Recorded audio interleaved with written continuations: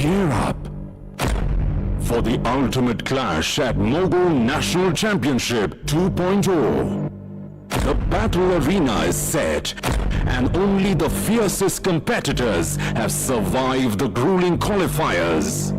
These top 16 teams are ready to unleash their gaming prowess, aiming to conquer pixelated realms and secure their place in esports history.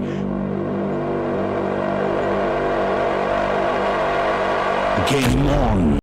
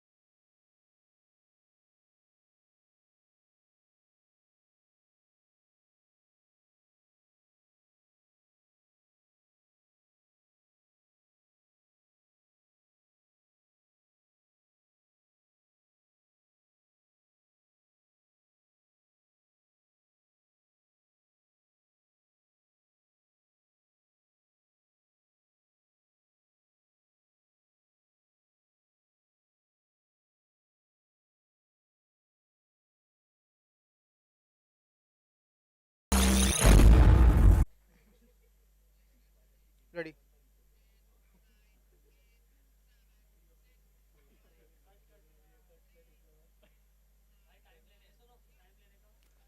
Greetings, namaste, sat sri akal सारियानु. कैसे हैं सारे? I know there have been some delays, we have some issues, but now it's all sorted out and we are back on track. So, ladies and gentlemen, boys and girls in the house, make some noise! So, आज हम यहाँ पे हैं lovely professional university के बेहतरीन campus में and we are in Shanti Devi Mittal auditorium. यहाँ पे छिड़ने वाली है जंग उन टीम्स के बीच में जो अपने डिविजन्स के टॉप 4 हैं. And the divisions are Northern, Southern, Central and Western divisions. We are here for Mogo National Championship 2.0. ये वो टीम्स हैं जिनके दिल में एक जज्बा है that they wanna be the best. हर एक डिवीजन से 4 टॉप टीम्स आई हैं and they have their eyes on one thing and one thing only. They wanna be the champions. They wanna take home the trophy which was shown over here. They wanna be called winners of Mogo National Championship 2.0. But क्या ये इतना आसान होने वाला है? No. The levels have raised. Excitement में बढ़ चुकी है. We have state-of-the-art venue and top-notch production. So, दिक्कतें अब ज़्यादा होंगी. इन सभी टीम्स में बेहतरीन प्लेयर्स हैं and they wanna be on the top. Teams ready है, हम सब ready हैं. Setup लग चुका है, pieces ready है, everything is here. But ये बता दूं सबको कि this is the biggest university level event. So ladies and gentlemen, starting off with our match number 1. Let's have on stage Team Pune University, ladies and gentlemen.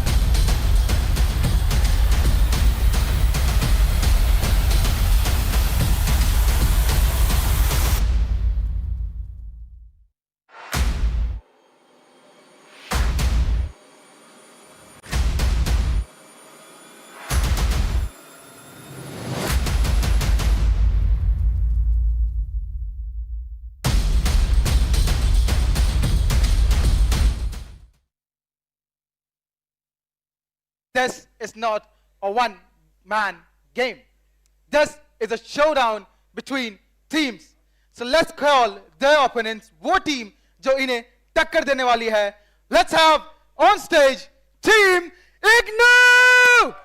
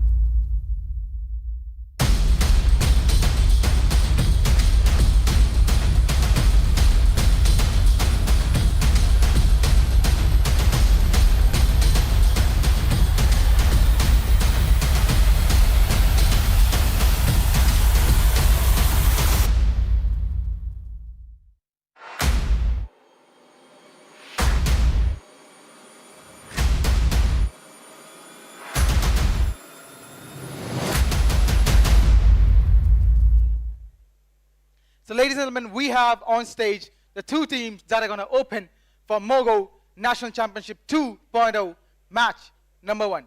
We have a team from the Northern Division, and then we have a team from the Western Division. We are going to start with the match in a short while. But पहले बातें हो जाए. So यहाँ पे कितने teams हैं? Those who are rooting for the Northern Division. Make some noise.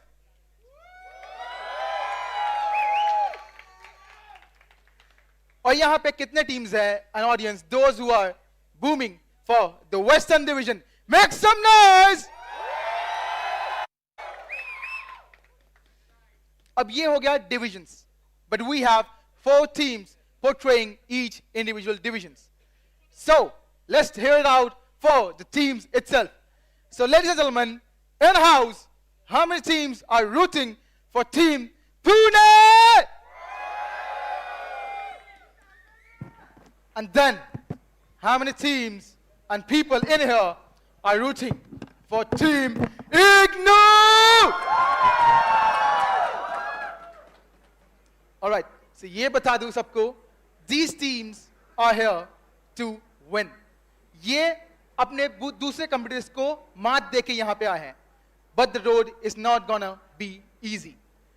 पूरे competition में we had more than 100 teams that took part in the qualifiers. They have been taking part in different matches for the past 2 months. And here we are with the best top 16. But it's not enough. They are here to be the best of the best. They are here to showcase their talent, their skills, and grab that opportunity. ये stage उनके लिए नहीं है जो season pro है, ना ही उनके लिए है जो अभी-अभी आए हैं field में and they want to make it big. This stage gives everybody that opportunity that they make it to the big league. And this is where legends rise. Mogo National Championship 2.0 is the thing जहाँ पे सबकी नजरें टिकी हुई हैं. This is the second version of the game and we are here to make it big. So, ladies and gentlemen, before we talk with the IGL themselves, ladies and gentlemen, let's hurry it up for Mogo National Championship 2.2! So now it's time to have a talk with the IGLs of both the team. I request both the IGLs to kindly come forward. Starting off with the IGL of Pune team. They are the best in the divisions. They are one of the top 4. So, आपकी क्या technique रहेगी, आपकी क्या strategy रहेगी कि आप घर ले जाए the trophy of Mogo National Championship 2.0? Best रहेंगे उनके डिवीजन के और वो कल तक थे, आज से हम रहेंगे उनके डिवीजन। So, IGNOU, आपका backfire क्या है? कल आना।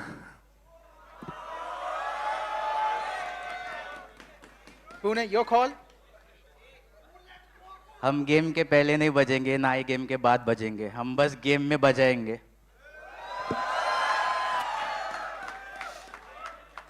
चलो देखते हैं कौन किसकी बजाता है। Okay. Let's go. IGNOU, before we start off with the game in a short while, just one last question. वो कौन सा player है? I get that all of you are the best they have to offer. But which player is the one that Pune should look out for? They should be scared. They should be scared from all of us, to be honest. डर गए यार। All right. So, ladies and gentlemen, the air is filled with excitement. पता नहीं आपको वो आग दिख रहा है कि नहीं दिख रहा है? I can see the tension, the jealousy, and the rivalry in their eyes. It's evident. So let's hop on to the game.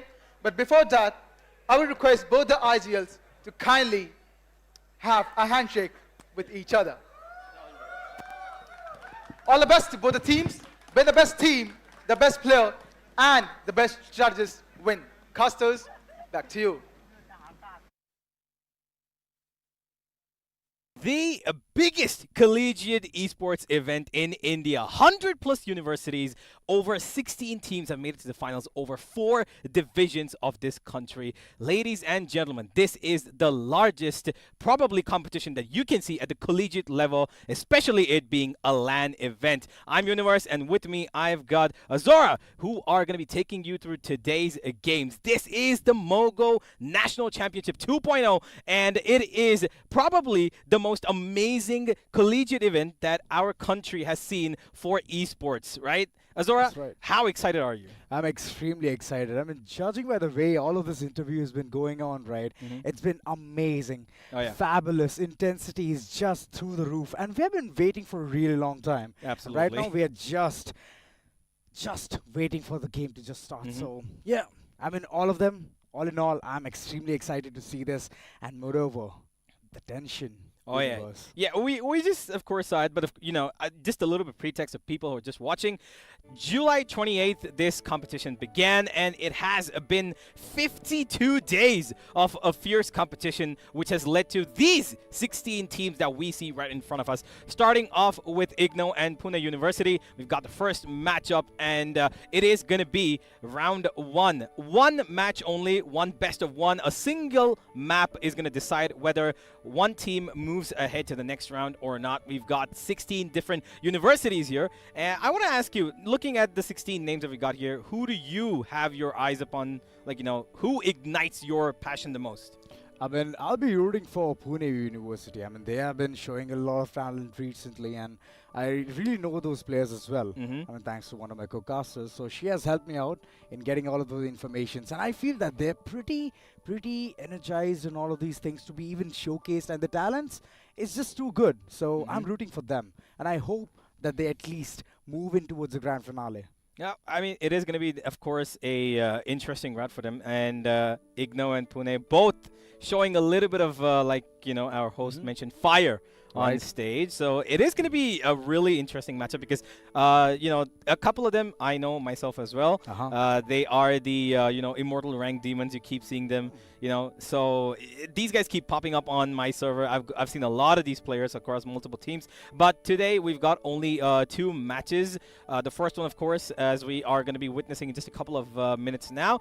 The other one is Xavier College up against VIT Bhopal. Now, We'll get to that later, but Right. what do you expect? Now, we just saw IGNOU say you should be scared of everyone. So Right. do you think they have a magical teamwork strategy, or do you think a star player is required in a team? I mean, a star player is required. I mean, all of a sudden you're just expecting the entire thing to be happening. But looking at the way the decider map is going to be split, it's going to be fun. Okay, we've got Split on the cards. It really interesting because I thought it's going to probably end up on Ascent or Haven. You know, that's the usual we Standard. see. Yeah, it's the standard, especially for two teams that Exactly. probably haven't played each other ever, or you know, a couple of players who come together in a college or even a university. They tend to have their safety ground established both on Ascent and Haven. But Split is not that bad of a choice, of course. But talking about Split, are we going to be seeing a couple of double duelist plays, you expect, because of the aggression that we've seen IRL? Or do you think they're going to be a little bit more conservative, go for the double controller, because that's been the meta sort of across the entire world? I mean, I have a very strong feeling that they want to do the W key gaming. So they're going to be bringing in two duelists. Yep. And alongside, if it's going to be a single controller, it's all right.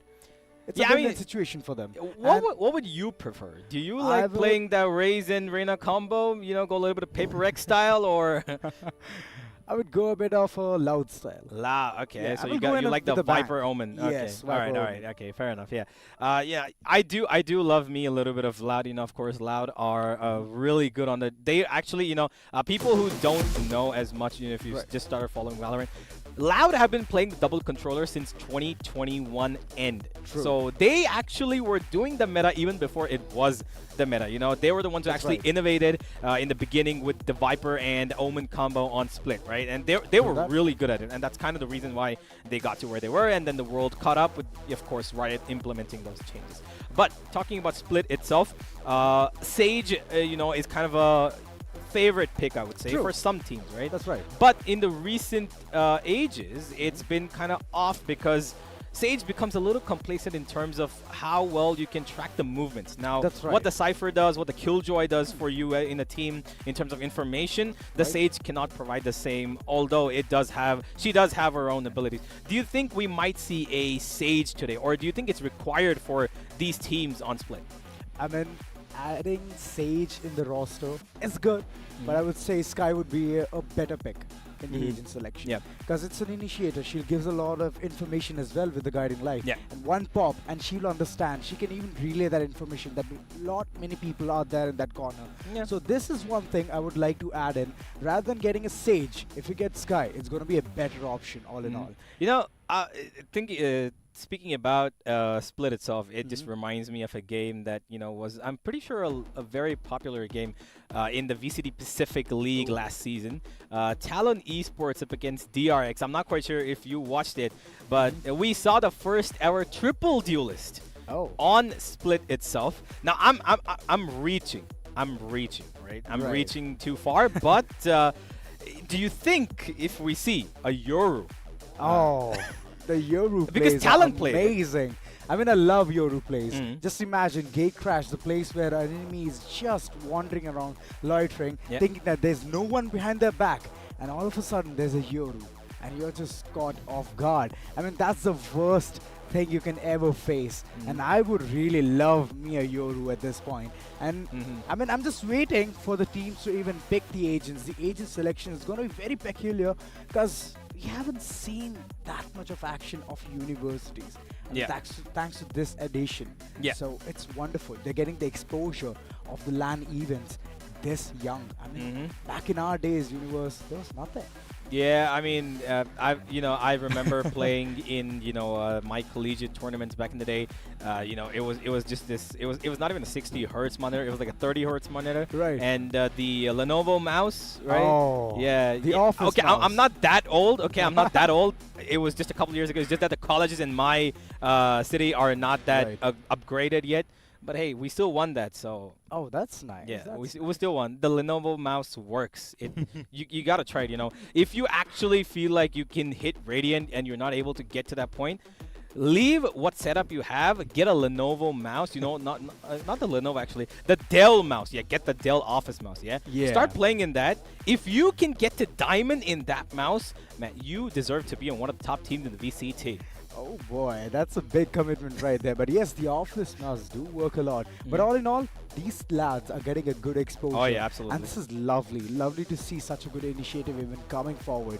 And this just ignites a new passion, doesn't it? Oh yeah, yeah. I really, you know, wish I was still in my university, Right. trying to compete for this kind of a competition, because of course, you know, the level of glory that you can achieve. You know, you basically put yourself on a platter, Right. saying, you know what, teams, look at me. I'm a college level student. I can maybe do something in Valorant. You know, if somebody, you know, watching, you know, from tier 2, tier 1 teams, you know, from our region, South Asia itself, or from Right. SEA, if they're watching this, because of course, thanks to Mogo, who've made it possible, if they're watching that. this and maybe they see 1, 2 players who they're like, okay, you know what?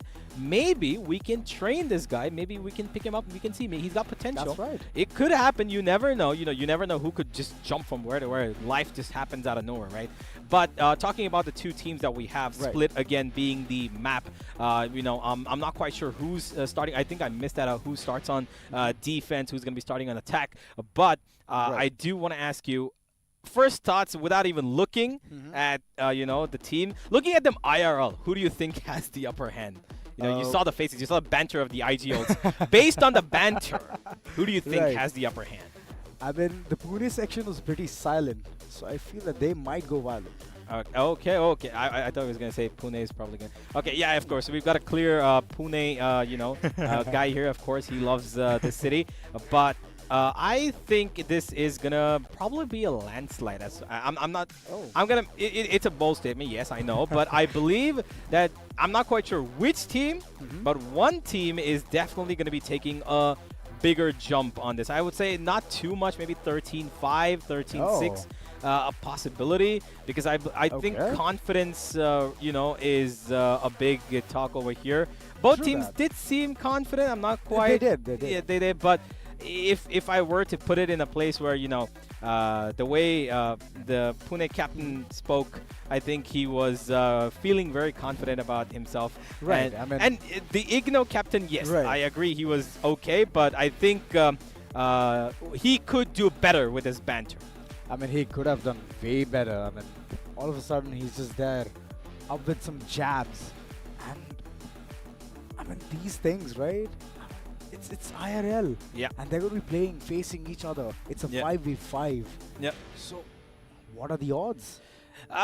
You know, the thing is that the thing that you mentioned earlier, that, you know, this is a first time for these players, you know, playing in a land like this, because I'm pretty sure all of these guys would have just been on the opposite end of watching their favorite players, you know, the pro players currently in South Asia. They would have watched them in the lands last year in VCLSA. They would have watched them, you know, from their homes, but now they're sitting in the same kind of pressurized zone, right?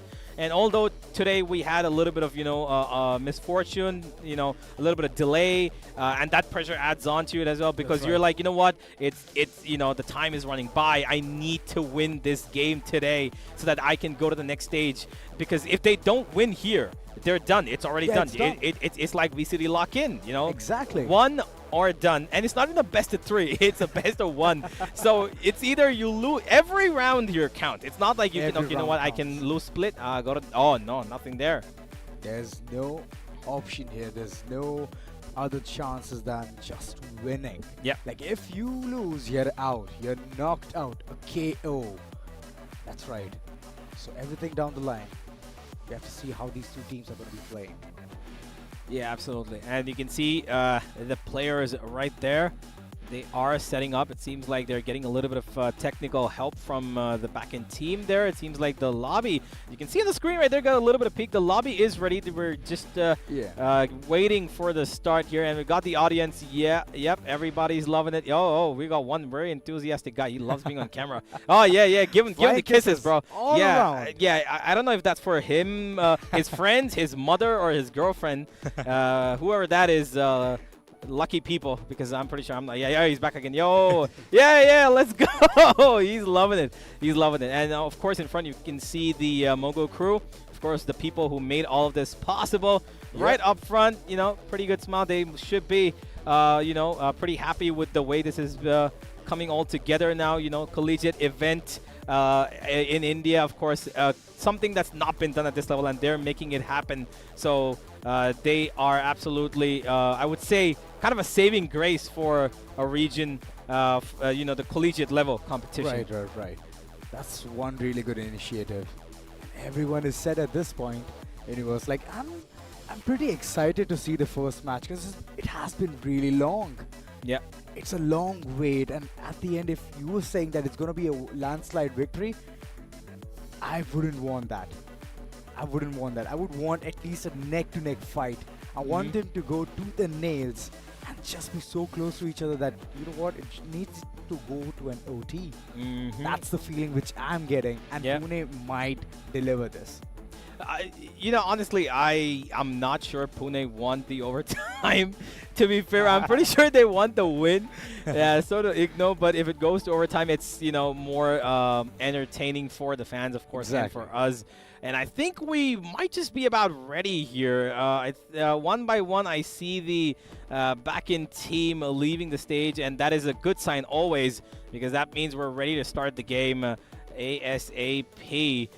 The players now just making sure that they've got everything ready, as there is, I think, another couple of minutes, maybe 2-3 max, I believe, 5 minutes until we start the game. But I do want to ask you, Azora. Yeah. How's your recent rank grind been? I haven't played lately. It has been a you're lying. You're lying. I'm not even kidding. I'm running homeless at this point. Okay. Yeah. Okay. I mean, my PC is literally in shambles, and I have to build it up again. Yeah, it hurts, doesn't it? Yeah. Okay. Yeah. I completely feel that. Yeah, it's all right. But they're lucky kids, man. Like, they're just enjoying it. They're having the PC right in front of them, setting it up, putting the mouses wherever they need, at the right spot, at the right position, DPI settings, what not. I mean, this is one standard procedure every single gamer undergoes at this point. Yep. And one side we saw really enthusiastic people. On the other side, we got some people who just love their poker faces. He's giving a little nudge. One piece. Come on, give us something new. Do we have any signs on? Okay, the Mogo people giving us some love as well. Yeah, there we go. Okay, and a little bit more. Okay, no. All right, we'll get back to the crowd later. Final checks, as we should be heading in real soon to the game, ladies and gentlemen. I know you're getting a little annoyed by both me and Azora constantly talking about stuff that doesn't even make sense or even related to what needs to be happening, but you know how things are. Unfortunately, everything needs to be picture perfect for you guys to enjoy. And there we've got our other casters from the Hindi desk. That's Sam right there. And we've got a couple of other people around as well. Oh, and there we have we're the back host. to Mogo. Yeah, the Mogo people are enjoying this, and we've got a happy crowd on this side and a poker face crowd on the other side. Whoa, okay, yeah, okay, everybody's enjoying it. They're loving it at this point. Every single one of them is just trying to chime in into the game. They want to know. They're literally sitting on the edges of the seat. I mean, just imagine the land feels, the vibes is so immaculate at this point. Absolutely. Well, whilst we do end up waiting for them, your rank grind hasn't been that much, but I would like to tell you mine, right? Yes, so, sorry, like I mentioned, no, that's okay. I'm used to not being asked about anything. So, like I mentioned, a couple of these players, they pop up on my server. No flex whatsoever there, but I have played against and with some of these players. I think I'm pretty sure there was Nightmare. I played with him in a couple of ranked games. He's really good. We've got, of course, that is of course the IGNOU team. We've got Drago as well, who keeps popping up here and there. They're pretty decent, And while sometimes, yes, I've gotten annoyed with him insta locking the Reina, which has happened, but that's just a ranked game, right? But this is a team environment. You need to have discipline. You need to have, proper synergy. Who plays what? Now, talking about that, these players, of course, when they're sitting at home playing their games on rank, absolutely fine. But how much time do you think they needed to form a team like this and build up that synergy, that chemistry that requires them to win a competition like this? How long do you think they would need? Do you think it would be at the best, or do you think they need to make it up as they go? I mean, And I feel it's the best at this point. I mean, you're already told the two players have always been popping into your server and they've been playing alongside you. So I feel that they've already picked the best one of them, whoever they could find. Yep. It's just like trying to make a diamond. The right cuts. That's what the requirement is at this point. And I guess the IGL has done a very good job at that. And that's the reason we're seeing them right in front. Yeah, absolutely. Well, I think that these players are going to be really... I'm pretty sure they're itching to get onto the server. I'm pretty sure that they are just waiting and ready for this match to start. Just a couple of things. A little bit more, you know, I would say preparation. That's right. You know, a little bit, a couple of bots to be shot in the range, a little bit of depth matchmaking. Hard strafing bots. Hard strafing, but yeah, that's too. And I would love me a Gatorade as well. Yeah, the Gatorade. Yeah, would you? You know, I would love me some Prime, but never mind. I think we're gonna be seeing a peak of the Agent Select. That's right. I saw Sage. Yes, I saw a Sage. We've got a little bit of variety. We've got Sage in the mix. We've got a split Sage. Not the usual that you see on the world stage, but yes, of course, we've got, I believe that was IGNOU. I'm not quite sure who picked it up. We can see a Raze. Okay, a Raze has been picked up. Of course, that is kind of the statutory pick on split. True that. We are ready, ladies and gentlemen. We're going to be heading into the game real soon, but we've seen a Sage, we've seen a Raze. Right. What do you think of that so far? Is the Sage good or not right now? I mean, we've already discussed about it, and Sage is good. She can literally resurrect another person there. And looking at the picks, oh boy. Okay, oh, we've got a Breach on one end. Nightmare playing a Breach. Okay, that's a really, really intriguing pick for me, especially because Breach on split is only used when you've got somebody fast enough to catch up with the opponents. Oh, yeah. Right? If they're on the attack, it makes sense because, of course, you know, they want to catch A ramp, they want to catch B heaven, and they want to have their, you know, Sage fly, Raze flying in because, of course, Sage can't fly in. Forgive me. That's kind of why, but they need to be, the synergy required is really, really high, right? Because if you don't match your Raze and Breach at the same time, there's going to be problems. Yeah, you're going to practically play 4v5. And like I said, they are on the attack, and that is exactly why the Breach has been picked. We've got Cypher, Omen, and Killjoy. So a double double Sentinel on one side and a double Sentinel on the other as well. But the Initiator difference is there, and a Sentinel difference is there. So what do you think, Azura? First look, who do you think has a little bit of a more interesting composition? I feel that IGNOU has a good composition. It's pretty intriguing. I mean, bringing Breach into the scene, it's good because he's a pseudo-duelist. Even though people call him Initiator, he's not that big of an Initiator. Just imagine, pops a flash, goes in, goes for the frag. And he will secure it as well, as long as the ideology is that one person will be in this whereabout. So this is one really good, interesting pick which is coming from IGNOU. But on the other hand, I feel it's a very basic composition coming from Pune. Yeah, it is basic, of course, but, you know, like you say, stick to basics and you'll never go wrong, right? Exactly. But of course, having the Sage and the Cypher is, I would say it's a little, you know, up and down because the Killjoy provides so much utility. Even though she's been nerfed, she's got the 9 orb, you know, ultimate. It doesn't. It's gonna prove a really interesting point. Before now, ladies and gentlemen, the first match of the Mogo National Championship 2.0, starting off as we've got IGNOU on the attack and Pune on defense. A little bit of a mid presence over here. They're spread out towards B, a little even spread on terms of the attack over here for Pune. Oh, a little bit of a spot, spams. That's right. Towards the mid, this entire team needs to just plan onto something. But instant rotation coming in towards side A. Everyone's just going through the sewers. And the presence being made. Oh, the A main. It needs to be taken down. Like, the complete attraction of all of these players just going in further. But look at that. The sky is guiding like this. Will give a lot of information. All of those players present in that corner. But look at the initiation who's coming in. Sashling moving inside the site. They have to get those shots on point. But Deagle, look at him being a menace. Yeah, he gets the first. Nightmare gets the trade back though, and with that, we've got a little bit of a lurk coming in mid, but Deagle finds 2! Make that a third as well. He completely shuts down this team all by his lonesome. And Khal Drogo, in the end, he's been marked, he's been naded, and he will be destroyed. Deagle with a brilliant start for his team as the Rays lights up the entire first round of Split. That's right. Quad kills. I mean, pistol rounds are always very important. And looking at the way they're going to be having an anti-eco as well. I mean, Pune at this point, they can easily get another round. We have the constant check in our mind, right? If you get the first pistol right, you will get the second round as well. But I felt that IGNOU had the chance to go and plant. Yeah, they did, but unfortunately there are still 2 players on site who were playing down elbow. The plan could have gone down, yes, I agree, but they were pinched by Heaven as well.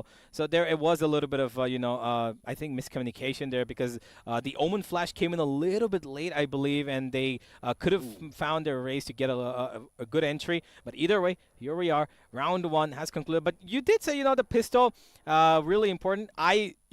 Historically, I've really disagreed with that personally, because of the fact that after the first 2 rounds, right? It kind of makes no difference, at least in my opinion, because I think the 3rd round is where the game really starts, because if you're able to pick up the bonus, then the pistol matters. But if you're not able to pick up the bonus, then it's going to remain the same, because then the score comes up to 2-1, and then the real game begins, right? But we will find out if this pistol is going to be counted upon or not by the defense, because Deagle, he seems to be on a flying start. He's probably going to use that momentum to translate into a little bit more of his ultimate. By the way, 4 orbs already gotten, and if he gets any more, he's gonna have his ult within no time, and that's a really big ultimate to get in Split for a Raze, and really early on, which means he's gonna be able to propel that further. Unfortunately, ladies and gentlemen, we've got a small tech pause coming in. I think there's a little bit of an issue with probably a headphone or 2 on the Pune University side, and I think that's the minute I say about it, it's probably gone. We should be heading into the game real soon. It is, of course, an eco round for the side of the attack. IGNOU need to be a little careful. Like I said, that breach raise synergy. Never mind. That breach raise synergy is going to be really important, right? And we didn't see it happen the first round. Hopefully, they build upon it. Exactly. I'm waiting for that opportunity as well. But like you said, Deagle is already on a roll. 4 frags already taken in the first round. And the showstopper, even the paint shell in this map is actually very good. I mean, it's nano corners. You can literally funnel down your enemies and you can demolish them in no time. So these things are actually very important. And picking the right agent in the right map is the best option here these people can even pick. Yeah, absolutely. And seems like the tech pause is not even running away from us. It's just trying to delay, procrastinate, whatever we are seeing in the screen. Nah, we're here. Oh, yeah, finally we're here. We're good. Okay, we've got a little bit of an eco, of course. Early information trying to be gathered by Frozen here. Aiming, nothing really given to him. Deagle's been smoked off. He does have a Marshal to his disposal, so he's going to be running away back towards A, making sure that he's got a little bit of support. But the read is probably wrong. Oh, that flash towards A main is going to confirm a little bit of that rotational stay. Whereas the B Heaven Wall, Cobalt makes good use of it. Positioned perfectly, takes down the opponent Raze, and with that, it is a 4v5. They're playing a little safe here. I believe they should have probably opted to go for that full-fledged Eco Rush 5-man, but unfortunately, it doesn't seem to be the case. Gonna pick up that ultimate orb. I think it would be good for the attack. They need those Breach and Killjoy ultimates to come up as soon as possible. But for now, it's a standstill. Nothing much happening here, as everybody from the defense just gonna be holding on to their positions. That's right. It's a slow approach this time, but Deagle, he doesn't want to go unturned. Like every single time, he just looks at his enemy. He just thinks of one thing. How more can I get out of the situation? How better can I get the opponent? And look at this. Every single one of them tries to even enter the site. They have to go through the tripwire. And that's one thing they need to have an eye on. Because that information relay is actually really good. And that agent in this map, close quarters, very narrow corners, it's very beneficial. And look at that. Another pincer coming in, a nightmare. He's facing the Wrath. He's trying to enter inside the site. The last man standing, 4 seconds on board, but nothing can be done. Because Gunhawk is just waiting for his arrival. Yeah, it kind of anticlimactic given that they played it really slow, and I thought maybe they had some sort of a strategy up their sleeve, but nothing quite came out of it. Here we are though, round number 3. Here is where the game begins really. The first buy round for the attack and the bonus for the defense over here. Left. A little bit of a One replay enemy from the previous remaining. round. Gunhawk making sure that he finds all the final kills of that round, but now this is going to be important more for him to win his next duels. Again, a bit of a spread as we can see, but more concentration towards B and mid. Yet again, they're going to be trying to maybe break down that Sage wall as soon as they can if it does pop up. But that Sage is not walling mid. She's taking that B heaven side and making sure that he has a little bit more room to play with in terms of keeping that wall, instantly built up. And with that, they give room to the attack, but they are making sure that they cover up on different avenues. That's right. I mean, this information right after the wall breaks is going to be very important for the corners of Pune. This heaven section is pretty interesting because every single time a play has been made, it's through these doors, it's through these ways. And capitalizing on the map control is a vital role in this particular map. Absolutely. Well, looking at the way all of these players are just slowly, steadily trying to move in towards Haven section, it's all about the B execution. Absolutely. They have to take down the Sage before that. Yep. 'Cause, I mean, all she can do is heal. Yeah, but their yeah, fellow exactly. comrades She's so got much. she's got no more utility left. She's got no more utility left, right? And unfortunately, I think we've kind of lost a feed there. We're seeing the same thing that you are. So we Exactly. also, have a nice little screen to look at and cast, and that unfortunately has also frozen. So I think there's a little bit of problem at the production end, but we will be getting back to the game real soon. I'm pretty sure that that round is going to be played out, so we will see who wins it out. right. Unfortunately, we're not going to witness what exactly happens. But looking at that, the Sage had no utility left. They were able to break down that wall. They've taken mid control, but unfortunately, there's nothing happening towards A. There were no pushes. The Cypher was just holding on for a bit, didn't really give up much. The camera was placed there, right? So I'm pretty sure this is going to be a B heaven hit, and they were going to, jump onto the side and have the Killjoy probably late lurk out towards a B main. Do you think they could have won this out, or do you think that Pune were able to stop them? I mean, here's the thing. The weaponry difference in the third round just kicks in because Pune is working around things with their bonus. Yeah. I mean, they have those weapons. It's very mediocre right in front of Vandals and Phantoms. So at one point, even I'm going to be doubting whether Pune can actually fortify the entire site or not. Because they were being hit hard. 3 people were already towards the Haven section and the wall was broken. Even the slow orbs were being utilized. So I don't think so. He has a standing chance to even fight that corner. I mean, atomic number 27 is just going to be waiting for his death at that point. Okay, well, this man knows his chemistry, and as far as I think chemistry is required in this game, I think Cobalt's trying to fill it up for what could be just a little bit of a pinch of team chemistry that they need, right? He's like, you know what? I know my chemistry. I'm Cobalt, and that's exactly what signifies that even my team knows a little bit of chemistry. I'm not quite sure what these students will be studying in their university. Yeah. I'm really interested Even to know, I'm not what the sure. ratio is. Are they engineers? Are they commerce students? Do they love themselves a little bit of business, or are they art students? Loving a little bit of journalism. I wanted to know that. I wanted to ask the production. Probably we can find out tomorrow from lovely professional university. Which player is what student? I want to know how many engineers are there. I want to know if there's mechanical engineers, how many automobile engineers, and which class of students plays Valorant better. Or plays Valorant more? Like, do the engineers better? Are the journalists better? Are the engineers better because they just, me being a half engineer myself, I know how hectic it is. And to play Valorant while studying for engineering is a damn near difficult task. But we make it work because we love this game.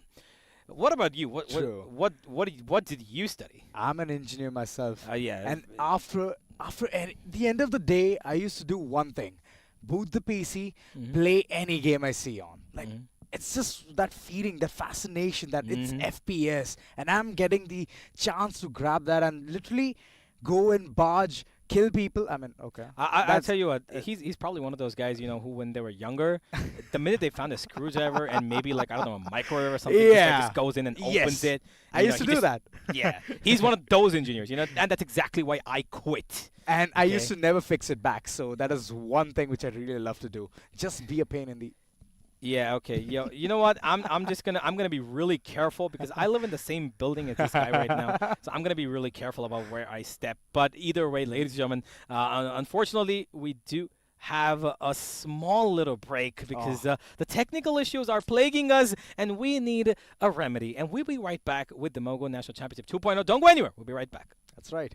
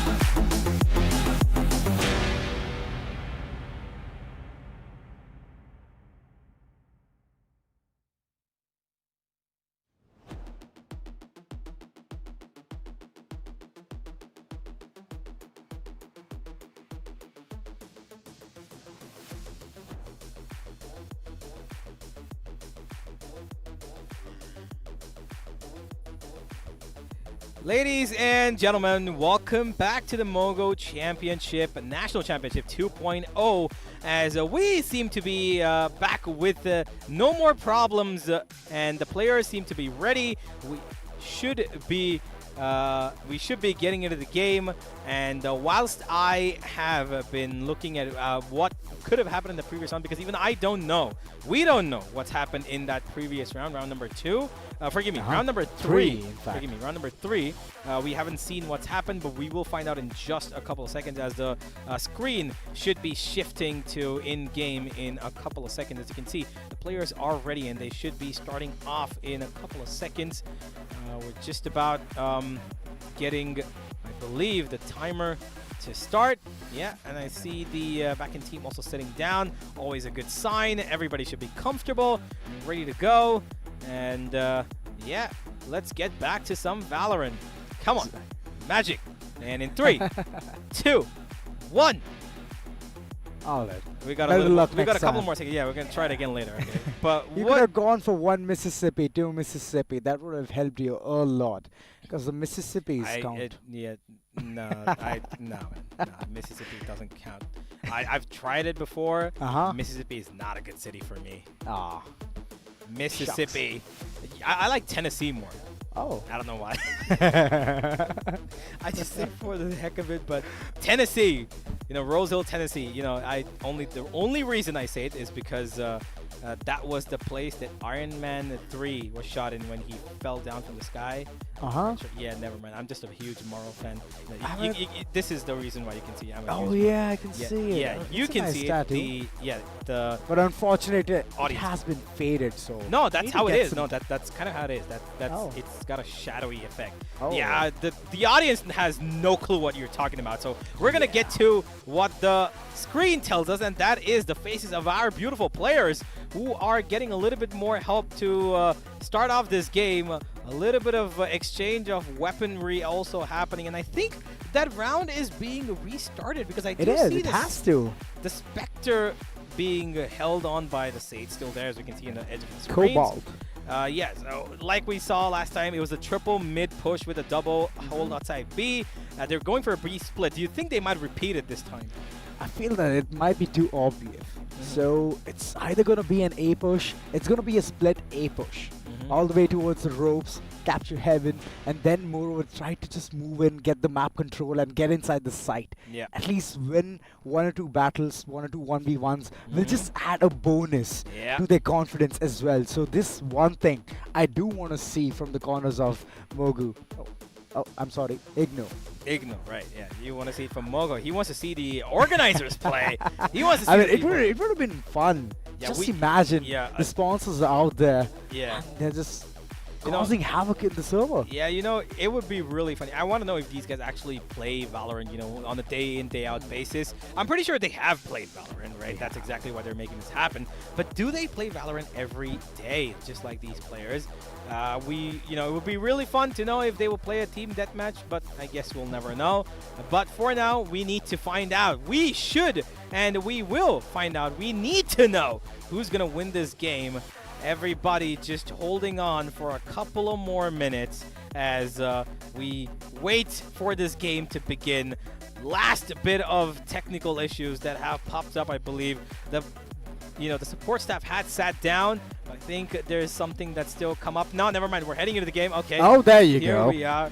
Finally, we see the scoreboard as well. Yeah, I think we are going to be restarting that round. Yeah, we are going to be restarting the round. We've got a full buy available to the attackers. IGNOU, of course, are going to be ready to take this on again. Game has begun, ladies and gentlemen, as this time a bit of a spread towards A as well. And IGNOU are taking a really conservative approach to this round number 3. Early stun towards B. Heaven, no follow-up to that. The raise did not fly in. It was just kind of a warning stun there. And IGNOU now just standing still and waiting for their opponent to make the first move. I feel that they're just giving the silent treatment. Do you remember Boaster doing this in Ascent? Oh, yeah. I mean, that was one thing which everyone couldn't forget. A silent treatment, and later on it was just annihilation towards side B. I feel it's the same thing which is going on. Every single one of them just going silent. Yeah, absolutely. Oh. the wall now, and the Sage Storm, one of them has come through, pretty sure, and now they're going back towards A. Oh, stun. He's ready for it. The fault line, where exactly is it going to go? Go A heaven. Raze is taking up the vent space, and now he's gonna pop in through. He's got one satchel to follow up through, but it seems like the Sky is ready for that. Maddox has found the first one, though. 30 Cold Blood seconds left. has fallen. He made a little bit of a peek towards ramp, and he's gone. Frozen now all by himself, and Roronoa shuts him straight down. With that, the A side open. The pressure that you spoke about in terms of the silent pressure has come through. The A side has been taken, and now it is a 4v3 retake. A 4v3 retake and Raze is already too low. This already feels like it's been tilted. It's gone to IGNOU's corner real soon. And looking at the way the holes are going to be, it's going to be way towards the back of the site. Yep. And after that, they're just going to be waiting, plundering down all of those shots onto the enemy's heads. The defense section is going to be having a hard time in this third round. Absolutely. Because finally, IGNOU has broken that silence. I mean, it was such a good strategy towards mid. They just tried to separate every single entity, and the utilities were used on point. Yeah. And I could see even the turret being placed towards B main.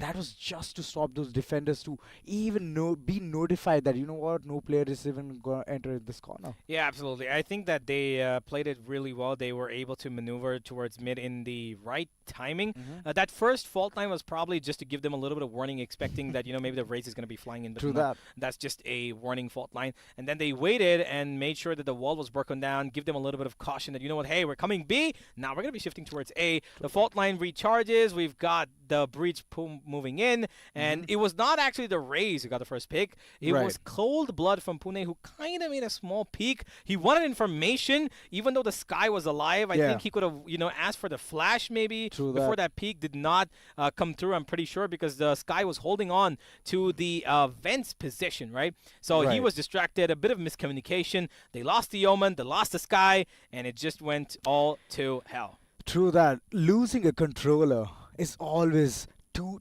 depressing, because at one point you need those smokes, because you need to deny the line of sights of the attackers to even enter towards the site. Exactly. That one thing, if it's gone, then it's going to be so problematic. It's going to be chaos all around. And I have just seen one thing, is that people manifest from this. They harness this. They know the first pick needs to be a controller. That's a weakness. And after that, they just try to like weaken the entire corner and just hit it. Hit it so hard that it might be a landslide victory. Yeah, absolutely. You know, even though there is that slight bit of, you know, controller pick that they require. True.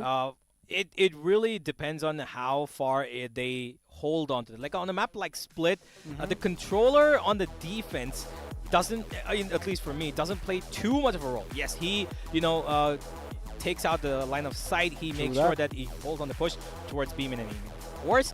But if you look at the way that the controller plays, Omen is more of a pseudo-initiator slash, you know, smoker here. You know, because his flash is really useful. The paranoia. Yeah, the paranoia is really useful, both for B main and for A ramps, right? That's right. But on the defense, there's practically no use if you're doing the setup, right? True. Because if they're holding on, they're waiting for information. Most times, the defense doesn't make proactive statements, right? They wait and they do reactive statements because they want their opponent to make the first move. But here, the Omen was trying a bit of, you know, solo mission. Didn't quite work out. It's just those overcommitments which Pune might be facing a lot of problems later on if they keep doing this. Because losing controller in the beginning itself, I mean, even from the shadows, the ultimate of Omen, it can be used as an expensive recon.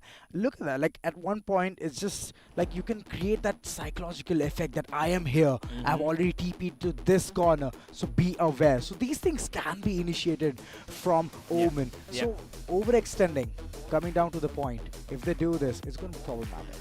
Yeah, it is going to be problematic, but let's see how far that Omen pushes his team, because Cold Blood, while he did lose that round, unfortunately, we're going to be losing a little bit of time here. A short break, ladies and gentlemen. We're really sorry, really apologetic, but we will be back with the game in just a bit.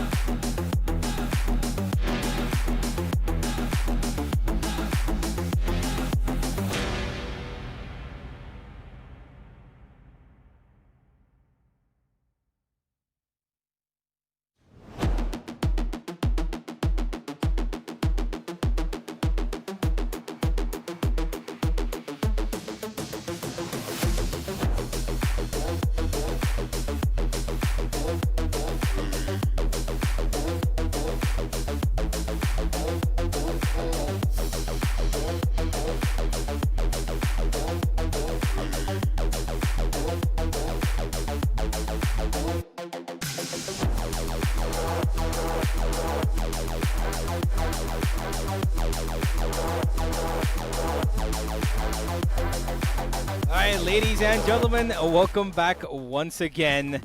We had a little bit of a power issue, but we are back with the Mogo National Championship 2.0 as we are getting ready to continue the game. Unfortunately, problems have plagued us, which did not actually happen in the last couple of days, but unfortunately today seems to be a little bit of a problem. I think the weather might have something to do with it, but either way, we should be starting the game real soon.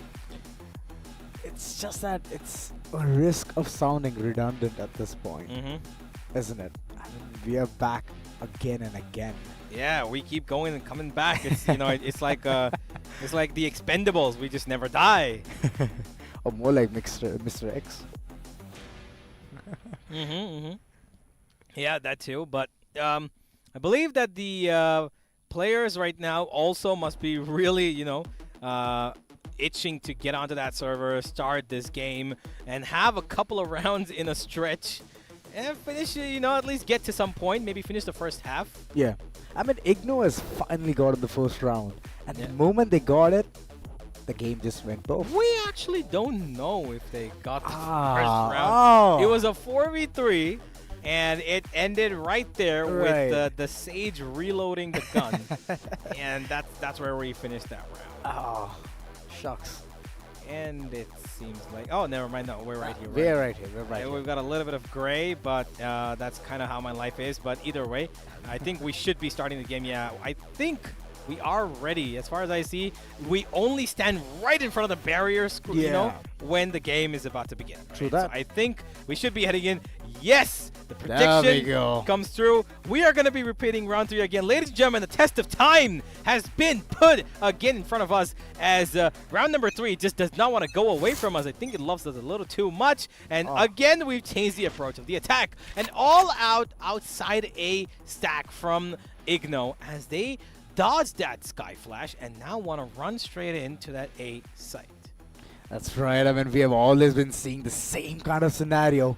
And this time it's going to be a hard-hitting A push coming from the corners of IGNOU.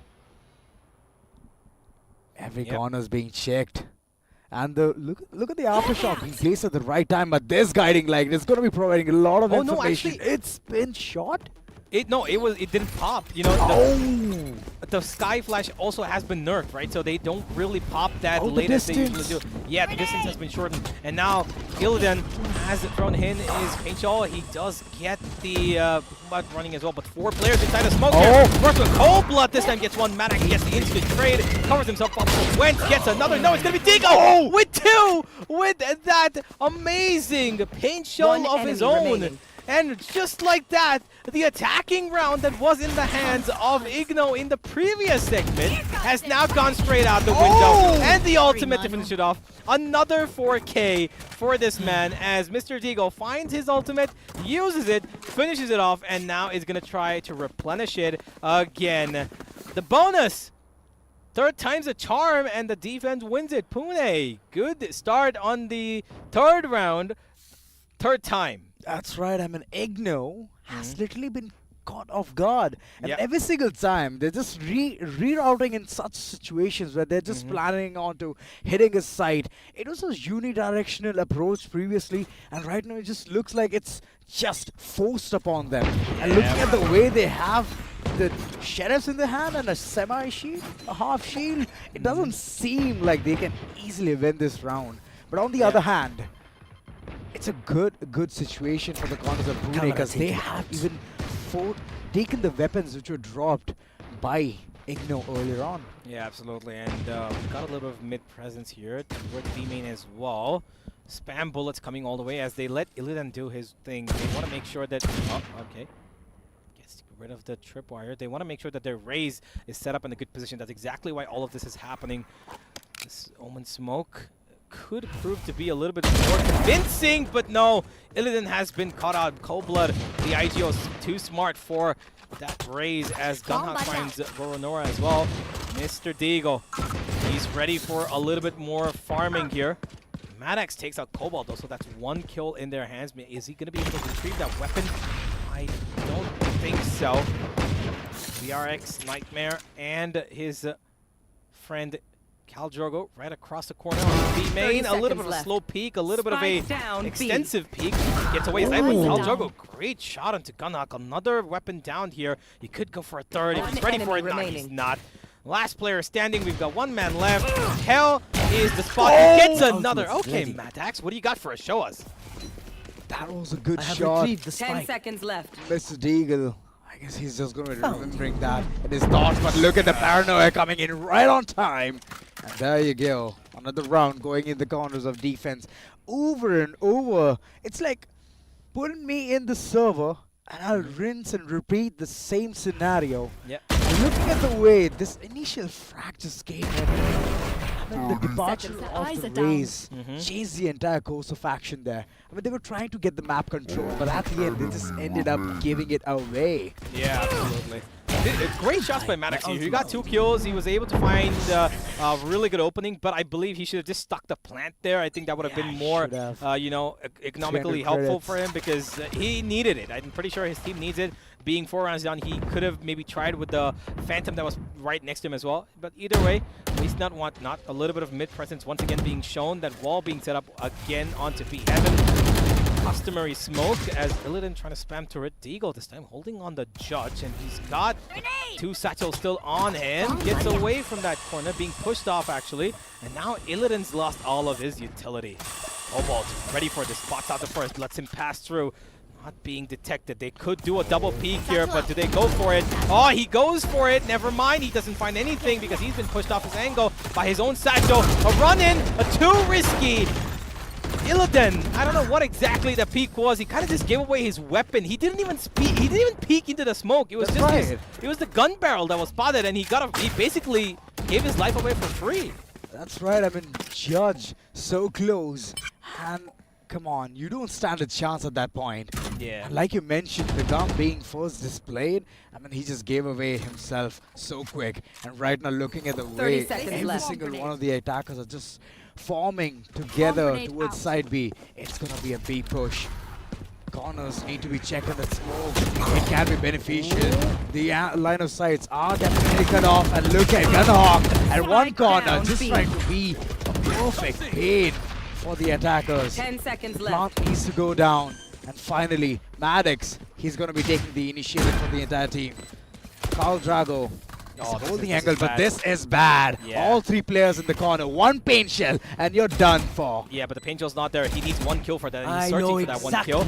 Now, he's been detected as well. They're going to be running in here. 2 players. They're going to make sure that Nightmare does not get detected. He's going to be the winning grace for here. If both the players, both the Sentinels here, if they lose their lives, they're going to be able to depend on the breach. But it doesn't matter because Maddox is firing on all cylinders. But Frozen comes with 2 of his own. He's got no more time to left. He needs to try and stick this at least a half. He spots out the breach. He's going to be stunned. He's going to try and stick this defuse, but he will be stopped in the course of it. 4-1. Nightmare clutches it out in the end. A round that became a little too scary, but it is still clutched by the attack. Their first round coming in, still not clean enough. Economically, they are damaged, of course. They're not going to be having the cleanest of buys. As you can see, their Rays already having the Spectre to buy in, but this point was really, really difficult for them. Them losing their Rays in that fashion was completely unacceptable, to be honest, from my side. But Frozen gave a really good try, found 2, but time was just not his friend today. And even the concussion, I mean, look at the aftershock at the right time. And this round, it feels that IGNOU is ready. Satchel coming in, and Illidan just moving in towards the rope section, checking all of those corners, getting the access towards Haven of side A can be a good maneuver. Yeah. Because looking at the way the entire team is trying to rotate off through sewers, it's an A hit. Recalling Omen needs to be aware about this. If he Yeah. understands that this is the situation, that's when it's going to be beneficial for them to even hold the side down, fortify it at the right time. Like you mentioned, it's a reactional game for the defense side. Yeah, it is. And you just saw one thing. The Rays was in the vents. The point of that mid-take was to make sure that they set up, you know, their Rays, Illidan inside that Wentz position. But the Boombot gave away the sniper position. He was trying to escape, but I think the Boombot spotted his feet. You can never trick that little treacherous damaging bomb of a machine, and now they're running into the A side right through a smoke. Trade 1-for-1, and no more it seems. Nora really low. Spam a couple of bullets could take him out here, but Deagle doesn't go for it. 30 seconds He's left. repositioning back towards heaven. He knows that's exactly where these players are going to be swarmed upon, but 4 players, they're running in towards when they're switching up. They're going towards B, a fake smoke towards that A heaven position, and now they're going to be facing the Sage and the Cypher. Oh no, Cobalt finds 3 as nobody even puts down a piece of utility. 10 seconds A left. satchel is not going to cover that out. This swarm grenade should have come earlier. And with just one Sage, they've shut down the entire attack. That's right, the Sage is always important, Universe. I mean, all the things kept aside, they wanted to go for a B rush, and they did it. They wanted to head first, and like satcheling all the way across can be a good move. But looking at the way Mogo just held his ground, he trusted his gut that they might rotate at this point. Absolutely. They got them in that action, and this is what they have gotten. This is what they've received. Drago did try, got the frag onto the Sage, but you know what? The try was actually too poor.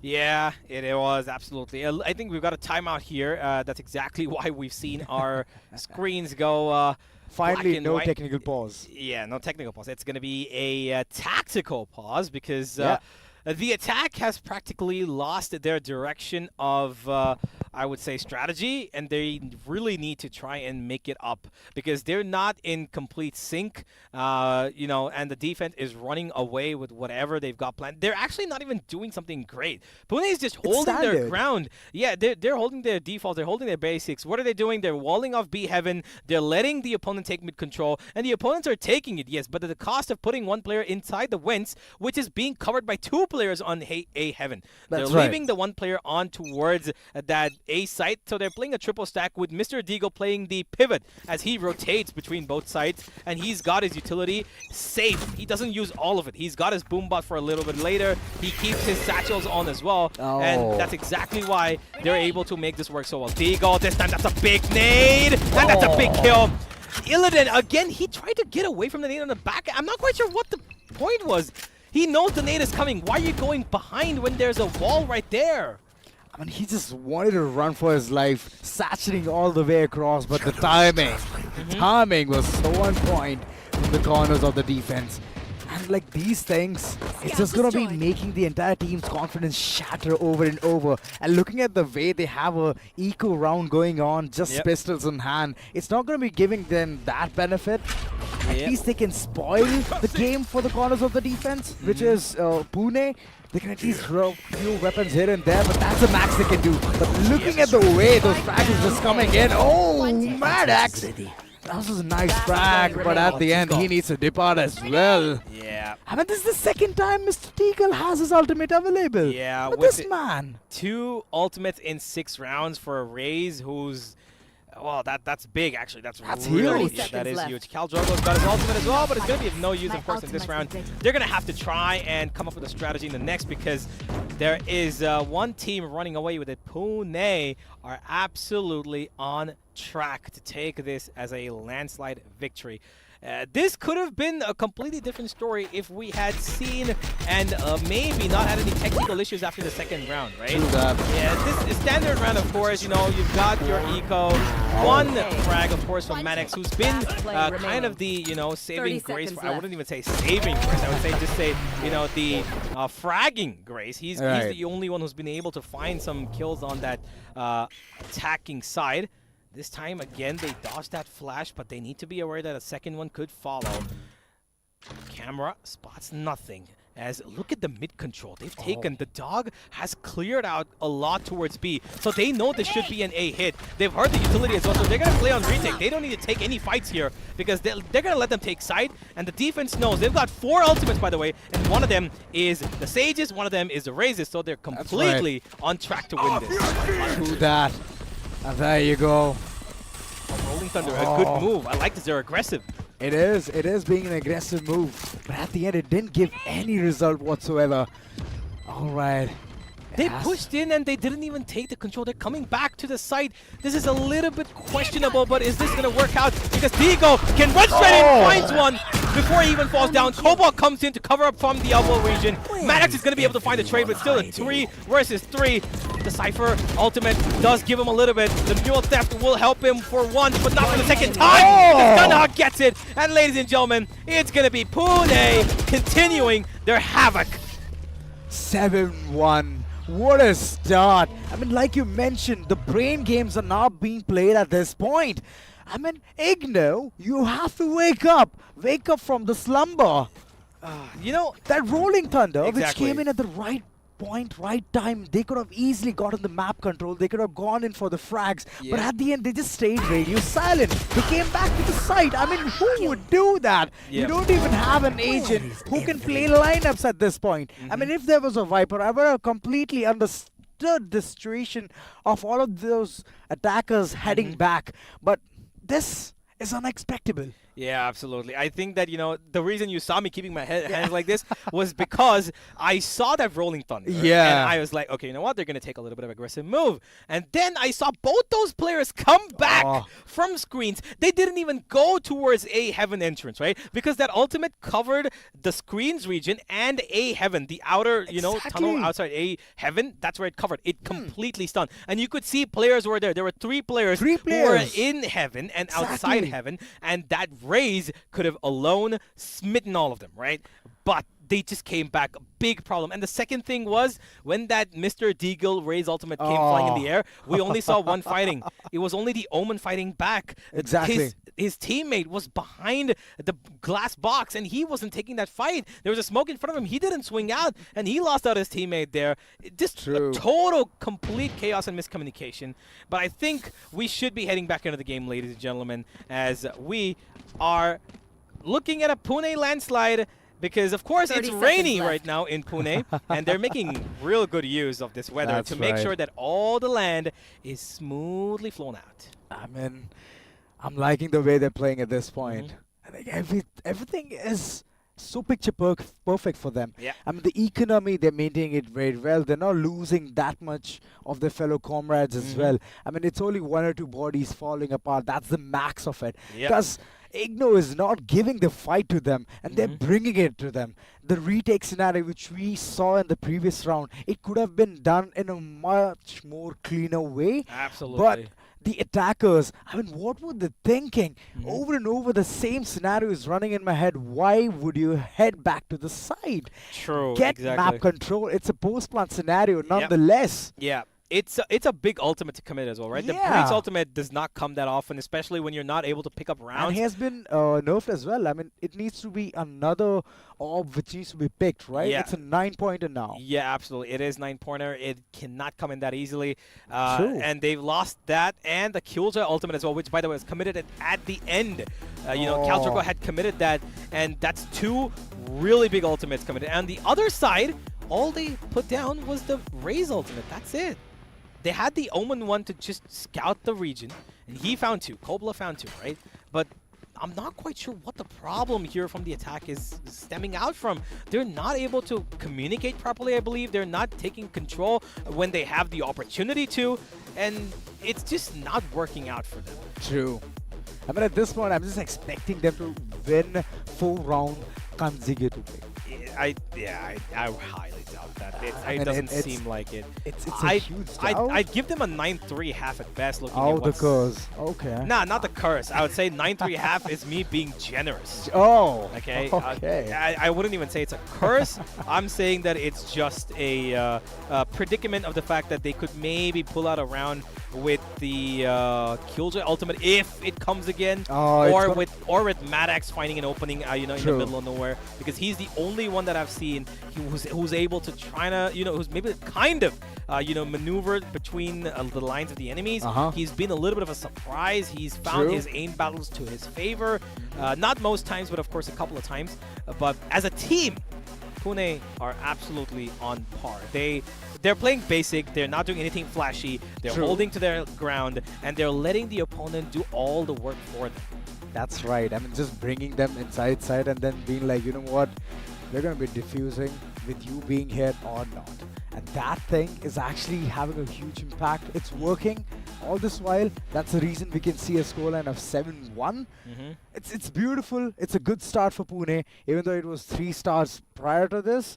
I mean, the conditions, but okay, they're doing really well. Yeah. I mean, they've already found their forte, how they can hold the entire site. Yeah, they're making good use of that Sage, by the way. Cobalt has Yeah. been doing really well. His utility towards B main was, you know, of course, not as much impactful because that B heaven side has not been tested as much. They've That's been right. primarily going towards that A side. And even though they go towards mid, they don't head up towards B heaven, because they know they're going to be bombarded with that slow orb. They've got that Sage Wall to break. True. And then they don't know. They have no information giving, you know, agent. They have to believe that their Raze can satchel it on the back of that breach fault line and find the kill.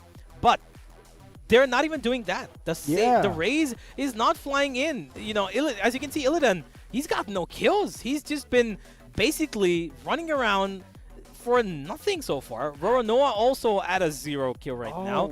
Their entire squad is just absolutely in shambles. Maddox being the only one who's kind of found something. 8 kills for him, but now we've got one ultimate. Illidan needs to show what he's capable of. He's got the judge. He's running up close. Nobody breaks the wall for him. He's got a grenade that's behind him, and he actually takes a little bit of damage. That nade on point. Mr. Deagle, he's sitting in that corner, tucked in, so comfortable, but the judge is right in front of him. Illidan, even though he has no shield whatsoever, can do a massive amount of damage here. That shotgun speaks for itself, and it's a judge, so to keep judging the way you're going to be playing, and there you go! The initial frag comes in, and right now, it's not that big of a gaping hole. The entire team can recover from this. There's even a revival here with Sage. I mean, this can be huge. This can be big. But the ultimate coming at the right time, satcheling all the way, but wrong place. Why? Illidan, he saw him. He did. Yeah, he saw him, and I'm not quite sure. Maybe he expected somebody to come in and save Cobalt there, but Maddox still finds that kill. That's big, because the B main was taken by both Cypher and the Killjoy. And just with that, ladies and gentlemen, we've got suddenly a Thrifty on our hands, it seems. Illidan's first kill, really big. I thought he was actually going to get rid of all of his, you know, bullets with that spam towards the Sage Wall, but he still finds that kill. Illidan, 7 HP. Of course, he's got no healing on his team, but he's just going to wait for Cold Blood to maybe walk in towards him. A big flash and a big kill. Maddox doing God's work here for his team, as Frozen now takes the first contact, flashes out, goes for a fight. He knows he just needs to take a couple of weapons down here, maybe throw out their economy, but only one possible. 7-2 as IGNOU finally find their first impactful round. That's right.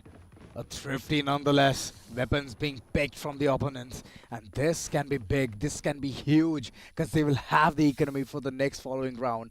And this time it's only the Omen who's running short of money, but the others are just so jam-packed. And this was the opening frag. The impact from Judge does make a huge gaping hole right in the mid. And after that, it was just sheer execution towards side B. Yeah, absolutely. Maddox, yet again, he's practically acting as the secondary duelist, or I should say primary at this point, because Illidan's not actually being used to his best abilities. Him as the Raze is just not being as impactful as he should be, but I think he's just having a bad day. We should give him a little bit of course, benefit of the doubt. I don't want to be too mean here, of course. But overall, it still is Pune's game. They're giving a bit of a sound cue, it seems, to maybe go towards sewers, but Frozen is unsold about it. He's got his 2 teammates still stuck around him towards screens and heaven. But now, it seems like the call has been made. Cold Blood is going to be needing to be a little careful, because his team needs to read this properly. 2 players available on that B site, the Sage and the Cypher. The spot is going to be there. I'm pretty sure that he's got his camera set up at the right spot, but this all-out B main execute is going to be difficult to hold. That's right. It is going to be difficult. Slowly but steadily, 30 seconds, we have to make some noise. Satcheling in Illidan. He's going to be checking those corners. Oh, the whiff's coming in! Gunhawk somewhere down the line. He was expecting more than a body, but there you go. He's gonna be biting the dust. And a post-plant scenario being Spike created planted. yet again. Oh, IGNOU. I see you have become already so confident onto your executions and the plan is working, Universe. It's just that the defense section, they're not able to get the grasp of the situation. How can they tackle this? Because over and over, such plays can be made, but Frozen trying to be the hope. He can get this. He can, but ultimately, oh, Rorona, he has finally gotten a kill. Yeah, Verona, he got 3 actually, and Oh. he got a couple in the previous round as well. Another round here, good round actually from the side of the attack. IGNOU surely but slowly igniting themselves to a maybe 7-5 half. That could be a great recovery if they're able to do it, right? But they still have a little bit more way to go. If the side of Pune try to maybe become a little more proactive, if they start making plays towards mid-region, they could maybe put a lot more pressure as they did before. And look at that, as I talk about it, this is a risky play, leaving Mr. Deagle here all by himself. He's being walled off as well, as Cobalt is going to be baiting out for him as much as he can.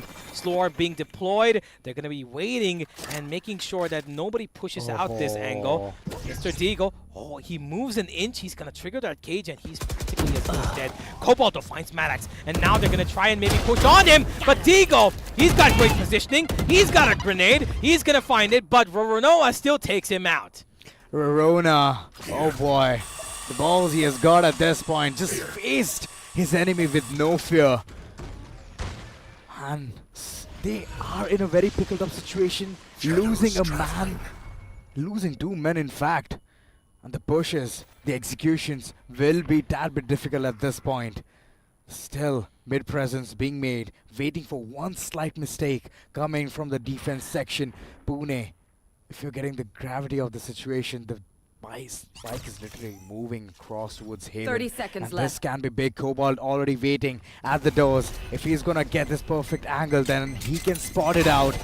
He Yep. get multiple kills there. Nah. Illidan just moving into the side, scoping every single corner, trying to get a frag or two, trying to get the man count advantage here at this point, but there you go, Frozen made a gaping hole, and Cobalt is just gonna be thinking and spicing things up. Yeah, Cold-Blood Last playing on the back round side before there the was switch. really important. He was the distraction point for his team to maybe come in from the back lines. Because the minute they found out that Cobalt was there situated on the back of site, he took the first fight. They started getting a little bit distracted towards him, and that's exactly when you saw the fight coming. First, let's have a look at this kill. Deagle find the first one. A good bait setup for you, but this is right where it all happened. The minute Cold-Blood drew all the attention towards him, Cobalt came out from heaven, and he was able to find that final frag. A great, bait and switch play here. Frozen, yet again, his flash finding nothing, but he knows that he just cannot get away from this side, of course, because they've done this multiple times here. And of course, it is the last round, so it's better to stick your guns to where it belongs, where it is right now. Mr. Deagle still holding on to that judge here, but for the moment it seems like he's going to be playing a really passive role towards A Heaven. He's gone all the way back. Might be a little difficult for him to fight if he does go for that long range. Sound's been given away. Frozen calls out for the grenade, and he will be tucking himself onto the back of site. What is the game plan here? Where are you going, IGNOU? I like this. Mr. Deagle, he had the judge previous to this, and now he has a Vandal. The switcheroos is coming around, and right now the long angles are gonna be checked. IGNOU, slowly but surely they want to get inside side A. Getting the Heaven control can be a good place to start with. And right now, the fights, it's still not yet initiated. All of those utilities being utilized, getting the 30 seconds information. left. The dogs being used, and the smoke. Alright, it is on point, it is at time, but does he know that Illidan is right at the doorstep, trying to barge in, and there you go, the execution coming in, the first frag, named Frozen and Cobalt, and Cold Blood as well. Yep. He has to 10 bite the seconds dust. left. Oh, they're going that's deep. him. Oh my god, Nightmare just trying to make a gaping hole at this point. And there's a man count advantage as well. Spike planted. Yeah, but all of this is just a fake, because the plant is at B. they're just going to be holding on here to the last two members alive as the spike is at B, and they're still just playing around with the feelings of the defense here. They're going in for this. They've got no idea. The spike is at B. They got to run back, and now they've been baited by the entire attack. And the time has gone so far beyond that they cannot even just walk around. They just need to run into the site. Maddox is going to be on the biggest flank possible. He's not going to be able to reach here, so Cal Drogo needs to be the savior of this team. He needs to hold on. He's got Gunnock coming for him, but a blinded kill comes in. Roronoa needs to run in. The defuse is stuck. The defuse is going to be stuck. The defuse comes stuck through. No, it doesn't. Oh! It was so close! Oh my god! Switching sides. It's a 9-3! Oh, it's an 8-4, sorry. Ah, my 8-4. bad. I just went on with the flow. But okay, it's a good recovery nonetheless. I mean, in the defense side, you can't get more rounds. It's a Absolutely. defense-sided 10 map. seconds left. Yep. That is true. But this bait setup, this switcheroo from the side of the attack was brilliant. You know, playing with the time, playing with the minds of the opponent. This is exactly what we wanted to see from IGNOU from the start. Unfortunately, it came a little too late in the first half, but they've still got another half to build upon. The defense is, of course, the stronger side on split. Everybody knows that. Everybody lives with the fact that, you know what, even if we're 8-4, 9-3 down on split, we can make a comeback. But it all depends on this pistol here, Azora. Are they going to be able to make it happen?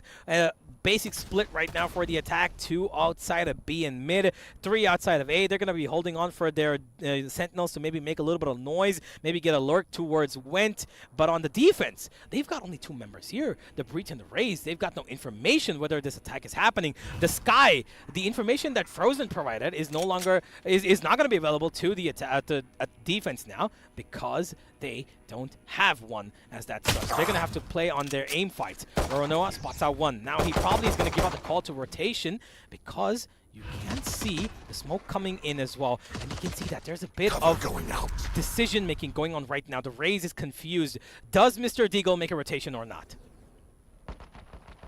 That's a good question. Judging by the way Gunhawk just wanted to step inside, but look at the Molly just trying to hinder the entire entrance towards Haven.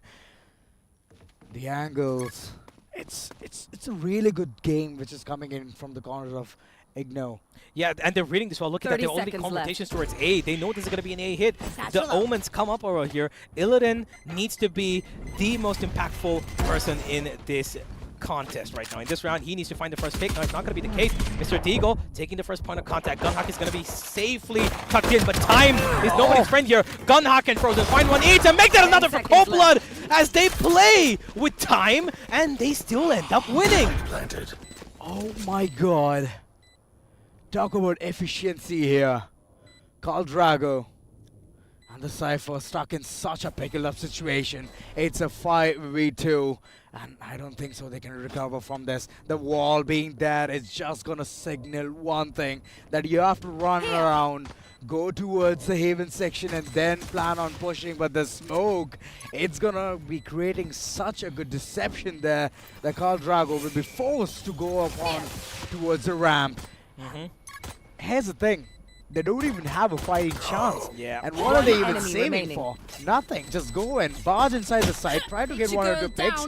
Like I mentioned, it's been done. 2 frags, but at the end, the body needs to be given away because you will get the extra credits once you die to the spike.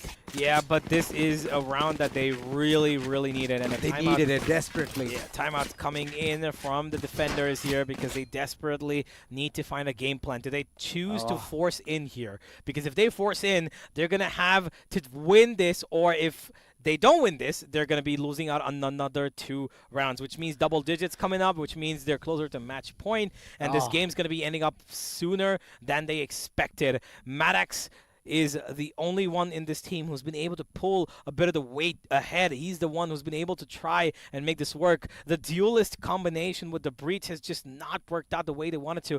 Illidan, 2 kills for him across how many rounds have we played so far? 9 plus 5, 14 rounds, 2 kills. That's just absolutely heartbreaking. I'm not quite sure what exactly the problem is. I think he's just not having a good day. I mean, but the synergy. yeah, I guess synergy the- again. Yeah, this The chemistry as well. It's not working. Like you mentioned, the Breach and race combination has always been impeccable. It's been on point. All you have to do is satchel down and reach towards the place. But looking at the way, it's always been that he's been playing passive. Communication. Yeah, the communication issues, which has always been there in IGNOU. And this is affecting them heavy time. Look at them. At this point, the IGN is just speaking, talking to the team, trying to motivate them that don't make these mistakes. Stop extending. Stop overcommitting. Yeah, but it seems like they are going to be doing it yet again, as we do have this aggressive smoke, and they're playing inside it. They've got There. 3-4 players here. This is a big commitment, but look at this! They don't expect to close the angle! Spike Mr. down Deagle A. with 2 again, Frozen with 1, even though they find 2 here. Azora, it's still good enough. They're going to be getting good away enough. from it. Yeah, he gets enough. Illidan is going to be getting away, but it's still a 3v2. That's right, daylight robbery is what I can say. Judging at this entire scenario, they had no fighting chance. They were Yeah. caught by surprise. I mean, why would you aggress down the line towards B main? Just wait. Wait for the attackers to even move in, punch in the clock, and be like, you know what, we want to enter inside the site, so do whatever you can. Yeah. Bait them, and then make a move. Yeah, they've kind of, you can see that they've kind of made the attack a little nervous here, because they know they've got the upper hand in terms of weaponry, right? But they're still holding on. They're cautious. They've kind of instilled fear, because the opponents now don't know what's waiting for them on this A side. Now they're running in with the entire team here. 30 3 seconds men. left. Cobalt does have all of his utility left. 1 slow up, 1 wall. Goes for it. Finds the kill. Good try from Illidan there. But unfortunately, he could not secure that. The classic is only that strong. And now there's 1 man of Khal Drogo. He's running up towards ramp. He's probably been heard. And that kill should be going to the hands of Guncock. Oh, never mind. Gunnock is not going to be finding that kill. Khal Drogo actually finds it. He can pick up that Spectre, but he's not going for it. Rather going straight in with the classic. A little bit of daring here. Oh, 48 HP. risky, I would say. I mean, 48 HP with a classic. Right click ain't gonna work that far. And 1 taps, I feel it's gonna be very conditioning. And there you go, Cold Blood, holding, baiting, waiting for the opponent to just come into the picture. And Cold Blood, oh, this man is ruthless. Yeah. I mean, he's doing really good. I could say an Omen diff at this point. Yeah, I mean, it is clearly a team diff. It's not just I think the Cypher could be a debatable one. But Yeah, apart from debatable that, one. it's pretty much been Pune right up on top. They've got just 3 more rounds to win, 2 more to match point. Now, the buy that comes in from the side of the defense at this stage, 10-4, is going to be really Placing swamp the most grenade. crucial round of this game for them. If they win this, they have a fighting chance. If they don't, they're going to be losing out on this Mogo National Championship 2.0. They're going to end their journey right here. A bit of information towards B main as they clear out with the Trailblazer, which has been stopped for the moment. Now, they don't know how many people are on site, but they know that there's 1 on him, probably 2, because they've heard the Killjoy turret here. They're running straight in. The Judge, a little bit of a wrong angle. Mr. Deagle should not be probably satcheling there. He should be going straight to the side there, maybe aiming for the pillar, but he's been given up over here, and with that, it's going to be an instant change of plans here. But look at the Sage. Look at where Cobalt is. He's heading up towards Wentz. He's actually gotten away from the enemy lines, and he's got the A side probably clear it up. If he finds 1 kill there, he's going to open up this A site, but he's got the Cypher watching him. That's right, the Cypher is watching the cams, providing the intel, but look at the sneaky lad he is, trying to move ahead. But okay, he wanted to dodge those bullets. You had to just look back and shoot. Cobalt, I mean, of all of those plays, of being so sneaky, moving all the way towards Wentz, getting 30 the seconds left. information that nobody is towards A heaven. This was sad, but at the end, it's just the capitalization remaining. coming in. The last man standing is gonna be problematic for him to even stand a chance against 5 people. Yep. And it's a flawless, nonetheless, coming in for the corners of IGNOU. A really good, recovery here. They really needed that round. I thought that they would did. probably lose 2-3 players and still win the round, but having all 5 survive and still go ahead, really good. Now, the problem provides itself for the side of Pune. How are they going to be approaching this round? They've got utility. They've got the full buy. Mr. Deagle's running up and above. He did have a bit of a moment right there, but we do see that the overall stature of Pune is still in control. They are in control. They are. And the economy there, I could see 2 players had literally 0 credits on the name. And this can be deadly, this can be dangerous, because the loss bonus is not enough to buy those weapons, to buy those shields. And this round, the way it unfolds is all going to be depending upon the attackers. Pune, what have we got at this point? I mean, that was a losing round in the previous one. Yeah, they're heading up towards A, as you can see. Sewer is right now being occupied by them. They've got 4 players outside of A. They've got 1 towards mid. Ronoa maybe looking for a contact peek. The minute that turret signals itself to being fired, he's going to be flashing out that angle. But for the moment, it's not necessary, because the A side is where it's going. The Trailblazer being caught. They know that the Cypher could be around. They know that the Breach is playing here as well, and they've got information. Flash comes out. Nightmare gonna throw out one of his own for his own safety, but nobody actually contact that.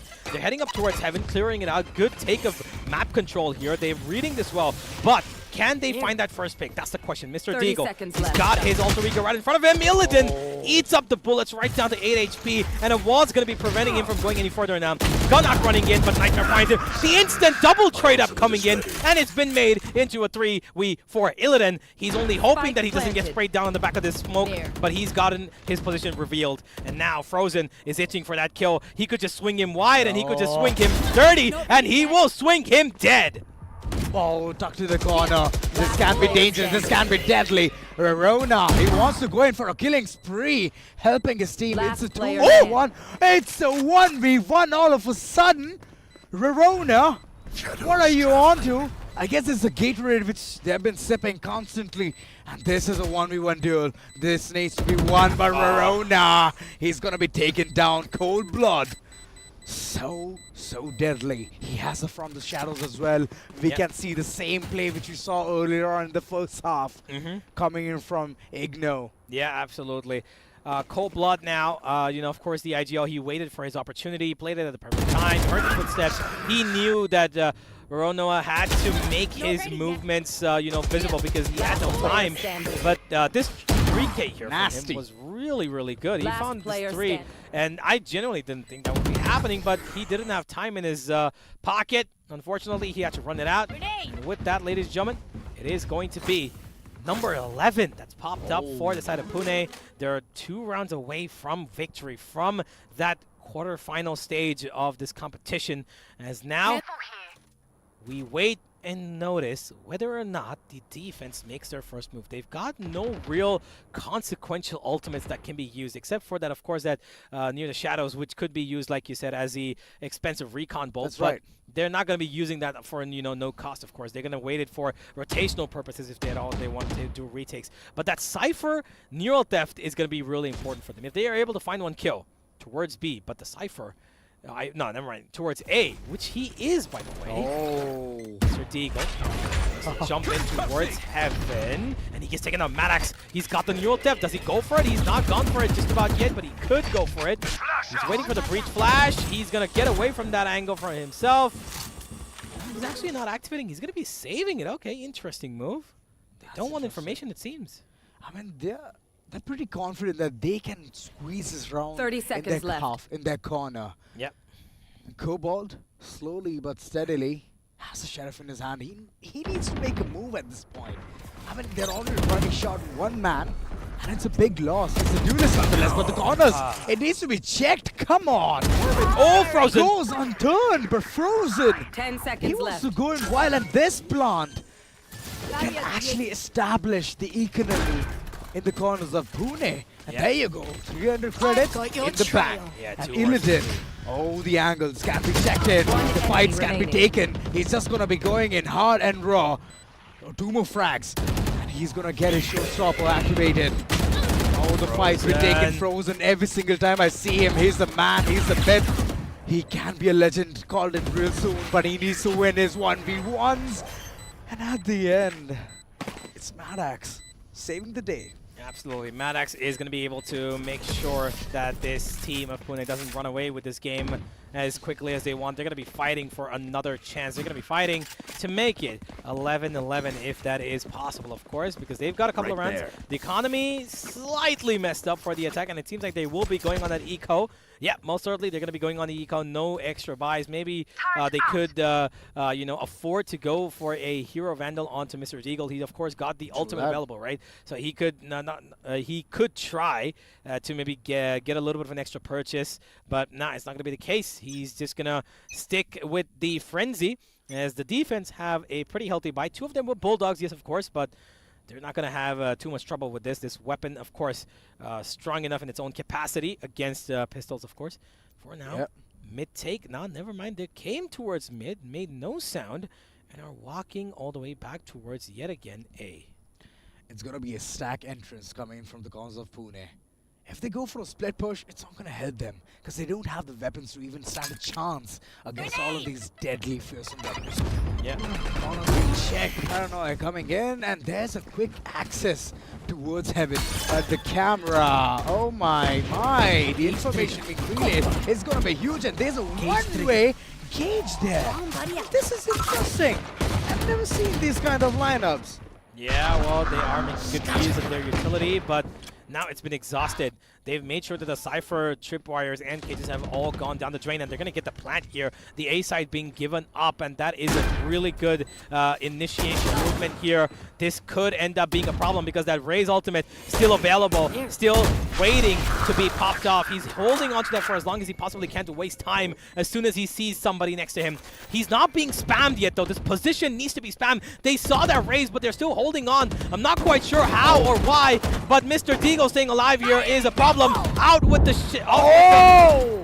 showstopper, not going to work for him. Nightmare gets one, and then finds two. Frozen with the only trade, and he too will be put to rest as a round that could have been a more beautiful one, a match point deserving round after on the back of that plan goes to the hands of IGNOU. IGNOU slowly. They're getting the pace up at this point.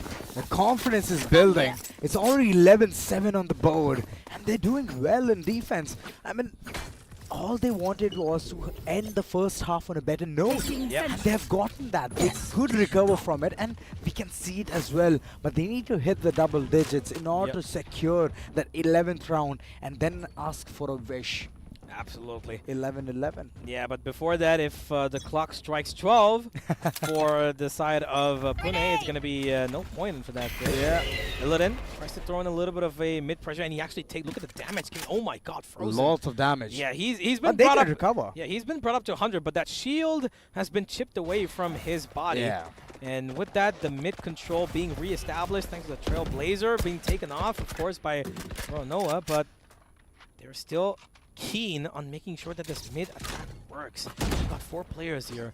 They're 5th towards B main, and it seems like he's going to be joined by the Cypher. Cobalt, hoping that he can wall off Wentz and maybe take in towards B heaven with his Raise. Not quite sure what the plan is here. They're still not sure any kind of established, but Illidan, okay, just peeks out straight up dry and finds himself a kill, and the big kill as that as well. Cobalt losing his life means no more walls of slow orbs for this team. That wall could have proven to be really important in terms of crossing onto the B side at least, because that's exactly what they're doing right now. Cal Drogo waiting for contact as he's got a huge force coming towards him. Big commitment coming in there. Oh, they dodged Rolling it. Thunder. It's been dodged. Every single thing has been dodged at this point. Slaughterfest. I mean, every corner being picked. Yep. The defense is doing so well. I mean, in the attack, they were just so clueless, running around like headless chickens. And look at them. Once the roles have been swapped, they're just like, okay, fine, let me put my power suit on, and they're just going on and on, bagging rounds in the corner. Absolutely. They have kind of turned up for only the particular reason being that Pune is making kind of small, tiny little mistakes. They're giving away kills that they shouldn't be giving away. It is turning out to be kind of a problem for them, because this one right here, Illidan just straight up peeking out. That's not Cobalt's fault, but he probably should have expected that to come in a little bit sooner. And this B attack They had no cover whatsoever. I think that they could have probably gone for a closer smoke because they knew that crossing onto that side is going to be difficult. There's two different That's right. avenues to work around that pillar. And now with this timeout from Pune, they are looking for a new strategy to implement. How can they turn this around? I mean, I could just see an entire screen shake. What's going on? I mean, they're literally having their adrenaline rush at this point. Yep. I mean, IGNOU, way to go, man. But yeah, like you mentioned, Pune, they need to be aware of this entire scenario, the entire conundrum which has been created by IGNOU. They need to go slow. Yeah. They need to understand that it's all right to lose few rounds, but at least gain it. Gain it after that. Gaining after making a good amount in your bank. Yeah, absolutely. A little bit of early A aggression here with the Raise and Breach. They throw in the grenade and Illidan instantly getting away. That Cypher camera is being destroyed as Nightmare 2 looking to actually move on towards that B side, this mid region. Now that's always the bad decision. Mr. Deagle, you do not walk in with your gun first in the smoke. You turn sideways and then you hope for the best as you just dash in. But he's lost his life, and now the A side being opened up. There's one killjoy available here as they had swarm grenades stop him. And the rotation has been called in. Nightmare ready for that flash pop. He's just waiting for the point of contact from Khal Drogo. The minute it comes through, but he's been blinded. There's a flash that come in from the breach as well. Nothing yet, though. They've taken over under heaven. One by one, they give away their lives to the Killjoy as he just farms up his ultimate. He will still get it. Gunhawk points 2. He does drop 2, but that's still not good enough. 11-9, and now it is going to be the test of this game for the side of the attack. Pune need to win this round to end it right here, or else they will find their opponents coming up a level to them. That's right. They'll be done for. But it was very smart coming in from Pune. They wanted to harness the orbs which was there in B-long. Oh, I'm sorry, A-long. I mean, they were always up for it. They grabbed the right opportunity, and at the end, I could see the way the bodies were being dropped. But this round, like you mentioned, is extremely important. They need to get it. They need to back this one. Else it's going to be a problematic scenario for them because they have built the entire economy for this point, and if they lose it all, then it's just done for. Yeah, they've realized that the B side is not being really friendly to them. They're heading again towards A, and this Trailblazer actually does nothing for them. No information gained. I don't know why he went up towards ramp and then came back towards site. I think that the calls were kind of missed over there, but there is the Cypher tripwire that's been broken off. Nightmare all alone on site. He needs to be pushed. He needs to be pushed. He gets the 1. Maddox finds 2. Illidan comes in for the 3rd. He's woken up in the second half and is helping his team to try to get themselves onto the finish line here. But it's still a 2v3, which could be make a 3v3. And right as I say, Deagle has been brought back to life. Gunhawk in a beautiful position. He doesn't know that there's one person behind him. He's gone towards ramp and he's coming in from a main, but he's holding off for the better crossing. Illidan finds 1. One enemy remaining. Make that a second for Khal Drogo. And the final kill, ladies and gentlemen. IGNOU making the biggest comeback possible. That's right. The entire story has been just stuck to level 11 from the corners of Pune. They don't know what needs to be done at this point. And upon that, the previous round, oh my. I mean, waking up from the slumber? That's something different. Stepping up for the team. Oh, those frags coming in. The presence of mind. Illidan. This man is unstoppable. Once the roles are swapped, he's like, okay, it's all right. Whatever has been done, it's forgivable. I'm going to change. I'm going to showcase them what I'm built upon. Yeah, I think that we just had a little bit of a small technical issue. I think one of the players maybe got disconnected. I'm not quite sure. You can see that there is a disconnection. Yeah, I could see the map right in front of me. Yeah, I think there might be a small technical issue, but we should be able to sort it out real quick and get back into the game soon enough. That's right. But, okay, it seems like we're back to the lobby. Okay. I guess it's going to start soon. Yeah, it should. Here's the thing, Universe. Like, all of these conundrums being caused at this point, I mean, the technical pause or whatever the issue has been in the LAN, I mean, isn't it gonna just derail the team's confidence? Oh yeah, especially for Pune. Yeah, especially for Pune. I mean, okay, they're already in a stoppage. They're already at a choke point where they're just having 11 rounds in the corner, and that's it. And on top of it, IGNOU is just showcasing such a good performance. Mm-hmm. I mean, I guess Yep. now I get the reason why they keep popping into your server over and over. Yeah, well, these guys really know their skill. You know, of course, Split is a second half game. It's a game that only can be decided after you've played the entire second half. Because yes, there are a couple of maps that you can finish up within the first half, right? Like Ascent, Haven. Right. You get an 8-4. You don't usually expect the comeback to happen, but it does happen on Split because the defense is always the most surprising. You know, because you never know what team could pick up what kind of momentum. And once they do, Yeah. you just kind of like, how the hell do I attack this site now, man? I'm not able to get anything done. I mean, I've seen a match. I guess even you would have seen it. Icebox, Fnatic Oh, versus Loud. Mm-hmm. 11. Yep. 11-1. 11-3. 11-3. 11-3. 11-3. And after that, everything changed. Are you saying IGNOU is Fnatic? That's a big statement, but Yeah, it's your words, not mine. But can be. I okay, mean, they might may- be the Indian. all right, if we want to go there, we'll see if they are able to make the same run as Fnatic did. But for now, they're making a run for sure in this Yeah, game. they are. 11-10, they've come up now. They've got one more round before they seal level scores and two more before they go up to match point and maybe cause the most spectacular first match itself Oh. comeback. And of course, all of this only possible because it's Split. You don't Yeah, see it this is. happening every other time in Ascent or Haven or Bind or Breeze. You see this on Split. Defense is where it happens, and defense is the magical word for this map. So I'm interested to know whether or not, in the upcoming zone, in the upcoming time, are Riot going to be, nerfing Split more for the defense? Because they did do it. That's a good question. They did it, right? They did a little bit of nerfing Yeah. for the defense, but it's not enough. It's right? never enough because people are out there day in, day out in those servers just trying to find some kind of a hack through the entire site, the entire map. And Split is one of those versatile maps where defense can never be underrated. Yeah.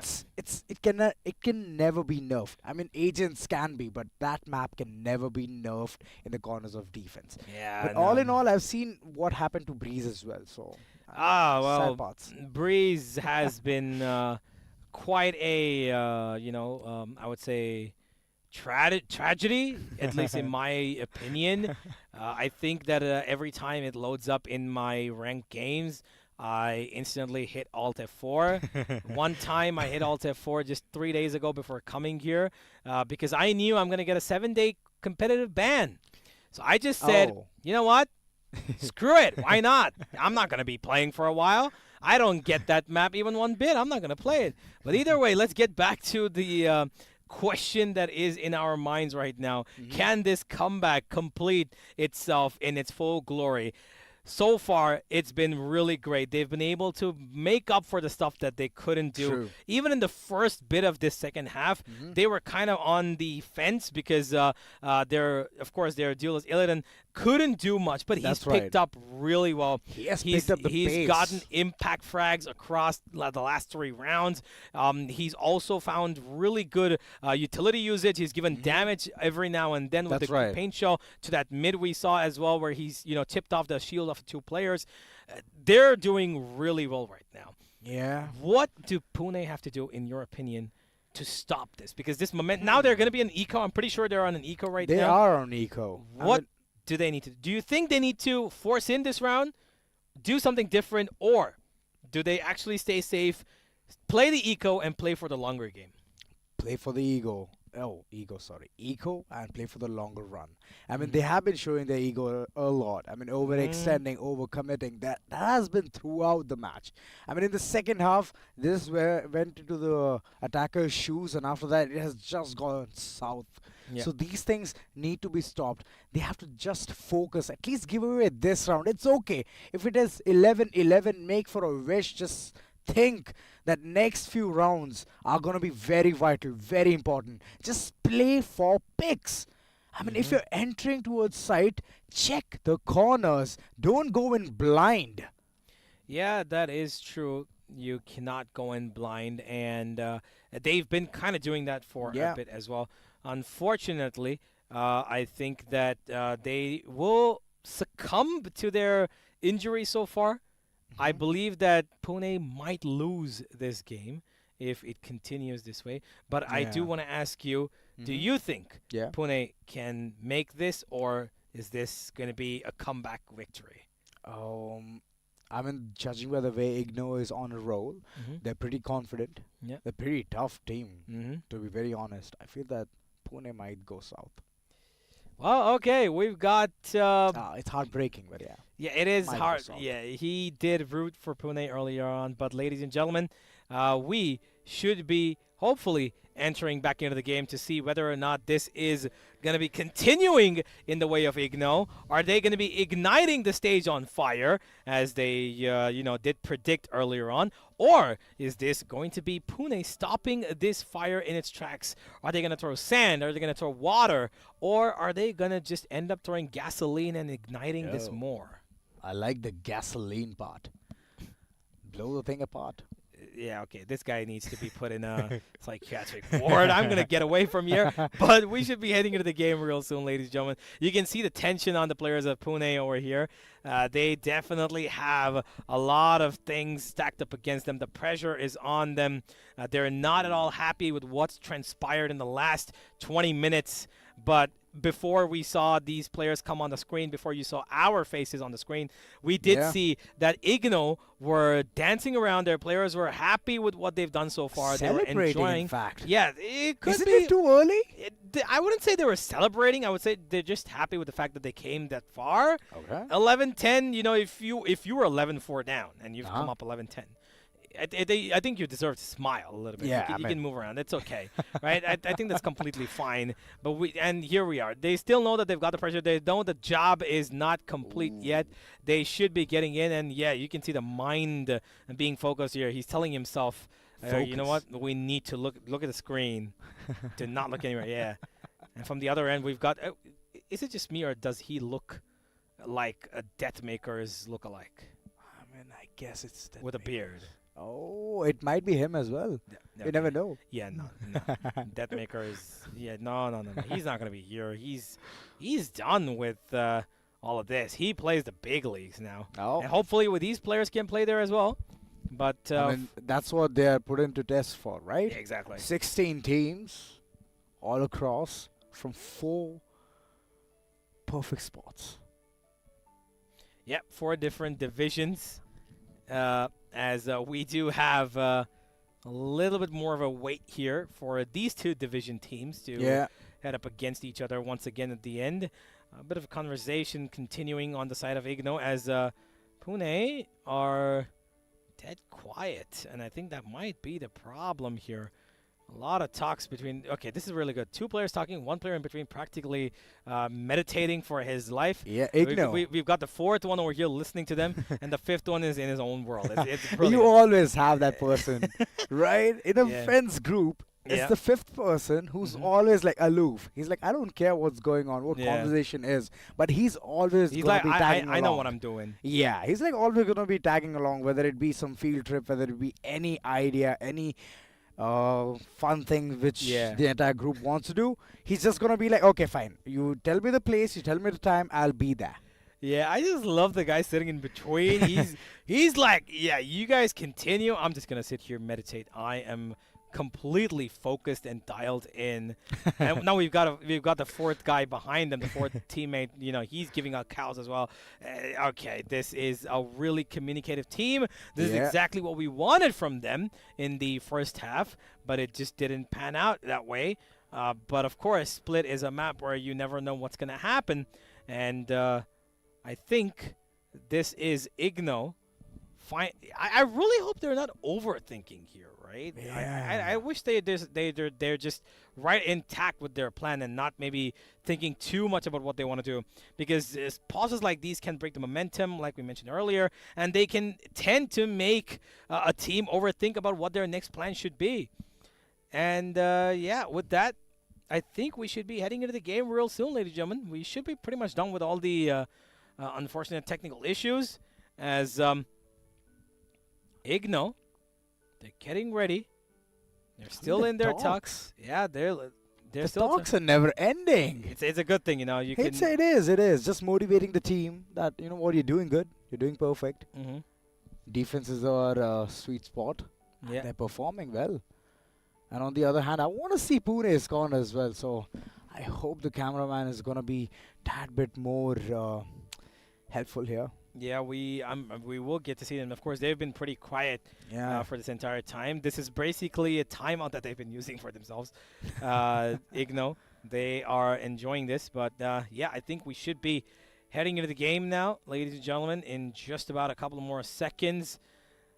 But overall, IGNOU, great performance, great comeback. Even if they lose out on this game, I think that put out a performance. they've put out quite a great performance in the second half here, showing that they've got what it takes. And on the other end, Pune, I think, they've started talking, I believe. Yeah, he's like, okay, wait, I'll tell you what to do. Gunhawk, the cipher of the team. Yeah, okay, he's getting sleepy. Like, when will this thing even start? I mean, Pune. I can see him tearing up. He's almost teared up. He's almost teared up. He's like, I really think he's going to turn around and say, oh my God, can you just shut up for a second? Nah, never mind. I'm just kidding. I'm only jokes, guys. It's only jokes. Please Yeah, don't it's take only this jokes. seriously. Yeah. He's tearing up. He's actually tearing up. Okay, I saw a little bit of red in the white of his eyes, but Pune on the other end, straight hard rock faces, no emotion whatsoever. And they have this poker face. Mm-hmm. I mean, it's been there since round one. Yep. Having It this has. poker face, not even giving an inch of I think we're judging it. satisfaction. I think we're judging it just on the base of Gunhawk, because he's been the Yeah. only one that we clearly have seen on our screen. I mean, he's been seriously popping off. Yeah, he's been really good. He's been the silent assassin for their team, but Yeah. he I mean, even the clothes, the outfit of Cypher as well looks like Mhm. an assassin, right? yeah, I mean, yeah, it looks like from you're saying Assassin's Creed, right? Yeah, of course, Yeah. yeah, sure. Yeah, it does kind of look like that. But yeah, now we've Difference of opinion. yeah, That's what I we're feel. moving to the other end now. I think the IGO wants to talk on the other side and see, you're doing this, you're doing that. You remember, right, what you're doing? Yeah, yeah, you got it. Whereas on the other side, Pune, I think there's a vibe into songs right now, man. I'm pretty sure they're just listening to songs. Okay, Smooth one. Criminal is Yeah. what I believe they have to listen on to. Yes, Smooth Criminal. Yeah. Okay, interesting. Michael Jackson. Really, that's your playlist for playing Valorant? Yeah. Smooth Criminal. Yeah. I mean, Okay. MJ, man, come on. Yeah, MJ, yes, but Yeah. Smooth Criminal for Valorant doesn't seem like. I would say Beat It feels more like it. For I mean, for every beat, you're playing deathmatch, right? Beat It. For every beat, you have to find that headshot. So that- you're just technically making a montage at this point. I mean, Yeah, it's like a live montage, right, for your own satisfaction. I don't want anything flashy. I don't want to see some, neon green, neon blue edits of a race jumping around, jet moving. all here and those there. filters coming No, in, no. like shutters, and it looks so 1 FPS. Okay, 1 FPS. Okay, yeah, this guy's tripping on some other thing, man. I'm okay. I vibe with that. That's cool. That's cool. But for now, I think what's not vibing is Pune. I think they've taken off their headsets. I think they might have some technical issue. You can see here, they cool haircuts though. Oh, Yo. yeah. Let's rate them. Okay, this guy's got something good. Okay, I can't see it completely. Oh, come on, just back the haircuts. We gotta see the trims, man. I mean, this We got side- nothing else to talk about. Exactly. I mean, this side is all schoolboys, and here. Here we go. Here we go. There you Yeah, okay. go. We got some pretty good. Okay, one right over the face. That's the Fade? average. Yeah, that's the fade. Oh, We've got a little bit of a gamer boy look here. I think this was I believe Tenz's older hair. He had that over the. yeah, exactly. Yeah. I mean, just imagine the hair just poking the eye. Yeah, you've got some weird things, man. Why do you want your hair to poke the eye? I mean, it's down so low. You just want that? No, I don't want that. Just imagine it overgrows. I and don't you- want to imagine it. Okay, mean- anyway, I think we're straying too far off topic. Yeah, we have straying too far off topic. So what? 11-10 is what we're talking about. 11-10, yes. And 11. Pune looks at a really good 11, but it's IGNOU who's just aggressing forward, Yeah. getting rounds out of rounds. Yeah, they are, of course. They've got one more to go. They will finally find their 11th. I believe they will, because this is going to be an eco for the side of the defense. Forgive me, the attack. Yep. I'm not quite sure if they're actually going to be forcing in. We will find out the minute we enter into the game, which I think we should be in just a couple of seconds. Everybody's right next to their barrier, which means we should be hitting into the game in just a few more seconds here, ladies and gentlemen. Extremely apologetic for the delay, but problems plague us only when we want things to go right. And once we've fixed all these problems of today, hopefully tomorrow is going to be a better day. So please make sure that you do like and subscribe. We know it is quite late in the night, but thank you all for staying with us, for joining us for so long, being so patient with us. You've been really kind, and we really hope that you continue to show the kindness, not just to us, but to the players as well. That's because right. Mogo National Championship 2.0 is uplifting the Valorant scene of India from the collegiate level, and this is really important for our entire esports ecosystem. So I really hope you all follow them as well on their socials. Make sure that you give everybody some love in these tough times, but we will be heading into the game real soon. But as I say it, I think You have jinxed it. the caster's curse, man. The caster's curse. Nah, I'm not a caster. You know what? I'm not a caster. Whoa, who are you talking about? You know what? I'm just here sitting and talking. This is a podcast for me. So what's been happening with your life, man? I want to know. I mean, constant struggles with how to Oh, no, it's rank back. Never up mind, in it's back. Valo. Oh, Okay, come on. Okay, That- I don't I want feel- you to no, say. I'm telling you what. That's a video. You know what? We're being played. That's a playback video. He's been. So you're put in- saying every single time the cameraman focuses It's on for him, us. he all taps. Yeah. All right, cool. Man. Yeah, ladies and gentlemen, we're really sorry. We're going to take a short little break. I have parched my throat, and Azura needs to go probably to the psychiatric ward. We'll be right back.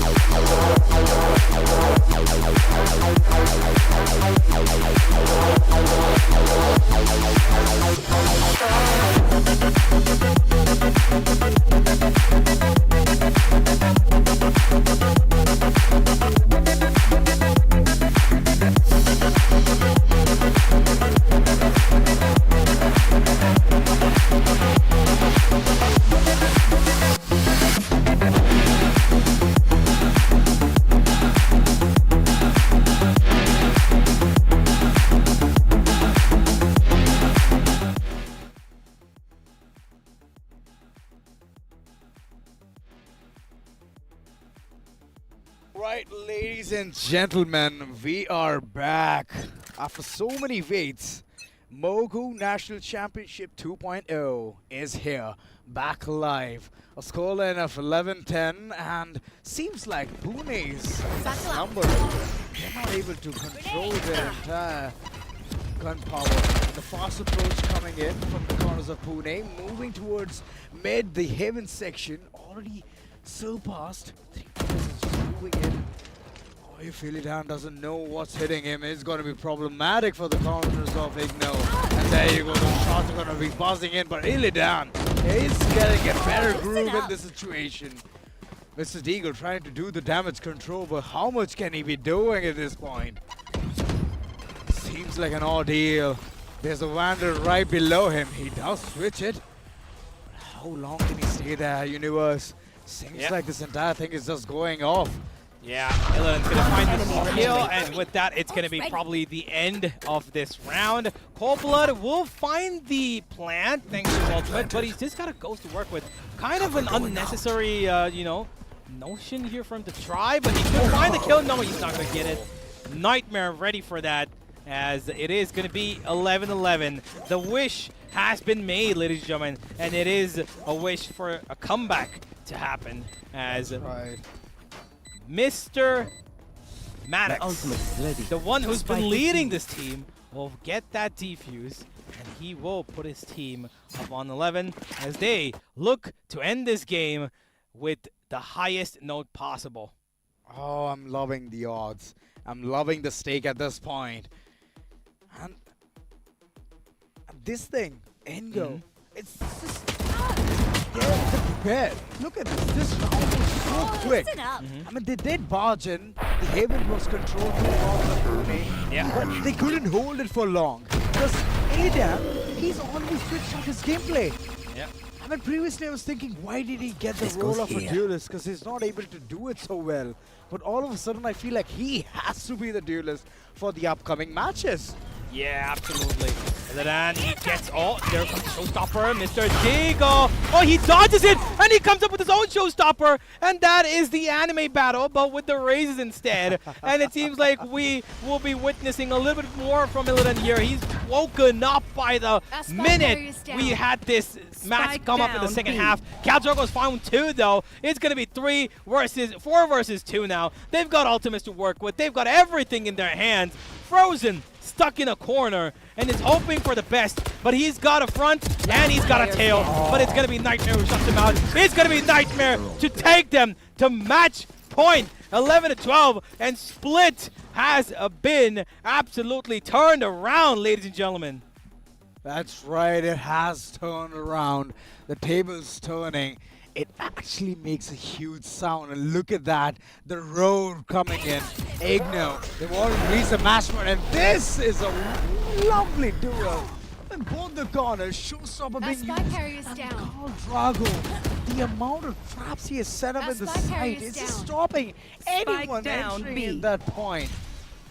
And being KJ is playing a wider role of being a sentinel. Yep. And he's just being spot on perfect. KJ in this map has always been a boon. Yep, and we spoke about it earlier as well. Now the final round, ladies and gentlemen, of regulation, and they're taking a bit of an aggressive approach. Maddox finds one, and I think this might have been a mistake. They went for the aggression. I don't know why, but they've practically thrown away their lead. Now they're in a 3 versus 4. They had the Killjoy ultimate. They had the neural theft as well. Why would they go for that aggressive push? Excuse me. Nightmare. He's got players in front of him. He's got again. The white swing. Why? Pune doesn't want to give up at this point. It's gonna go for an OT right in the beginning.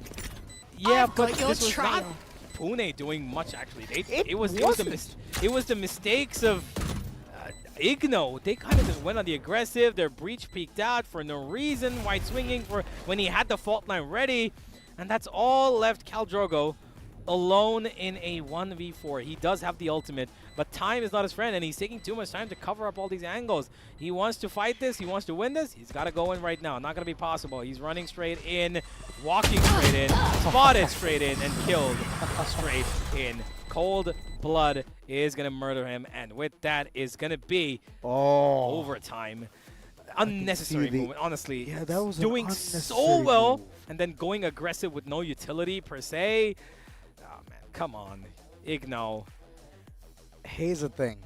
Pune was waiting for such a mistake to be committed from the corner. Overheat. Yes. And right now, the entire corner of IGNOU looks so heated up because of that one mistake Yeah. which Maddox just created right at the start. I mean, come on. Neural Theft was such a good ultimate. Yep. He had it. He could have literally fostered it for that round. And a lockdown to make the things picture perfect. But at the end,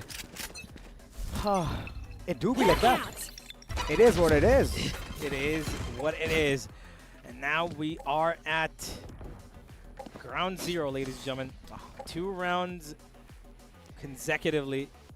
They're able to pull it back. In a BO1, taking it to OT. At this point, only 2 rounds matter. Yep. And when what was the entire fuss about? The entire fuss was about to know whether or not they could get to this point. Oh. You know, play out 24 to see if you can do 2 more. That's the whole thing. Cobalt here does have a bit of problem in front of him. Uses both of his slow arcs to fend off this B Heaven push, but again, there's no real commitment here. It's actually coming in towards B main. They're going to let the Raid hold on to that B Heaven. Illidan's going to stay there as the first pick this time goes the way of Pune. Find it. Oh, Noah. No. Teleporting out in the open, not defensive choices. Maddox finds the trade, though. I don't know how on earth he got that, but he still gets it. Cobalt gets another. Illidan on towards Heaven. Kim a little late. Nightmare now needs to be the savior for his team. He's got the spike in his hand. He's got 2 more kills before he finds that Rolling Thunder. Maybe 1 kill and the plan. He's got his teammate towards B main. That's right. Nah, he's right here, actually. He's on the inside side. Yeah, side, forgive me, I couldn't see the map. 10 seconds Yeah, left. now time is not their friend. We're gonna try and get this plan down. Nightmare, what are you doing? Nightmare. Last Nightmare. player He's actually been standing. given a grace of life. He finds the 1. He needs to get away. He's got the ultimate. He needs to go for it right now. He goes for it. Both of them are stunned. No, one of them has been stunned. Mr. Deagle still pretty much front and enemy ready. remaining. Nightmare. 1v2. He's ready for it. He's going around the block. He's making sure that his bluff is being called. And Nightmare will lose it as Mr. Deagle protects Pune's legacy. That's right, 5 bullets, and he was just expecting some kind of a miracle to be spawned there. Oh, Pune is just pondering them at this point. OT, them winning in defense is lucky. I do see it. I've seen the performance in the first half, but moving in the second half, I've always seen one thing lacking. That is the attack corner universe, and we've always seen them catching some kind of phrase, some shots, right? It's just like predictable moves which IGNOU is trying to take, and they're just shooting out in random, and Pune is just catching those bullets. They're hoping that the individual prowess works in the attack because clearly IGNOU do not like split on attack. They just do not have a game plan. Their only plan so far was to take mid control, put Illidan in a position where he can come up with a little late. It's just to set him up in that corner and then move back towards B main so that they can cause all the havoc they can and then let Illidan come a little bit later. But the problem with that is if you're going to be using your breach to just set him up and then not let him come any further and then get your breach come back from the rest of the team, the raise is going to be practically useless. True that. Because that breach, stun, and flash is made for the duelist to run in, fly in, skedaddle in, whatever you call it. But if the raise is being set up as somebody which could be done by the Cypher, right? Maddox could do that role. True. The Sage could, forgive me, the Killjoy Killjoy, could have done that role. But it's going to be the duelist that is set up, which kind of was a mistake in my books because I think that Illidan could have taken the entry onto the side. You saw that Runaroa, he teleported open in front of his opponent, right? At that point, I was just thinking, he's not going to come out alive. Yeah, he The definitely. shrouded step in open is always a big mistake unless you have put a dark cover there. I mean, that's gonna be a best friend for you because dark cover and then you shroud step in. It's just that you're giving minimal chances to be shot upon. So these things need to be kept in check. Absolutely, they need to be kept in check. It was a mistake, but now they've conceded that round to Pune, and now Oh. Pune are in the lead. And all they need now is one Another attack round. just one attack round. Replicate something from those 4 rounds that they put up on the attack. True Do that. something similar. Maybe break the Camels back by taking mid control and then aggressing upon the fact that they don't have a Sage and making sure that the Killjoy utility is first destroyed, the Cypher utility. That's right. Kind of, of course, they're going to be on 2 different sites, right? So they're going to know who's True where. that. But who's been the weaker link? Try to find that. Caldrago has been really good on Yeah. his Killjoy, right? But the fact of the matter is that Caldrago is good when his utility is combined with a baited teammate. Yeah. That is what we saw in the previous round before they won that last one, right? If they True. don't win it, then that Killjoy practically proves to be not that much Yeah. useful. So if they're able to isolate him and win it out, maybe. Yeah. But we will all find out speculation in the final round or what could be another round heading Can up be. to another overtime. But what do you think? Pune, they basically got handed a life to play with the IGNOU kind of, giving it for free in that final round of regulation. Can Pune make the most of this golden ticket, or is it going to be torn? I believe that it might be going into another OT because Mm-hmm. the attack seems very, very off for the corners of Pune. Yeah. And if they continue to make the same mistake, then it's again gonna be like the ball rolling in the court, either directions. So I want Pune to just compose himself, be calm, and know when to act upon. I mean, them being in the attacker's side, we have seen them make a lot of mistakes. Like you mentioned, those utilities need to be checked right off the bat towards side B. We have always seen a KG setup, and side A, it's gonna be Cypher, of course, Maddox. Yeah. So if they're just gonna be finding the weak link, like mentioned, they can get the max in this particular round, but that's a big if. Absolutely. It is a big if, and now we wait for the game to start up back again to continue. We did have a slight technical issue pop up towards the end as Pune, they must be getting real agitated about getting into this game and finishing it up as quickly as possible, finding themselves on that 14th round and hopefully going and getting some warm dinner. Would you like some dinner? I'm hungry at this point. I mean, in Indian Standard Time, it is 10:53. Yeah, Technically, it is we're pretty way late. past dinner time. And Yeah. I've seen people eat before the sunset. Isn't that fascinating? Yo, where the hell are you from? Eat before the sunset. Yeah. Okay, I mean during summer maybe because sunsets around 7:30. I'm kidding. 6 p.m. is- 6 p.m. Yeah. Yeah, that must be pre-dinner, my friend. I don't know what you're seeing. That must be pre-dinner to the dinner, right? That's something I would do. I eat my pre-dinner at 6:30. Then I eat my immediate pre-dinner at 8. And then I eat my dinner at 9, and then there's post-dinner at 10. Yeah, You mean to say dessert, huh? Nah, I mean, that late? No, it's not. no, called no, dessert, no, come no. on. No, it's I've got different dinners. I eat Oh, wow. I eat a lot. I don't eat a lot. But I, you eat in I eat proportion. multiple times. Yeah, you eat in proportion.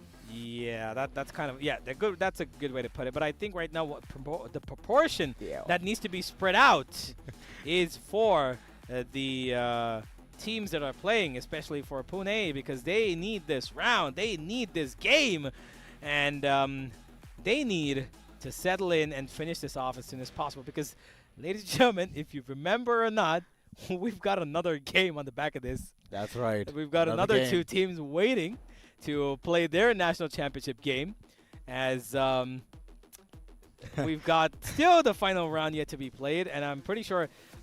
You know what? I think the 2 teams that are still waiting to play, I really think they would have hoped that IGNOU would have finished that game 13-11. Like, I want to play, man. Come on.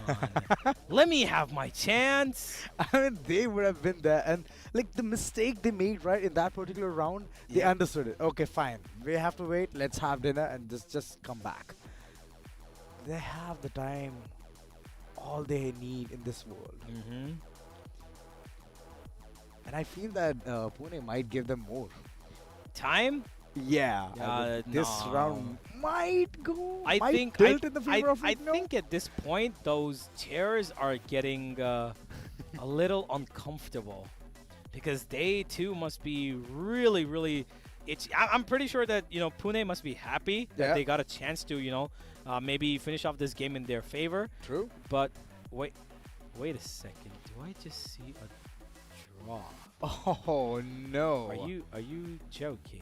Are you kidding me? There is no. This is so anticlimactic. There's no way. There's a draw. Nah, both the Yeah, this is a joke. This has to be. You a know, joke. you know what's gonna be the case now? They're gonna tell, okay, you know what? You choose one player, we choose one player. We're gonna have Rock, a. paper, scissors. We're gonna nah, Oh, rock paper okay. scissors, bro. We're gonna have a hopscotch battle. We're gonna have a hopscotch battle right in the middle of the game. Or okay, you know what? We're gonna have a 1v1 between two players. Oh. Yeah, I'm pretty sure the round is gonna. I'm not quite sure if the round is gonna be rolled back because the round did finish. It did end in the favor of Pune, so I think they're gonna start off 13-12. If they do roll back the round, I'm gonna be surprised. But hey, maybe they must have seen something that we didn't, right? Oh, we can see the agents being locked in once again. Third time's a charm. We head back into the server, ladies and gentlemen, and while we have Pune and we've got IGNOU loading back onto the server, we hope for the best as we will be playing the overtime once again. That's right, overtime again. And this time we have to see what will be the picks coming in. The weaponry as well. Oh, the talks have started again. Here we go. It's getting heated up over and over. Yeah. Every single time the cameraman just focuses Yo, on this IGNOU. this guy's got a brain, dude. He's got a Yo, brain. that's I right. really wish you could hear team comms because I mean, wait a second. You said that he has been into your server. So hasn't he told you anything regarding the game? Like how? well, to play I the way? don't know if that's running raw. Oh, Yeah, I'm sorry, but I don't know exactly which player that is because I've never seen them IRL. Yeah, I've just that's seen true. them on the server. But Okay. either way, we're gonna be starting off the game real soon here. I think we're gonna be ready to be locked and loaded. And I think we're gonna have all the data fed into the server, which of course we can do, and we should be heading in a real. So, whoa, that's some real cool Alienware headphones he's got, man. Yeah, it's really cool. And I hope there's even noise cancellation in that. 'Cause come on. Yeah, it does. I mean, if Alienware, Bottles of water they've been drinking. I mean, And no wonder they've been so pumped. yeah, stay hydrated. Really important. If you haven't drunk any water today, please do Now's drink the it, time. gamers. You all know we need it. That's right. Please do take a sip of water right now. I'm gonna be using this tomorrow. I'm gonna give you guys a every 30-minute reminder of hydrating yourself. And as I do it, Azora's taking a sip of bottle himself. That's right. I did it. I replenished myself. I wanted my brain waves to be connecting too good. And there you go. Brain waves. What? Okay. I think I mean, at this point, we're it's- too late in the night. right now. It's getting foggy at this point, right? I mean, so many technical pauses, so many technical issues that Mhm. even my brain is going into slumber. It's like snooze mode on, Mhm. and okay, Valorant, what's going on?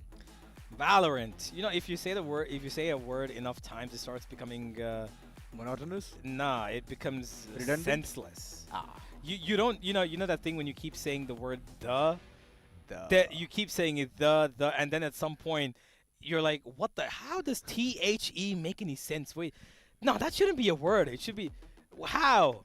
Yeah, right. Like that. Sometimes I think that about Valorant, right? Mhm. Like Valorant. I'm like, oh wait, I don't need to do that. Valorant doesn't make sense anyway. I mean, such if such is the situation, right?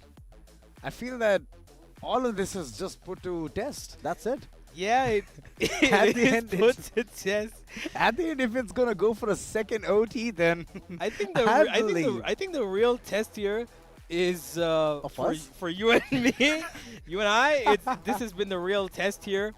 We've stood the test of time, light, speed, patience, Yeah, you're running out of words, I feel. water, food. Yeah, my bottle is empty. Yeah, well, I'm pretty sure that these guys are still just as energetic. I think we should be heading into the game, ladies and gentlemen. Please take our banter with a pinch of salt or a pinch of sugar, whatever you like with your tea. You know, of course, your preference. I said your preference. You know, there are some people who like Salt in tea. Yeah, why not? Wow. Have you tried it? No, You I would know, never want to actually, try it. tea does have. It's here's the thing. It feels like pineapple on pizza. That's all right. What? No, I don't like. I don't like it. I don't like Yeah, it. okay. I don't like pineapple pizza, but a lot of people have told me it's all right. It's Yeah, all right. I guess it's vegans who have told that. Vegans can't technically eat pizza, can't they? Never mind. It's you know what? That's a completely different topic. Let's get back to what we've got on our hands right here, and what we've got on our hands is two teams that are waiting to get things done and Yeah. dusted. Just as much as any of us here, because we've been waiting Way too long. Unfortunately, That's right. yep, power cuts are not in our hands, and Neither is technical issues. neither our internet. Oh boy, talk about it. Talk about it. I think we've spoken. I We mean, sh- I mean, I'm pretty sure that these players too have talked enough about it because the IGO is Yeah. not talking anymore. yeah, he's ready. done. He's ready. He's done. He's He's locked ready. and loaded. He just wants to go and kill some dudes Shoot. out there. Shoot Finish. with whatever weapons he has and go like berserk. Yep, absolutely. This is to finish it as we are waiting. Warming up the hands as well. I mean, it might be getting chilly out there. Yeah, definitely, for sure. I think we should be heading into the game now, ladies and gentlemen. I think we've all prepared. I can see all 10 hands on the desk. Yeah, on the keyboard. Never mind. The minute I said okay. It's okay, I mean, I man. guess It's you okay. need to stop Yeah, saying things. Yeah, It's just you know what? jinxing I'm them. just gonna stop casting. I'm gonna head out. You know what? I'm gonna keep my headsets down. I'm walking out of here, bro. He's actually walking out, guys. No, I'm not. He's lying. Yo, Azora, you need to stop lying to our audience, man. I mean, I guess we're just keeping this shroud for a really long time, right? We're keeping the what? We're keeping this entire scenario, keeping Yeah. everything together at this point. I'm keeping my brain together, and that's the biggest surprise here. Usually by this time it disintegrates into 5 pieces, but Oh yeah, the word I was looking for was facade. facade. Yeah. Facade is what right now Pune Warriors. Oh, I was gonna say University. Pune University. I mean, they are warriors. Yeah, right? they are warriors. They're fighting Pune- for this Pune long. Warriors, just like the IPL franchise, are here to represent themselves in another competition. That's If right. The feeling is just the same. That's about the difference, that it is just a different sport. And now, Esports, to be precise. exactly, forgive me. But it's a sport nonetheless, right? It's a sport. And now we hope that this sport is going to be launching itself, and we hope that the screen is going to go to the game in just about a couple of seconds. We can see that the players are loaded in. We're ready. We should be heading in for another round, at least 1 round maximum, or 1 round minimum, maybe 3 rounds. And right? Can be, of course. But right now, Pune in the lead, need another. Can they make it happen on the attack, which has not been their best friend? Or will it be Illidan and co. to bring up their number 13 and run it down once again? Ooh, sounds very serious. So is the intensity in this particular round. Everyone is locked and loaded. They're literally hopping right in front of us. They're waiting. They Yeah. just want to get this Done with. rock and rolling. Yeah. Well, we're just about a couple of seconds away. I'm pretty sure we should be starting off real soon. Here's one interesting observation. I've said that over 100 times that we're just a couple of seconds away. Yeah. I know. Yeah, it's, I'm just gonna be bringing my interesting topic. You know what? here. I'm gonna find phrases. Yeah, you need to. We're just Definitely about a couple Google of that. seconds away. Okay, let me see how I can phrase that.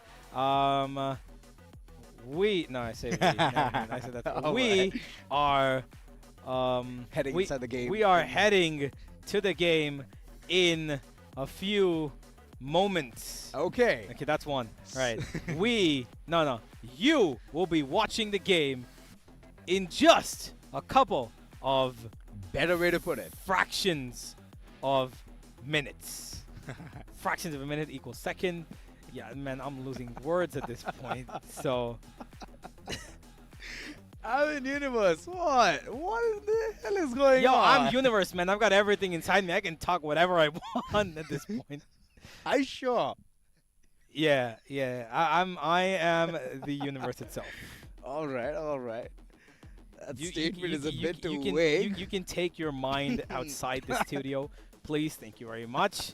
I am a very, very Potent man. good, decent, Yeah. and very dedicated Oh. Valorant player, Okay. caster. And finally, ladies and gentlemen, we're heading in. Let's have a round of applause from wherever you are watching. We are ready as we head into the final round, what could be potentially between the Pune University and IGNOU. Here we go. That's right, it's here. The day of reckoning, the first match. Whose side is it going to be going at this point? Slow and steady approach coming from the corners of Pune. They want to take every single step and make it count. Yeah, they've taken mid, and it looks like they're going to go for the H split over here. And Renoa has instantly turned down my Deagle from making that movement happen. You can see that the Vents is still taken control of. Cobalt is coming up from ramps. He wants to try and maybe get a piece of the pie here. But Illidan not too keen on giving it. The Omens exchange their paranoias. Illidan still keeping things in control. Satcheling out. Oh, I'm pretty sure he... Oh, never mind. That was the opponent. Cobalt finds Renoa. Nightmare finds Chitkara. Oh! Goes in with the trade. Strike And it's a down A. 2v3 still in the hands. Make that a 2v2. They're making this work. I have retrieved the spike. Pune, they've got a chance to shut this down right here, right now. Can they do it, though? Oh, the heal needs to be passed on, and there you go, Gunhawk. He's gonna be rejuvenated with the health he Spike needs. This fight needs to be deadly. Destroyed. One enemy Cameras remaining. need to be placed, but look at that, the fight is still on. And it's gonna be a second overtime, which we're gonna be witnessing real soon. Absolutely. Here we go. Yeah, they're still pumped up. They're still ready. They're still working it. And as we've got another overtime on our hands, ladies and gentlemen, we will be heading back to, yet again, turning the tables back into the favor of the defense being in the hands of Pune, as they will be hoping that this time they're able to secure it. That's right, if they break this time, it's done for, because the attack ain't working, and if the defense doesn't work at this point, then it's game over for them. I will break Absolutely. the balance. Let's see what the tricks of IGNOU have got to do with this team of defense. What are they going to be trying out here? Cobalt ready for that wall. He's going to be a little bit of reactionary with this. Never mind. He puts it up anyway because the smoke popped up towards him itself. So they're indicating a little bit of a went take here. I think this is a fake.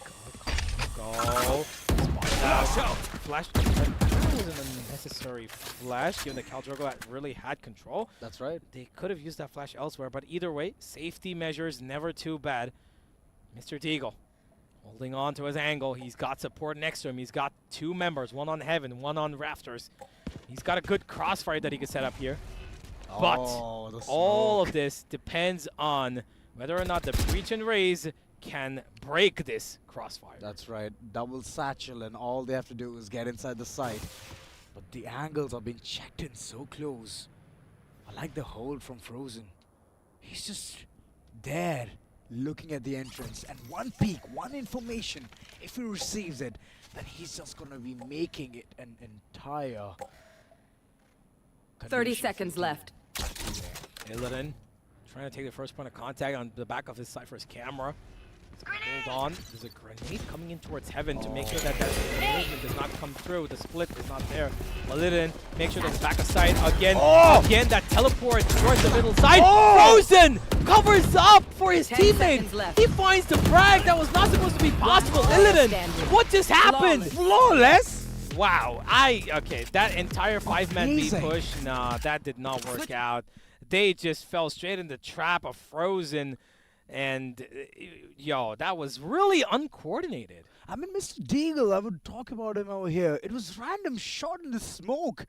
And again, the shrouded step was just faltering at that point. It was not actually random. Right before the next smoke came, there were two smokes, right? He spotted the Omen in the fraction of a second. Yeah, the legs. Right before he teleported in, he saw him, and that exactly was Tough the to be demise. him, man. Unlucky to be him. Oh, the attack. It needs to be perfect. It needs to be clear from the corner of Pune. Over and over, it's like rinse and repeat. All of that information being given. And they might be a presence towards mid, but they don't have any clue. But the KJ still has a decent amount of setup. Oh no! But the push! Oh no! Why was Mr. Deagle! Oh boy! Instant retaliation coming in. And IGNOU, Spike what are planted. they up to? Well, not quite Post-match sure. scenario. 4 versus 4. This is going to be a difficult retake for them. This might just be it here, Azora. They might lose this game right here, right now. All the facts that are present in front of us are pointing towards the fact No more that charges Pune are taking this map onto their hands. They've got one person to worry about in Vents. It is the Sky. Frozen could find the perfect timing. Will he? No, he won't. Calzogo takes him out. There's got to be more coming their way. 4 versus 3, but two players are really darn low. They need to find these kills and try to find them fast. Cold Blood, though, finds 2 of his own. This could be the end. Cold Blood ends it out. It's going to be Gundog. And ladies and gentlemen, Pune will be taking the victory 15-13 after what has been probably a really, really long-standing, hard-fought, patient victory. After all that they've gone through, a big victory, and they will take it with open arms. My God. This was wonderful. What a fight it was. I mean, I didn't expect this. I did mention that they have to get this defense right, and they got it flawless. Look at them waving. Yeah, they're saying goodbye to their opponent. They're sending them home. Yeah, the banters did calculate. At the end, I guess the calmness, the coolness did count. Absolutely. The mistake right there. Roronoa holding the knight. I'm not quite sure why in that position. He knew that there's going to be somebody coming up from that Wentz position, but he still went for that switch. You know, it's really instinctive most of the times, but you need to act against your instinct. You know, pressing that 1 and 3. Yeah. You always do it, but man, oh man, that is so unfortunate. And with that, ladies and gentlemen, it is Pune winning out the first game of this tournament and the first game of this night as well. IGNOU, unfortunately, will not be going any further. Indira Gandhi Open University. Well, you tried your best, but just not your day. You did have a great comeback. You guys did really well, but to be fair, you guys could have won it.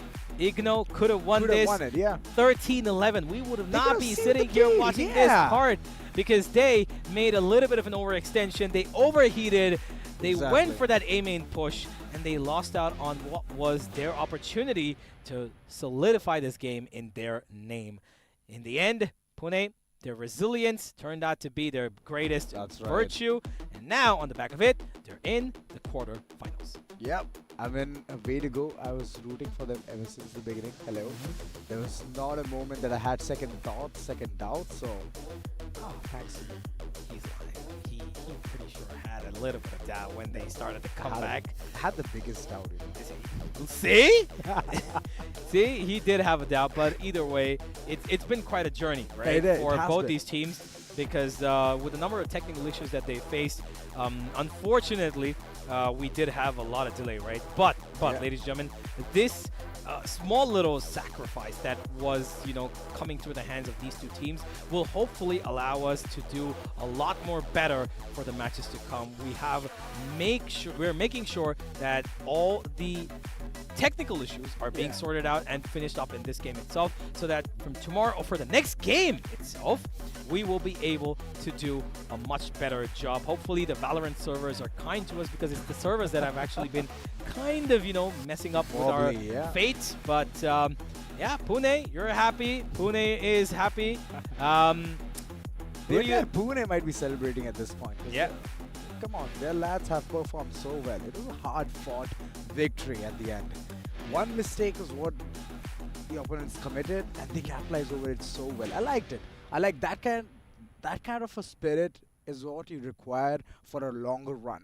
Yep. And I just feel that they're prepared for the upcoming matches as well.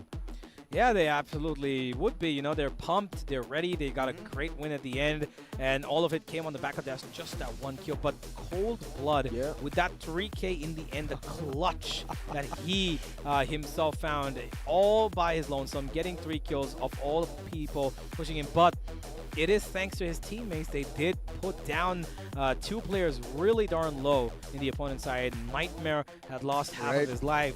Cal Drogo had lost half of his life, and Cold Blood finished them off. And just with that, ladies and gentlemen, we finished off with match number 1. We've got one more coming in right here. I'm going to be saying goodbye to this guy right here. I'm going to get another person coming and casting with me. But until then, a short little break, because we need some food. Yeah, and you guys need some too. So we'll be right back with Mogo National Championship 2.0.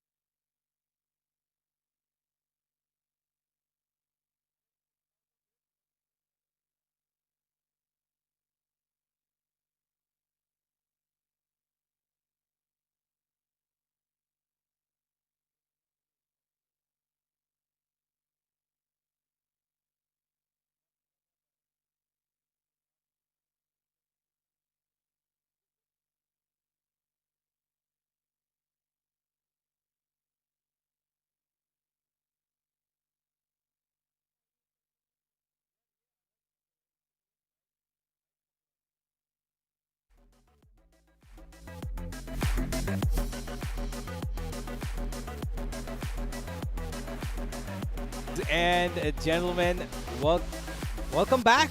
Here we are. Welcome back. It is the Mogo National Championship 2.0. It's me, Universe, and this time I've got Darshita with me as we're going to be taking you through the next and final game. Hopefully, it's not going to be as tedious as the previous game, but you've watched the first game. Yeah. You're here now for the second one. I know you also were, waiting for the first game to reach its climax, but what did you think of the first game? Well, it was an amazing game, to be very honest. The comeback was something I did not actually expect. I mean, come on. If I talk about the very first half, 8-4 is where we ended, right? And after that, the overtime, the 2 overtime that we witnessed was quite shocking, but at the same time entertaining for all the audience present out there. But coming down to the second match, I'm quite excited. And the first question that rises here is the map itself. So do you have any kind of prediction for maps? I really hope it's not split again, please. I've seen enough of split on my my screen here, and I really hope that it is gonna be something. I would love to see Sunset, right? But it's not gonna happen. Come on. There's no team that's daring enough, or at least if there is one, the other ones are not going to be, that keen on playing the new map, because of course you don't know what exactly would work. But that's actually kind of the simplicity of it, because if you play Sunset, both of you don't know what's going on, and you're just causing havoc all around. Now you're playing a ranked game at this point. But either way, I think that Haven, Ascent, or Bind should be one of the maps that they end up playing. I think they're going to be sticking to their guns. I'm not quite sure. So in the previous game, I knew a couple of people who, pop up in the ranked lobbies. But in this game, I've not seen anybody, at least in, I'm not quite sure if they play. Of course, they would be if they're playing at this level. But I haven't seen them so far. They're going to be completely new to me. What about you? Have you seen any of these players, Lauren? I doubt. I actually doubt. So I feel like it's going to be a big surprise package incoming for both of us right now. The match would be kind of very fun to witness. But again, it all rolls down to one single point. This is a best of one, which means a single elimination. If you make a mistake right here, it's done for you. You do not get any chance here on. So if you need to prove yourself, you got this one chance, and you need to just give the best of what you can, right? Absolutely. And that's exactly what we saw in the previous game as well, which went down to a 15-13 scoreline. Is it going to be the same here? I'm not quite sure. I'm pretty sure that one of these teams would want to, just landslide sweep this off the floor, especially our one of our, players there. He did sweep the floor with a with a moonwalk there, and a little bit of impression. He turned around to give us a 180 straight up, and then I really hope he's got the skills to back up that kind of movement banter. But overall, good walkouts, I would say. Not the best, but good walkouts. There are a couple of ones I think could be better, because the first player who came in from, I believe it was Xavier's college. Xavier, yeah, he kind of went like, he was searching something on his body, and then he went, was it a butterfly? Because he's a plus symbol. Like, is he trying to show that he radiates positivity? I didn't quite get that. What do you think that was? I mean, kind of a sign that he wanted to portray maybe his enemies to be aware of him. Okay, she's got a much more high-thinking brain right now. I've been on this stage for about 4 hours. Yeah, seems about right. 4 hours now. She's just joined in, so she's come off a fresh perspective. I'm here rotting my brain. So no, but the Valorant has been really good so far. It's been really decent, and that's what's actually keeping me going as well. Yeah, but I do want to ask you, considering the fact that now we've not seen both these teams, right? How far do you think these teams would be willing to extend their metas? Now, we saw one team pick up the Sage, one team pick up the Sage and Cypher, one team pick up the Killjoy. There was a Raze and Breach as well. So we saw two different dynamics, right? One which was playing kind of preservative, one which had the opportunity to be aggressive, but they couldn't make it work. Right? Now, look, in this team, in this matchup, do you think we might see again a double duelist? Or do you think we might see both teams again being, you know what, we're going to stay safe, play maybe double controller, single duelist? What do you think?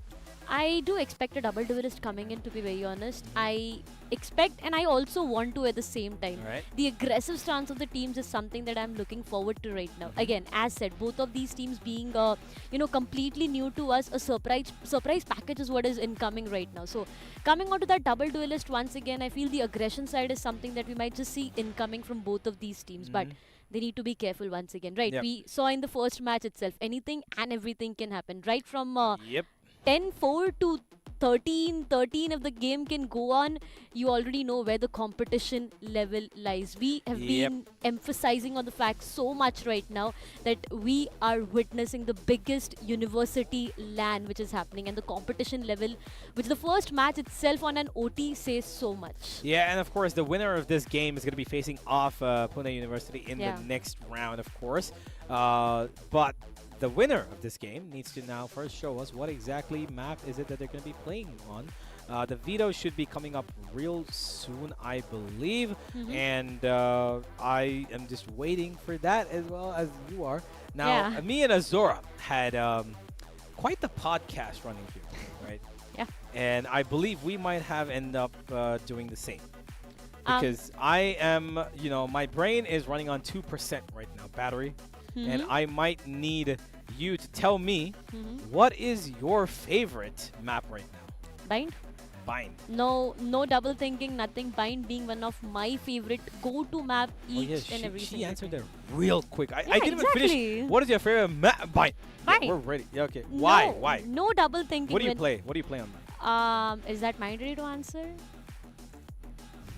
I don't know if you. I mean, come on. If I say that I go on with Raze, Double Satchel, Judge, Shorty, or Bucky, you definitely, some of the players out there definitely thinks that it's a cringe play to make. No. Sometimes That's what I do. That's what I do. Exactly. So how do you think I tilt my immortal opponents? Yeah. Get that judge and just jump in their faces and just wait for them to type in chat, and then straight up hit the report button. Text abuse, voice abuse, get banned, brother. Do not be abusive about games, man. Come on. But either way, Bind, of course, is a great map, right? Yep. Now, if we see Bind come in, of course, I would love to see maybe a Yoru pop in, if at all. I genuinely would like a little bit of a fresher perspective, because I think there's only a couple of teams that would maybe be ambitious enough, right? Now, on Bind, what do you think is the better site to start upon? Do you think... oh, wait, never mind. We're actually going straight into the veto. We'll find out if Bind is going to be there or not, because right now, we've got Francis Xavier who've banned up split. So straight up, they've said, yeah, we're not going to that dreaded map. Oh, I feel they've really heard you right there itself. You were too tired of witnessing a lot of split all around. So the instant ban that comes up is a split itself. Coming back to VIT Bhopal, I feel it's just a wait. Oh, Lotus. Ooh, okay. I mean, I remember a few hours ago before coming on the desk itself, we were playing Lotus all around and we were actually enjoying.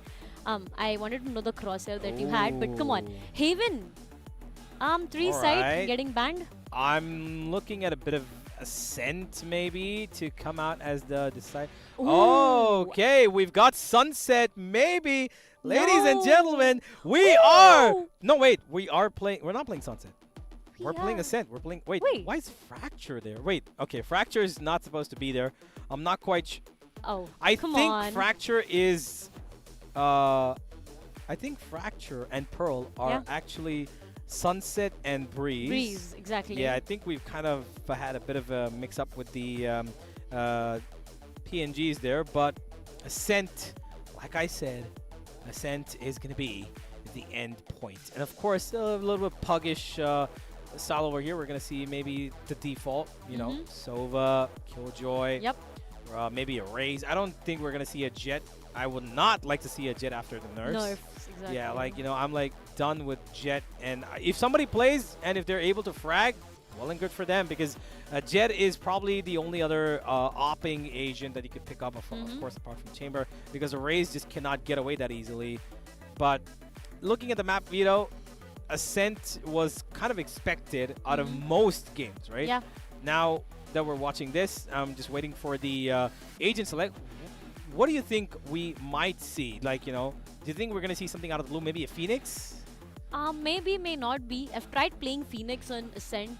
times it works, at times it does not. So again, it all depends on what comms these teams actually prefer. As said, it might just be a double duelist coming up, and if it is so, the team needs to decide on which deadly duo they want, right? If it's like Raze, Reyna, they got a lot of option to play around when it comes to duelists, so they actually need to be very, very careful. But once again, the best part about Ascent and being on the defender's end is the Recon, the information, and the Odin, which goes brrrr. Oh yeah, the Odin spam with the Yeah. Sova or with the Fade, whatever Yeah. fills your joy.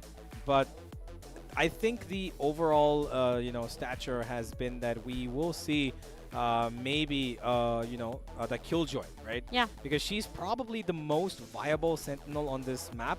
Cypher, of course, yes, can do well, but the Killjoy's ultimate, really powerful on Ascent. Yeah.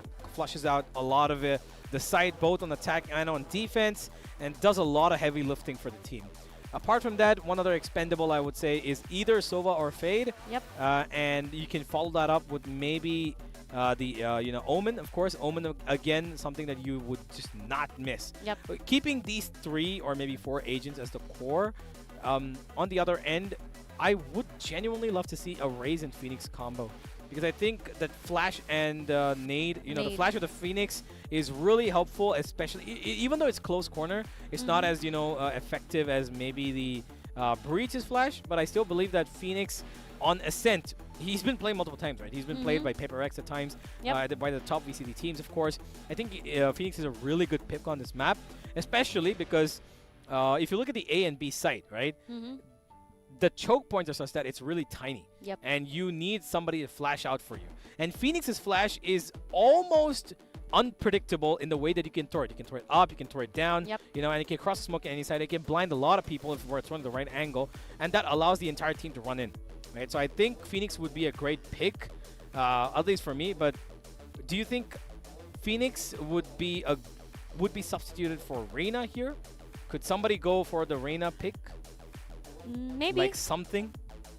Maybe they might just go in for a Reyna rather than a Phoenix. But again, talking about the ult as well coming up from the sides of Phoenix, I feel you just get a double chance, right? You get another life to run away from. So let's see. But for now, I do see the players. Oh, the bots.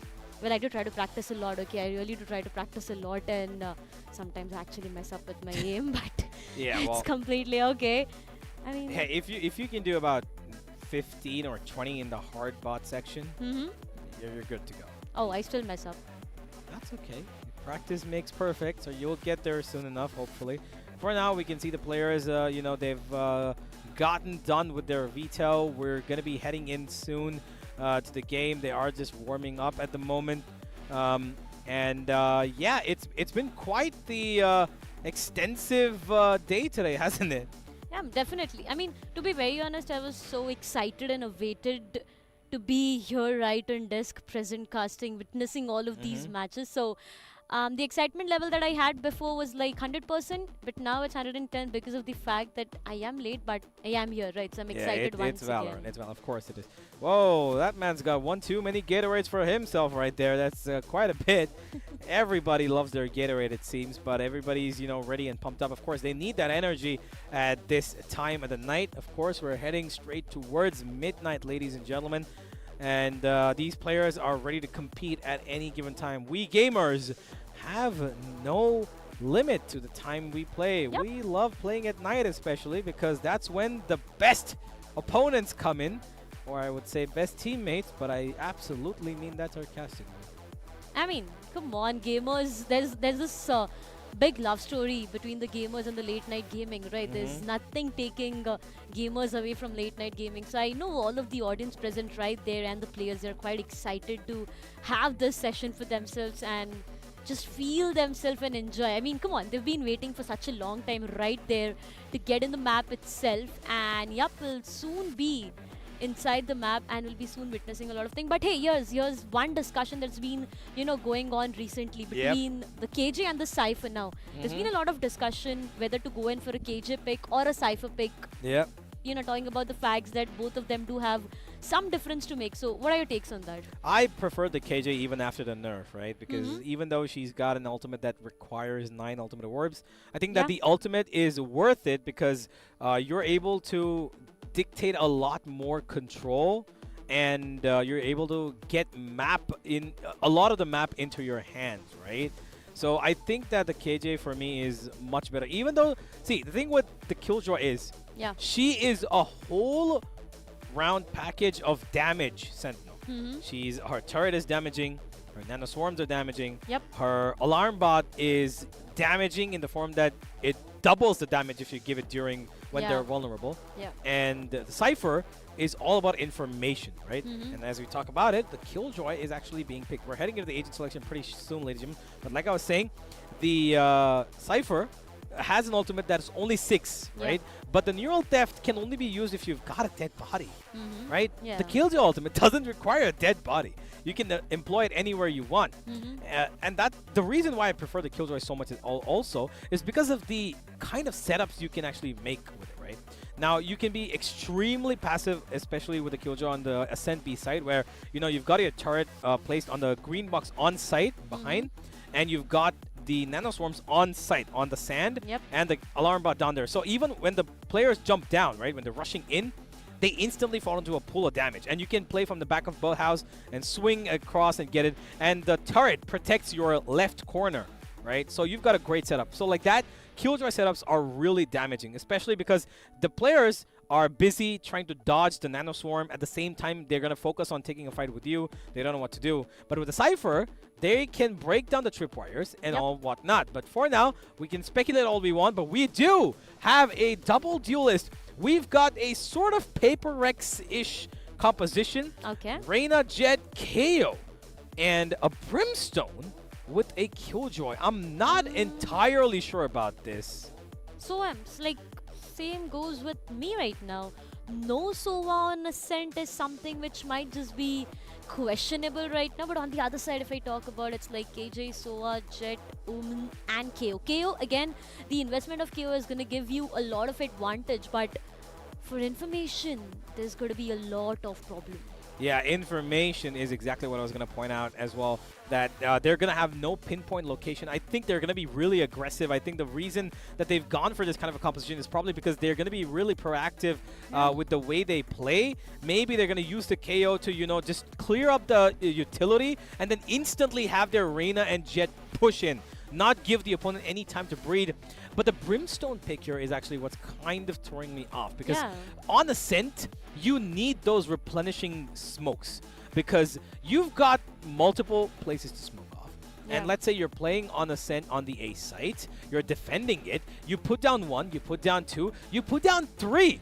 But you've got A short. Well, let's say they rotate back. They go towards B. You're not going to have your smokes come back. And because Ascent is a place where it's so puggish, you play slow, right? You need those smokes to come back. But let's see how they make it work. We've got, ladies and gentlemen, VIT Bhopal going up against Francis Xavier College. An early informational peek towards B main. As the Jet takes the damage from his own KO. Easy bot. He's going to be trying to make himself a little useful. Detects 3 players, but why is he running away with his back turned? Not the best possible way to start this round. All 3 players just alive. No information whatsoever. Jack Spike down, gets taken down, and the spike is also down. Now this is going to be a bit of a pressure coming up once again. And with that, slowly and steadily tilting towards the side of attack. One more pick is what is needed, and with that, it all goes down. Oh, he didn't heal himself. He didn't get to heal himself. And with that, it's going to be Maron to finish it off as an interesting round. I'm not quite sure what the KO was thinking there. He definitely detected 3 people, but he tried to run away a little too late. I think he could have stayed there and tried to take the fight. But unfortunately, it didn't span out in the way that he wanted to. And now we've got the defense trying to maybe play a little bit aggressive because they need to be honest. They need to play a little aggressive with the agents that they have, or else they're just going to be succumbing to the injuries that keep being provided by Francis Xavier.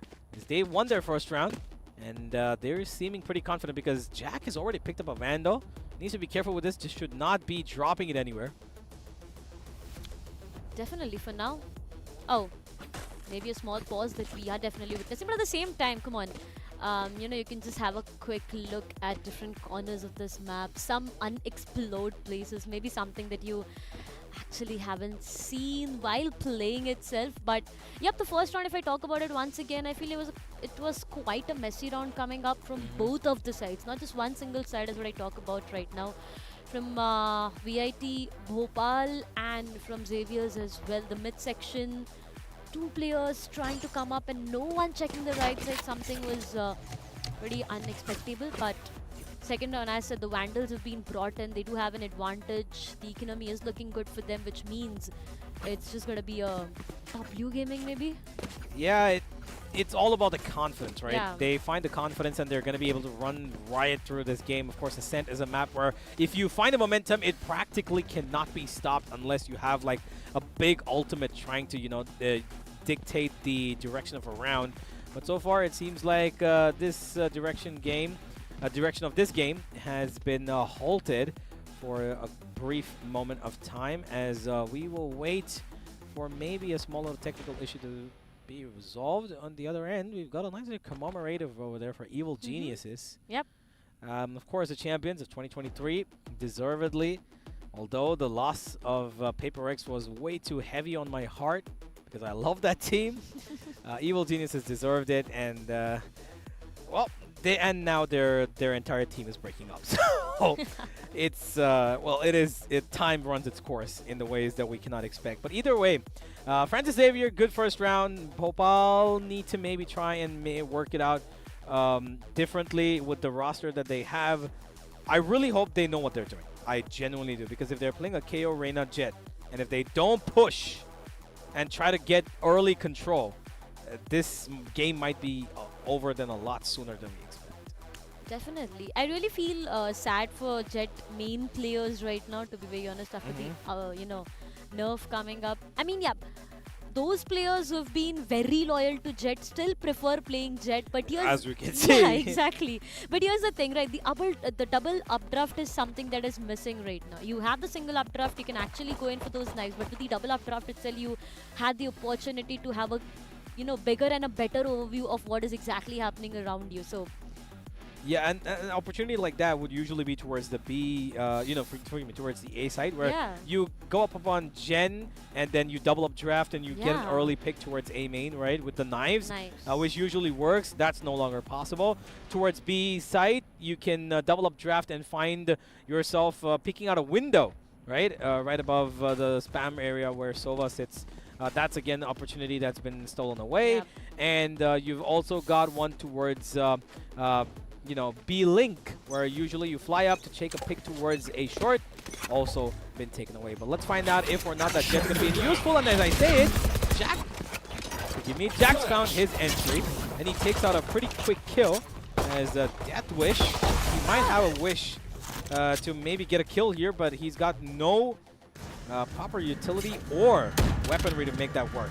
Mechanics is going to be closing up that door, making sure nobody flies in through it. The plant's going to go down from Boo as the attack pretty easily securing the B site, and the objective has been planted out. Definitely the objective is done and tossed it forward with a classic shot coming. Two players it's just becoming a death player out there with a precise headshot coming up. But Spectre takes down Abhigyan, and it all goes down to Harish being the last player. A 1v3 is what the call is. The dash has been activated, but it just goes to vain for now. Takes one more player down. 3k already under his name, destroying the economy out there. But look at the positioning. Slowly and steadily towards the mid-market, his position has been tread off, but they're not sure. Oh no! One enemy remains. That's big. That's so big. He's been able to take out 4 players, and that is such a huge gap of economy over here for Francis Xavier. I'm not quite sure, but they lost out on 2, I'm pretty sure 2 rifles that they bought on. One is in the hands, of course, right now of the Killjoy, but the other one was jumped around between the Jet and the Omen. And now it fell on the floor for nobody to be picked up, as nobody was left alive. Great work here from the Jet of VIT. One enemy remaining. Giving so much damage, valuable damage to be honest.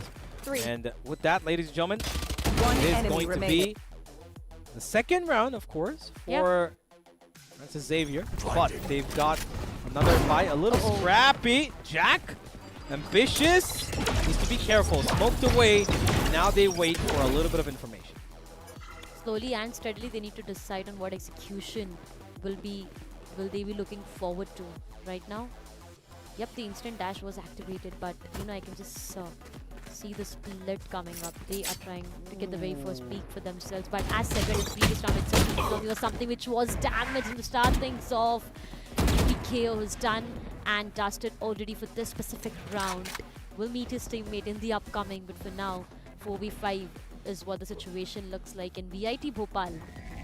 A good start with them. The Can't information use being that. relied on, the presence has been detected already, and now they know what the execution is. Can't use Well, that. they've detected 2 people here, and this is going to Placing be swarm grenade. quite a stack that they're going to be walking into.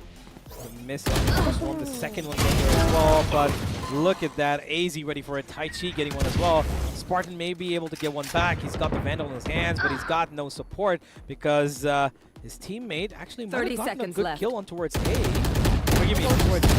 Okay! Last Baron player finds another, standing. and he's got a Vandal to work Spike with. down, Tai B. Chi seeming to be really, really strong. Finds his third of the round, and that's going to be the first round for the defense as VIT going to be looking at their first. They did have a little bit of a economical bump, and now it's going to be the side of MTR. We're looking at maybe a solid fourth round put up on their boards. Last spike down. Slightly, I would say, wobbly for the Yep. side of VIT, but still, they're good. They're being able to match up with their opponents, and all they need to do is win this round to maybe secure a little bit of, I would say, you know, intimidation.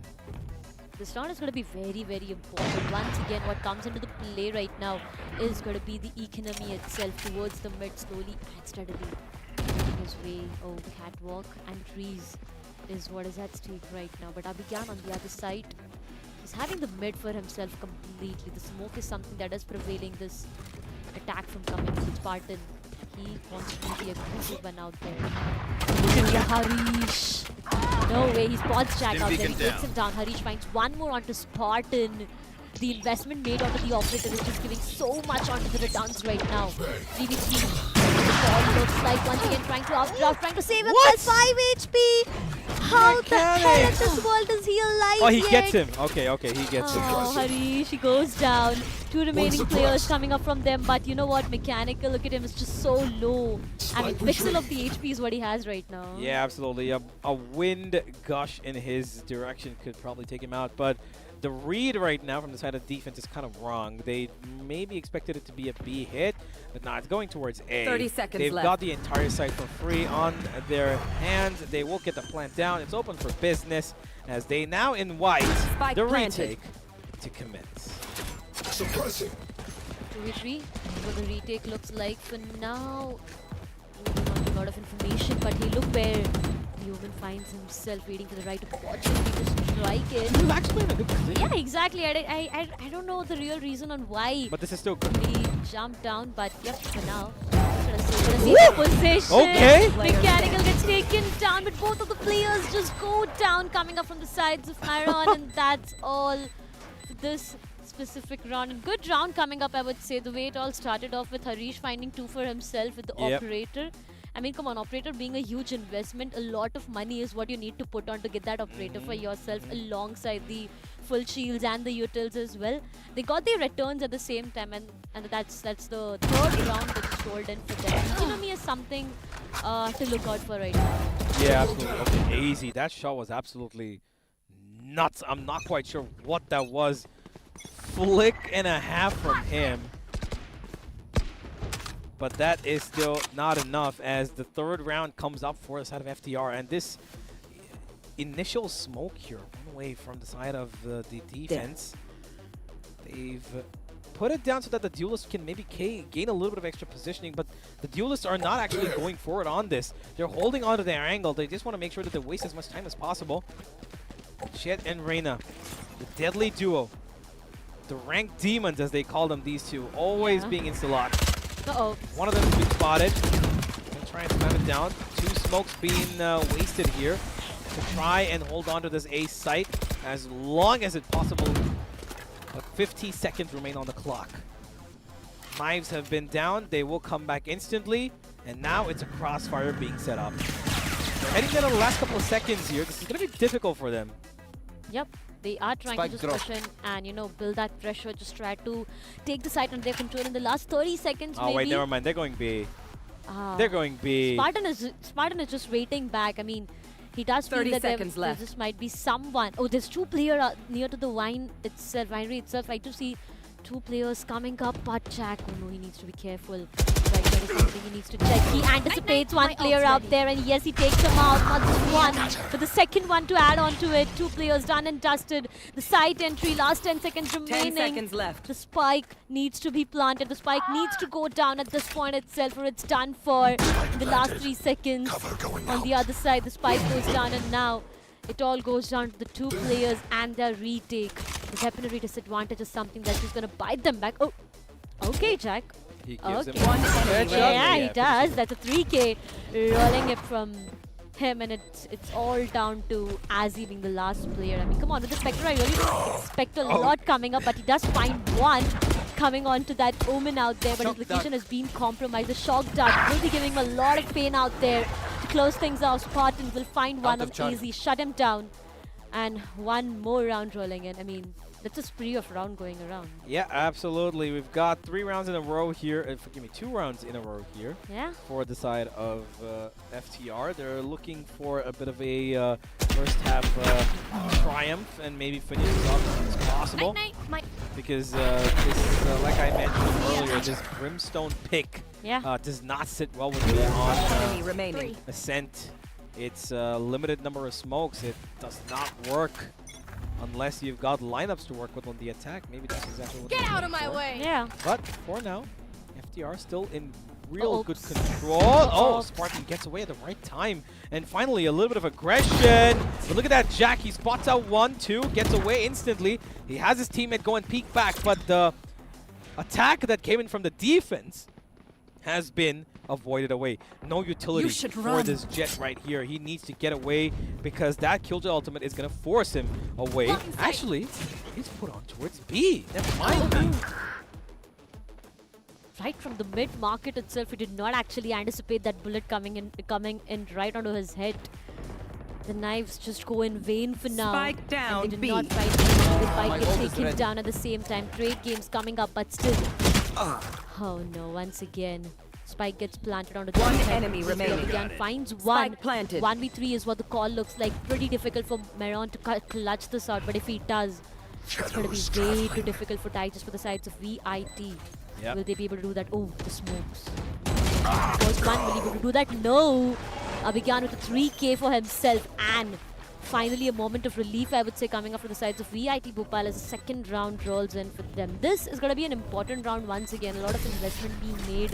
And you know, here's the thing about investment. No matter how big or small the investment is, you always do expect returns, right? Yeah, absolutely. But the problem here was overall, the game plan of FTR seemed a little, you know, all over the place. They went towards A, they were there for quite a while. B. They were towards mid, they had the Killjoy ultimate on B, but there were no smokes. I saw the map, right? The Killjoy had the spike. She was rolling around a little bit towards both, right? To probably close the market door. And nobody was covering from spawn, because that was not smoked off, and he got killed by the Killjoy of the defense. And that's where the spike got dropped for quite an amount of time. And they lost out 2 players on the back of that. So a little bit problematic for the side of FTR, but they're still moving in towards the A short position this time. A little bit of a recon scan over here with the drone towards mid, making sure that nobody's going to be peeking out there, keeping their players safe. Pigyan going to be a little safe himself here, making sure that he doesn't lose his life, because of course he's the only control of the team. They don't get more than 3 smokes. Oh my god! Okay, that's a deletion right there. Jack gets deleted himself though. Mechanics is going to be able to make it work as Deathwish loses his life on the site. And with that, the A side has been opened up. The spike though, still in their spawn. They're waiting for the Omen to bring it up. So it's going to be a long rotation as during that time, if something transpires, it could be Boo could run into the crosshairs of this Brimstone. He's ready with the ultimate. He's waiting for the plant sound to come down. The minute it does, he's going to go for that ultimate, and there it is. Actually, it's not going to be touching him. He's going to be planting on green box, and with that, it's going to be a missed Brimstone ultimate that could have been used for a better situation. 4 versus 3. Retake. He's got the kill ultimate. Never mind, they make it a 4v2. I think this round is done and dusted. Yep, more or less this round is done and dusted for one last remaining player.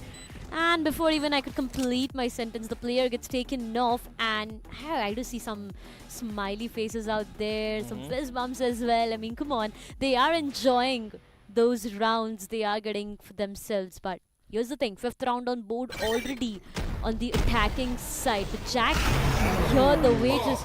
Look at the way he hit that shot so precisely. Spartan, again, location not being checked. So, here's the thing, coming from the sides of VIT Bhopal, I feel they need to check the corners. They need to actually make sure that each and every corner is checked. I have the spike. Coming down to the upcoming round. Once again, updraft, dash inside the side already with the charge in his hand. Will he be able to find one? Is got a bit aggressive towards the CT already. The doors closing off, they have the site and it was quite quick execution coming. I mean, look at them, within few seconds they have the site and the spike is already planted, but backstab is something they need to be talking about. He finds one, the second one goes down as well. 20 HP is all that he had. Still a flawless round, no casualty whatsoever, and the 6th one on board. Absolutely, FDR looking real strong right now. They're putting up numbers on the board back to back. They're not giving up any sort of weaknesses here. Jack was the one who led the attack onto the site, but it was his teammate who used his distraction to find that first kill on the dead in the switch position. And now it is a bit of a moment, I believe, of concern because VIT, they need a timeout here because look at Jack. Okay, he finds another empty side again. Okay, Mechanics just sprays down through the smoke. He pretty much expected it. And Jack's again in the same darn position as he was in the last round. Last round was an eco. This round is a full buy, and I'm pretty sure it should be expected, and it will be. AZ doesn't fall for that twice, but he gets himself 2 kills here. And the drone as well will be denied from information. 3 versus 4. Give an ultimate to take it as well. It is going to be Taichi coming in from the backstab to find 2 on his own. And that is now a 1. We make that 0v3. Great round on the back of the KO. AZ doing the hard work over here as they put up number 3 on the board. I have to give it to AZ right now. If he didn't have checked that corner, it would have been very, very difficult. He got 2 kills under his name. I mean, imagine going down to a judge while having a Vandal for yourself. If it kind of hurts again. But yeah, as I said, I love playing judge and race, so it's completely alright if I do that. Yeah. But for now, once again, a timeout was something which was indeed needed. But with this round coming for themselves and AZ doing such a great job, precise connections coming up from his end, the ultimate being invested, a perfect round, I feel, a perfect retake, I feel, is what is being done for this map. Again, as said, both of these teams being completely new to us might just be a surprising one. But look at what aggressive stance this team is showing. Flash coming up on time. First pick and the instant dismiss as well. They found the first one. They did not over-aggress at the same time, and they just came back waiting for their opponents to make an move. This is exactly what I was expecting from the side of VIT. Yeah. They have that composition that can allow them to do it. That triple push with the KO and the 2 duelists. Absolutely beautiful. Gets the first. Taichi, so disciplined, knows that he should not be overheating there and gets away at the right time. Finds a really important pick. That's a controller as well, which means no more smokes. They're not going to be able to cover off these angles, and they've got nothing else to cover it with either. The jet smokes are going to be no use of them, but he gets away. Able to find himself. Taichi with the ultimate. Gets the 1, gets away, but instantly Jack is there to trade it up. He's already on the site. He's covered up for a lot of ground here, but it's a 2. Actually, it's a 3v3. It's still doable. There is a kill to ultimate that they need to worry about, though, but there's a solo ultimate to cover it as well. For now, they're trying to maybe find this kill on Jet, but no. Jack loses his life, gets a little ambitious. And now they await the plant. Spartan, He's got his ultimate. He's going to be waiting for the kill throw. And look at that, the counter. Oh my god, that's actually really, really good. He's going to try and destroy the one on the other side, but oh my god, Death Wish! He gets it, and there's a cover-up. Boo finds Death Wish, but on the other end, it's going to be Harish who finishes it off. From heavens, he covers his teammate and makes sure that they don't let this half roll out to the worst possible state. 3 ultimates being invested, 2 lockdowns, 1 Hunter's Fury to be precise. More or less coming up from both of these, and you know, it could have been a bit messy once again, but nevertheless, I'd say rolled back properly, a good retake coming in, and the round coming back for themselves. I like the way it all started. I mean, the very first pick, as you said, 3 of the players aggressing, finding 1 kill, just going back and not aggressing it way too much. VIT Bhopal, if they keep planning around these strategies, they can actually, you know, take it to a 6-all half. But okay, Harish with a shorty and Praetor to work around with. Once again, mid is where the focus comes up. But hey, I mean, okay. All right, towards the catwalk. He's trying to take the very first pick, but gets taken down instantly. Jack.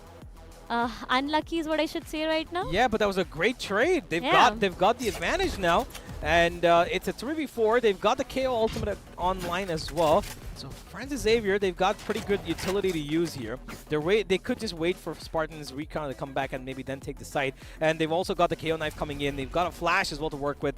So they've got full utility. Yep. And on top of that, A main control is in their hands thanks to Marin. And there's one man standing between them and this side. That's Deathwish. He is on their side, and his utility has been made nullified. He still gets one though. Marin has lost his life. That means no more smokes available to cover up their angles. But it doesn't seem like they need them. 2v3 retake on the line. Turret out. Retake the turret, everything being placed on right between his location. Oh well, not the best of the timing out there. He gets taken down instantly. No way, 2v2 is what the call looks like. The blades are already online. 1v2, the first player gets taken down. Harish, he needs to check the corner. He takes down the second one as well. And he clutches out for his team. Absolutely he does. Absolutely brilliant. There is no way that we expected that to happen, but amazing, amazing stuff. My word. Last Brilliant round in the half. Yeah. At the moment, the blades just, you know, came online. I was pretty shocked with the way he just took down both of these players and he clutched it out for his team. VIT Bhopal. What a good round rolling back again for them. I mean, Player standing. look, it was just the last player standing. Precise connection. The first one going up. The second one was already on board trying to take him down. And it was Precise once again. So, yep. Good round. 5th round on board. 5-6 is what the scoreline looks like. One more round. But to start things off, Harish, he finds one out of Spartan. What a beautiful way to start things off right from the, you know, catwalk towards the tiles. He finds the very first pick, but death-wise, look at his position. KJ. I mean, slowly and steadily the turret gets destroyed. He has the information that there are players all around. He needs to be careful. I mean, his setup is something that he needs to play on more rather than peeking. Oh. Okay, Jack.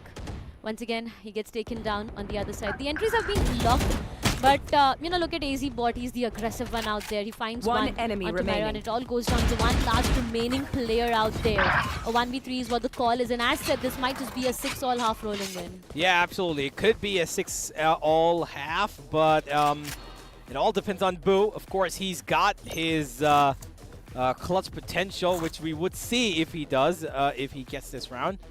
He's got the spike on his back, and he does have the B side up for grabs. There's nobody. Oh, no, never mind. There's a big down there. And I think it might 30 be seconds left. A little difficult for him. Oh, he finds it. But it's going to be Harish to find the final kill. 6 each Switching is sides. the score. Yep. They find themselves to find equal halves of this pie. And now they've got another set of rounds to go past. FTR, as good as they were on the attack, I think they should have been able to get more. Honestly, they should have gotten more. Because I believe that VIT were not in the best sense Yeah. of their defense. They had a couple of kinks in their armor that FTR could have exploited a lot more than they did. I believe it should have been at least a 7-5, maybe 8-4 Yeah. in their favor. But either way, good recovery from the side of VIT, and now it's all about whether or not they can try to make it work again, because this attacking potential of double duelist of the Reyna and Jet, and combine that with the KO, is going to be heavy to counter. The aggressive stance coming in from Jack once again, trying to take one player down, but hey, there's nothing that he can find for now. Ooh, Deathwise on the other side starts things off with the Ghost itself. He finds one and shuts down the KO. The dash comes in, and the side more or less completely under their control. One is what Jack got definitely before he gets taken down. Two remaining players. Kinds of gets very difficult to go in for a 2 versus 3 retake, I would say, because KO, I mean, just look at him, it's just down to 40 of his health. Easy is what I'm talking about right now. Might be very useful coming up for a team, but going down to 1v1 duel would be actually very risky. So now one last remaining player with a classic headshot coming up onto Harish itself. He gets taken down, jumps down to his own death maybe. Yes, he does that. And that's going to be the 7th one coming on board. VIT Bhopal start things off on the attacking half. I feel the very first physical round they got, which means they have an advantage in the upcoming one. Yeah, absolutely they do. They are going to be continuing their momentum, it seems. It has been quite an interesting turn of events. Jack did hit a pretty great shot in the beginning, but in the end, it was all on one man standing. AZ again found it at the right position, takes down the Killjoy. And with that, ladies and gentlemen, we're heading into a bit of an eco here. They've got sheriffs across the board, so that is a slight investment that they're confident about. But AZ is running straight in. He finds one that's actually going to be Tai Chi. Mechanics, though, has taken out Abhigyan on the other end, as they are taking over the B side all by force, and they will find it by force. And with that, FTR in a 3v4, a bit of an awkward fight, but Marin wins it. Harish? The way he's been hitting shots recently and missing onto this one is a bit questionable for me, but once again it all goes down to 3v3 retake, yet doable coming up from any of these sides, but looking at the legendary advantage. One last remaining player, and look at Deathwise just writing death notes for all the players out there. 3 remaining players, a good round coming up. VIT Bhopal onto the 8th one. And now, here's the point. It's going to be a full buy round coming up on the sides of Xavier's. And this is going to be very, very important. Being the fact that it's a full buy round. If they lose onto this one, it's going to be way too difficult, right? So, they need to be very, very careful. But hey, that's why, I mean, for the last 3 kills, the way he's got it for himself. Spectre has a thing, right? You can just run around with Spectre, throwing bullet onto your enemies, and you know you're gonna get that kill. I've got all the experience in the world regarding that, man. I've got people shooting at me from 50 meters away with a Spectre like it's nothing, and now Spartan, he's got a bit of a problem here. He still does take out one though. Spartan gets 2, AZ trades back, Jack gets 2 more! And with that, it is instantly FTR turning this round around. That entire mid push has been massacred, as the one man left standing will be found on the Death Wish. He needs to be really careful. He could get probably 1 or 2 kills here, and maybe disrupt the economy a little, but Marin's ready for this fight. He's not giving up. He's being slightly damaged. That Spectre is really nosy, and he will find it. Going for another Death Wish. Okay. Needs to be careful that Killjoy turret. It will kill you, and it shall. Oh, the ironic death of you dying by the utility that you yourself can deploy. I would just call it the 6th player for the team. I mean, KJ and the turret, definitely a 6th player for the team, but right now, Harish on the top of the table with 15 kills for themselves. I mean, come on. Being on the duelist itself. On the other side, we have the KO on the top, and Jack is also nearby. But, you know, I feel VIT Bhopal coming up on the attacking side, they've been looking good recently, until and unless it was just a clean up job or, you know, being done coming from the side of Xavier's. But for now, once again, an aggressive stance coming up. Miron has a big responsibility. Will he be able to do that? Jack finds one, Shuts one player out down Last there, but enemy look remaining. what is happening. It's just body piling up outside the side itself. One last player to survive gets taken down, coming up from a judge. And the scoreline equalizes once again. 8-all is what it looks like. It was just bodies piling up right outside the side, that's Yeah, all. absolutely. This defense has turned up in the 2 rounds that they've had. Their full buys come in, and they found themselves pretty great rounds here. I think the one and only thing that was required here was Merritt finding that kill, and he did. If he hadn't found it, I think there would have been a lot of trouble. Yeah. And then Mechanics coming in with the judge, of course. You can't run away from the judge and jury. And a B main rush coming in over here, it seems like. 5 men waiting outside here. Recon destroyed. Information. Mechanics off angle, but he will be taken off himself. And there comes the Killjoy ultimate. Big ultimate. Big clearance. Taichi running straight in, but he gets absolutely shut down. Spartan, he's going to hold his ground. He's going to wait, and he's going to try to maybe get away right about in time. Yes, he will be able to. Nobody gets detained. Now the jet on the side. Careful. It's going to be big. It's going to be huge. He checks it, gets the one, runs away instantly. Updrafts out. And with that, it's going to be 3v4 retake in the hands of the defense. Can they make this one work? Oh, I feel they can, but to start things off, Boo gets taken down and now it just gets too difficult. Harish does find one, gets traded off there and there. One last remaining player, 1v2 is what the call is. Jack, will he be able to do that? No is what the answer is. Deathwise once again.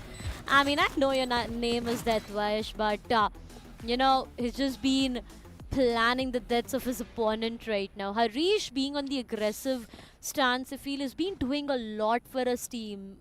There was smoke, right? The area was completely smoked off and he just decided to be a bit aggressive. To be very honest, to start things off, the way Taichi was taken down, if you are Taichi right now, you feel bad, right? He just went all alone inside the side and his team was still waiting outside. So, yep, that's the fact where he just got taken down by the 9th one on board already.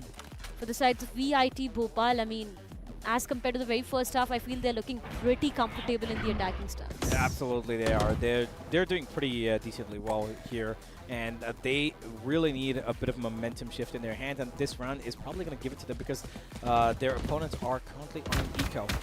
Blue is the only one on this B side defending it, and his turret's been taken off. And with that, it should be a free side. I'm pretty sure that if they make the right call of you know, moving into the side, they'll be able to find it. But the rotation have been called in here. Mechanics has made his way.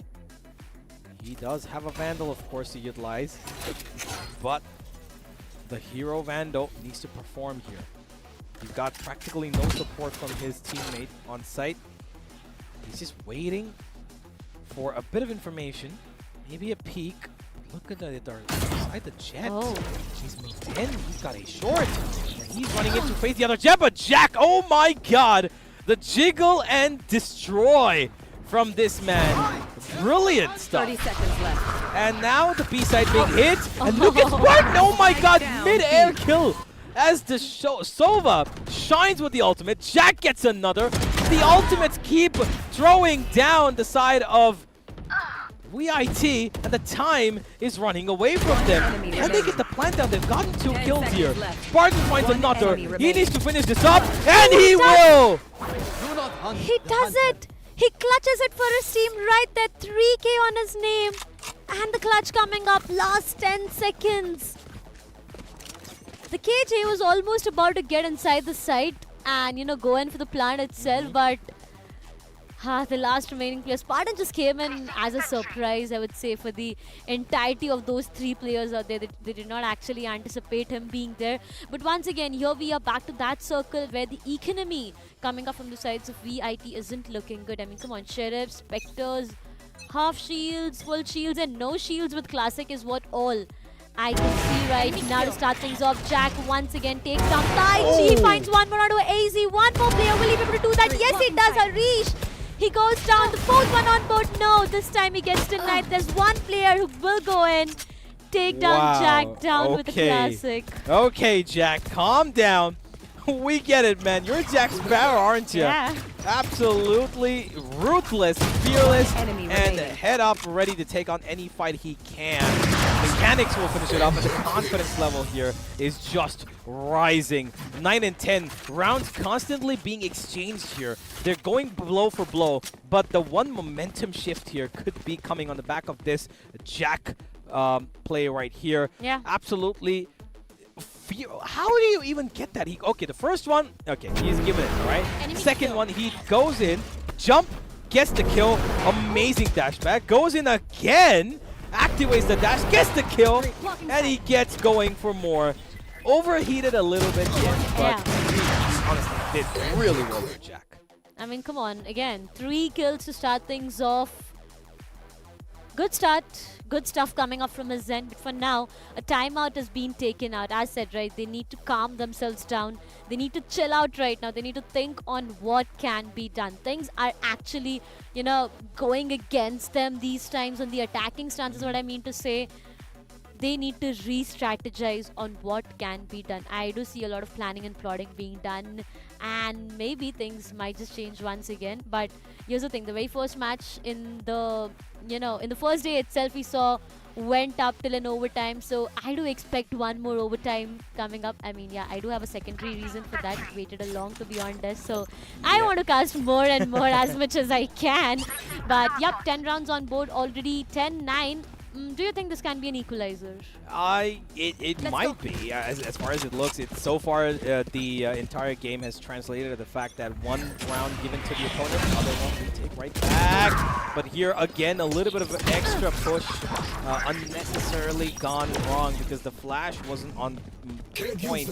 And they lost their Omen, which is kind of... because the Omen usually is the one flashing in from A short, right? Yeah. He flashes in towards A lobby, but that didn't happen. But it was the Omen peeking, so Marin losing his life is big because now they can't smoke off these choke points, and that's going to mean that they're going to have a free reign of their opponents walking in without any sort of remorse. Now, they're heading towards B. They've got a bit of information put out by the turret towards mid as nobody's speaking him out. I'm not quite sure what the plan is. They've got enough to work with here. A main's just been cleared out, and I think they're actually doing it a fake. Easy. Fakes it with the KO ultimate, and you can see the rotations are being called. This is a really good strategy here. They're gone. They're absolutely gone from that A site. Jack takes down AZ though, and this is a sacrifice because this is now a beautiful fake being sold. The A site's up and open. The plant's gone down. They've got a Molotov. They've got an ultimate from the Brimstone. This is practically a dusted round. This should be sealed and done. I mean, you need to thank AZ for the sacrifice that he has made, and you'd actually get this round for him. But the shock dart will be enough to take Hari's life away. Spartan, he needs to get that information for his entire team. He needs to check on Heaven as well, but he finds one onto Taichi, and it all goes down to one last remaining player. Yes, the Hellfire and the lineup coming in as discussed prior. Can be of a big problem, but he did not anticipate. He did not anticipate. The half defusal is done. This can be the round coming up, and yes, it is. Oh yes, man, he misses the Molotov lineup as well. It misses by an inch. It doesn't even matter because it was half stuck, and that was the plan. He told him, you know what, you just stick there. Boo, you stick there and you get the half defuse down. It doesn't matter if you lose your life. I'll trade it up. I'll win this round for you. And Spartan does it really well. And the problem there was Abhigyan not expecting the push. Why would you not expect that? There's two players. They're going to expect you to be on lineup, and the minute they know you're there, they're going to push you, my friend. Getting the knife out in that kind of situation is really, really reckless. And that's going to cost them a big round here because it's 9-11 now, and they are on an eco. Practically on an eco, and Jack is again back to his nuisance of creating chaos down on mid. He gets the one. He wants more, but he's not going to find it because he's been smoked off. If it would have been those smokes coming a bit earlier, things would have been definitely different. Maybe, may not be. But hey, once again, to start things off, it's going to be the sides of VIT Bhopal. I feel they've been moving on to a lot right now. That wish, as soon as he finds one, he gets taken down there and there. Dashes in, Harish trying to find one. Yes, he gets one. Oh, Omen. Come on, Jack is right out present there with his operator trying to take one player down. Yes, he's able to do that. Spike Easy down pot. A. He gave him a lot of damage out there, but he did not anticipate the other player. The dash does not work on point as he Last player activates his standing. knife. He does that. A 3K coming up from him. 1 versus 2. So the call is one last remaining player, the KJ. Now, KJ does have the ultimate to work around with, but the question is, will that be invested? Yep, that Will is going to be... that be invested? Oh, Abhigyan is once again onto his lineups out there. So I feel the better option right here will be to, you know, just get maybe the frags or something, because investing onto ultimates right now, I don't think it's actually going to work for him. Yeah, it's not. And Harish comes on the backstab, comes from the heavens above and takes down the final player. And with that, it's going to be 10 and 11. A little bit of a hope here, Yeah. considerably given by the Jet of VIT. But it's still not done. It's still not over. It's going to be difficult if Jack keeps pushing on like this. He got 2 really important kills, but I really thought that this should have been a round for the side of Xavier. Yeah. But Round it A. just did not translate that way. Really, really difficult. Either way, it is the heroics of their Jet. I mean, come on. 5 HP is all that he had, but with those knives on a 3K, I don't know how much to emphasize on that fact, but for now, 10-11. 1 round of differentiate is what we are talking about. Harish once again with the operator in his hand. This time, the attacking operator comes in now. This is interesting. I really need to see if we would be able to find something with that. But as soon as the attacking lockdown comes in, the defender KJ is like, okay, even I do have a lockdown.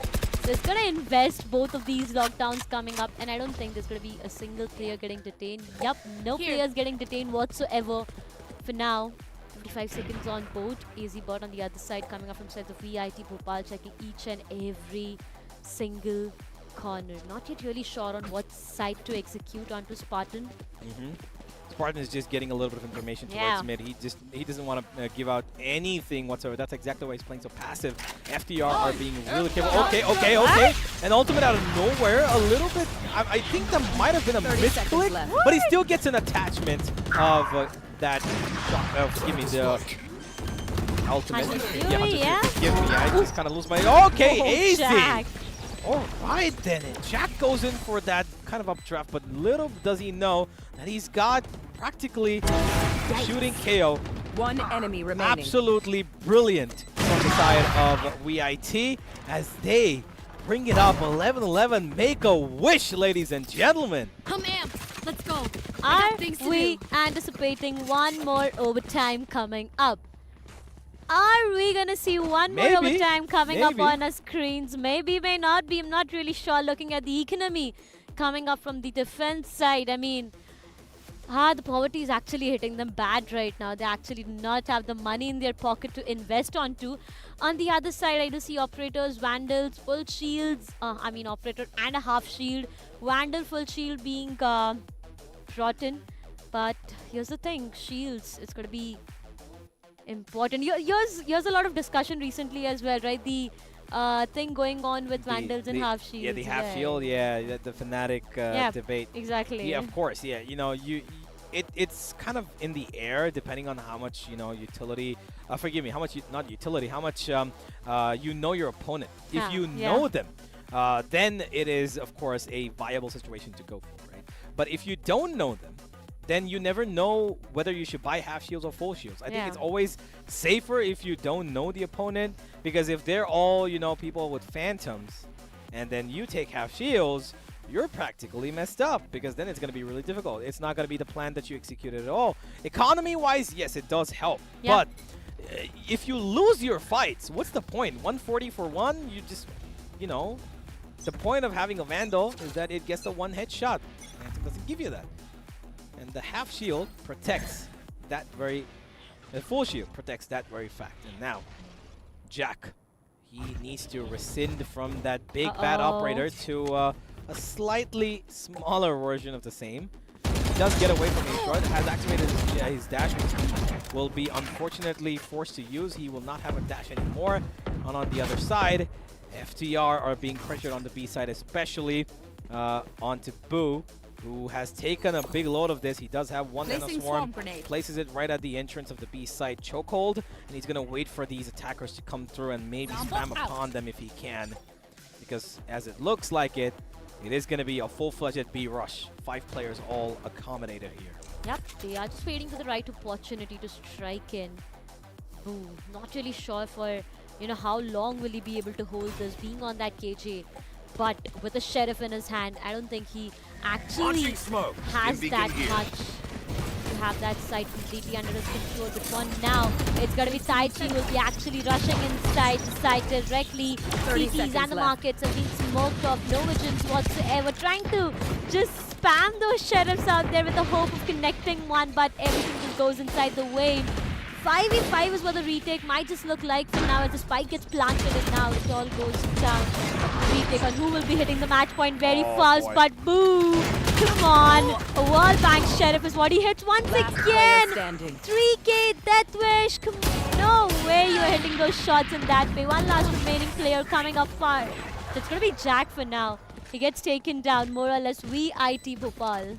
Match point. Yeah, absolutely. This has been quite a turnaround from the side of VIT. I mean, it kind of went, toe and toe, but I really expected FDR to actually bring up the speed after that 9-11 round that they put up, right? They got the final. Finally, they were the first ones to put up 2-round deficit between themselves and their opponents, but the comeback here has been absolutely brilliant, and it is now in the hands of the one and only VIT. Can they end this? Can they take their spot in the quarterfinals? We'll find out in just about a minute and a half. Yeah, 1 minute 30 seconds is going to decide the fate of both of these teams. Are we hitting in overtime or are we going to wait back for now? No aggressive stance being shown up from the defense end whatsoever. They know how important this is going to be. Harish. Oh, he's expecting someone to just peek out. He's just waiting for that right opportunity. And I don't feel like anyone is going to do that. They're just going to hold. It's going to wait back. They know this round is going to decide their fate on will they continue this journey or it will all end with the very first map coming in for them. But for now, they did try to enter the site itself. Went back, made a lot of noise. Once again, coming back, but the null command being invested is just gonna give them a lot of information once again. Yep. Well, here we go. This is going to be a big execute as they head in. It's going to be a fake, though. They're hoping that this is a fake because 30 towards the seconds B left. site, they've got their reinforcements still coming in. Boo, he's holding on. He's got the Odin. He's got the big bad spammer. And he's going to hope that it works out to the best of his abilities because he needs to win that. No! Taichi gets that kill, and the Odin has been retrieved by a Big Yan, and he's going to be spamming the life across this team of defense. There's another for Harish. He finds one more, and he's got his knives out yet again. He's ready. He's waiting. He's cracking, and so is the rest of his team. Ladies and gentlemen, it's the end. Marin is the only one left, but he's got nowhere else to go except straight to Death Wish, as 13-11 is going to be the scoreline it ends with. And we have our second victors of the day, VIT Bhopal. What a comeback story to write off. I mean, come on. The first half itself was pretty, to start things off the way the first half started off for them, it more or less felt like it wasn't them being so comfortable. I do see a lot of celebration. I mean, come on. Oh, they are happy and they need to be happy. The way they've actually snatched away this victory from the sides of Xavier's, it was next to impossible. But VIT Bhopal, well deserved, well played, almost about to, lose it. They got it back to themselves, and celebrations will definitely be worth it. Coming down to the defenders half that they were to start things off, it wasn't them being so comfortable, but 6-all first half is what we witnessed in it was. Yep, 6-all it was, and it ended up 13-11. Yeah. As close as it could possibly be. Really, really well done here from the side of VIT Bhopal. They absolutely tore it down in the end. Yeah. Made a good comeback. 9-11, they were down. That 2-round deficit was constantly being 1-1. It was 8-8, 8-9, 9-9, 9-10, 10-10. Forgive me, 9-11. And that's where we thought, okay, maybe this could end right here. Yeah. It could be Francis Xavier taking the lead at the right moment, but no, it was a comeback that happened. It was a comeback again from 2 matches across. We've seen 2 different comebacks. One of which was really small, one which was really huge, but that comeback didn't work out. Yeah. Here, it was in the hands of VIT, and they took it with the best possible opportunity given to them. And with that, Yeah. we are at the end of today's matches. I mean, I feel sad for the fact that I did not get to witness an overtime. Well, we've got a lot tomorrow. You know that. I mean, yeah, we definitely do. But the fact that I've been waiting for so long to be here, I mean, yeah, that's like a personal interest that I'm looking forward to right now Yeah. because of the overtime itself. But I feel it's completely okay. VIT Bhopal, they would be definitely happy for the fact that they are heading towards the upcoming rounds, and I feel they're going to face the sides of Pune University in the Oh, yeah. upcoming matches. So it's going to be an amazing ride for us as well. Absolutely, absolutely. It is going to be really interesting matchup because Pune, of course, doing really well themselves, and this is going to be quite a interesting clash of Yeah. play styles. One which was a little bit conserved, and this team, VIT, right up on your faces, will take the fight straight to you. Even though they do it a little slowly, they get up to it pretty, well. So they've done really well. So far, that double duelist with the KO was a little confusing for me. Yeah. They made it work in the end. The defense aggression that they wanted to see from them was, relevant towards the last 2-3 rounds. Yep. And they managed to get a 6-6 half. But overall, good performance even from Francis Xavier. They Yep. really did well, and kudos to them for getting so far in this competition. But unfortunately, their journey ends here. But hopefully, we will see them again soon. These players are really good in their own right. And yeah, how would you think that Pune versus VIT could end up? Who do you think would win there?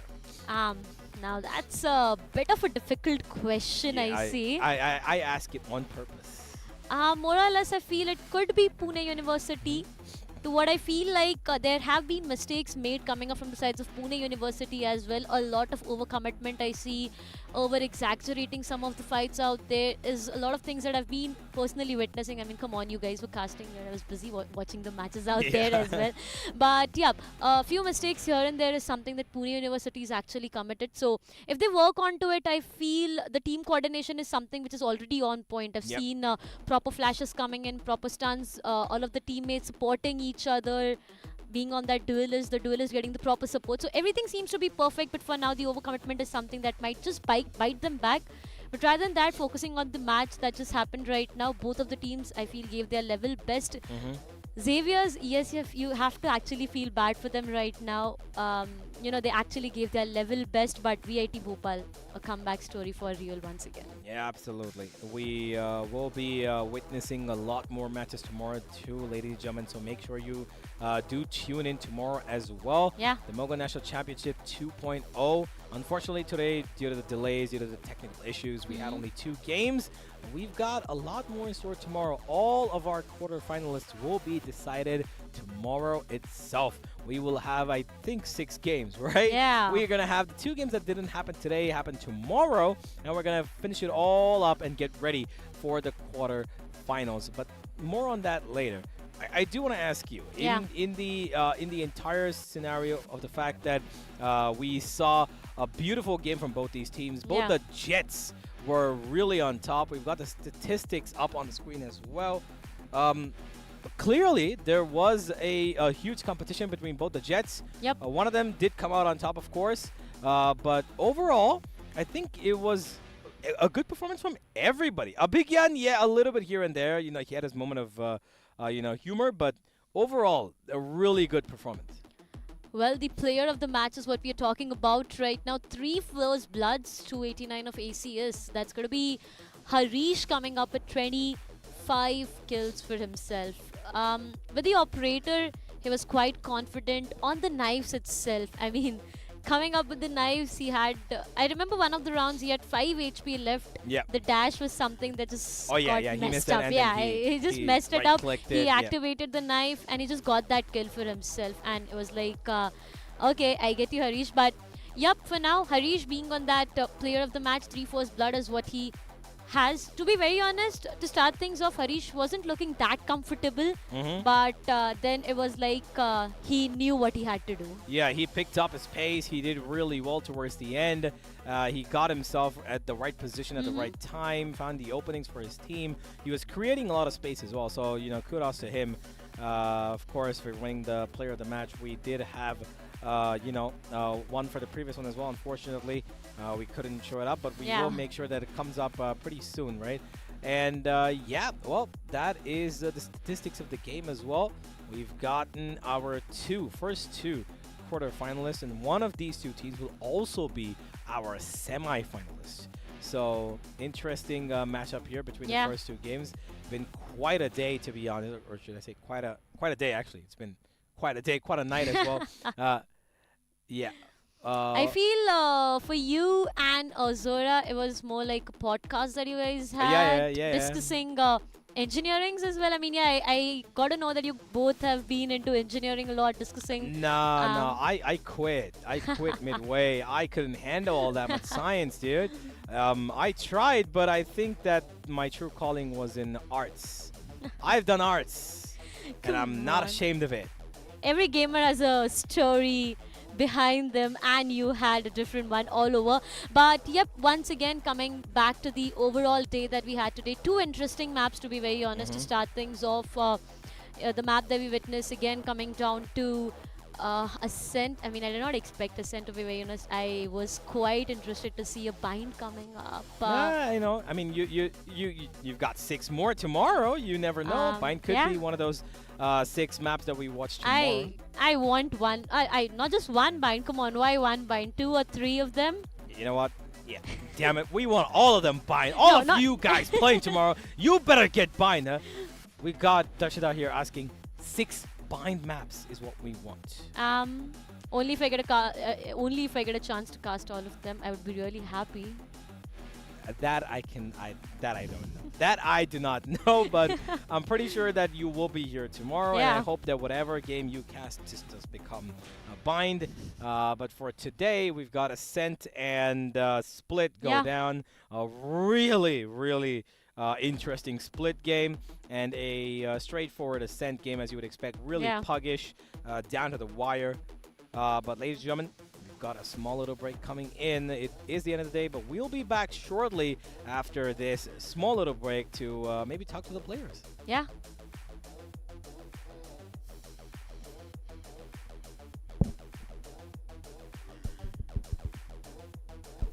Are we off?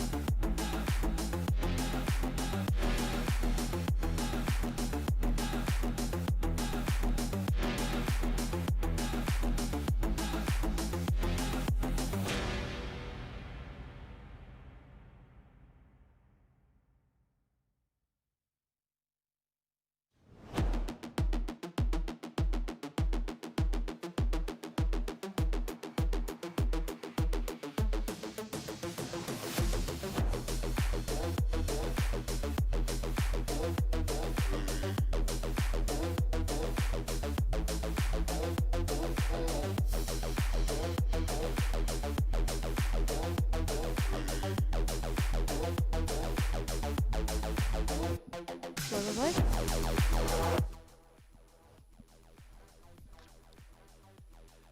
Ladies and gentlemen, welcome back to the Mogo National Championship 2.0. It's been quite a day. Yeah. And it has been two interesting, I was going to say a lot of interesting matches, but it's two interesting matches. Two is the minimum for plural, of course. But yeah, two games really, really hectic, I would say. Really up close. 15-13 and 13-11. If you had to summarize today's day in 3 words, what would you say? Amazing, shocking, surprising. I have a lot of adjectives. Okay, she's got amazing, shocking, and surprising. Yeah. Because you didn't expect it? Yeah, it was unexpected. It was pretty unexpected. I mean, imagine you playing a match, enjoying the best time of your life, getting rounds back to back, and suddenly the team starts to do a comeback, and you'll be all surprised, completely clueless on what can be done, right? So there's going to be a lot of frustration that you have, trying to think of different possibilities of what can be done, right? So more or less that is what today's day was like, a story of comebacks from all of these players. But absolutely, as said, right, 2 matches are done and dusted, and tomorrow we are gonna have a long day. Yeah, we're going to have a long day, ladies and gentlemen, and we hope you're ready for it as well, because there's going to be a lot of action. 6 games coming up tomorrow. The 2 from today and the 4 originally planned for tomorrow. You will know the schedule soon enough. Just follow our socials at Sky Esports and Mogo Esports. You'll be able to be on par with every single time that you need to come and log in and watch these games.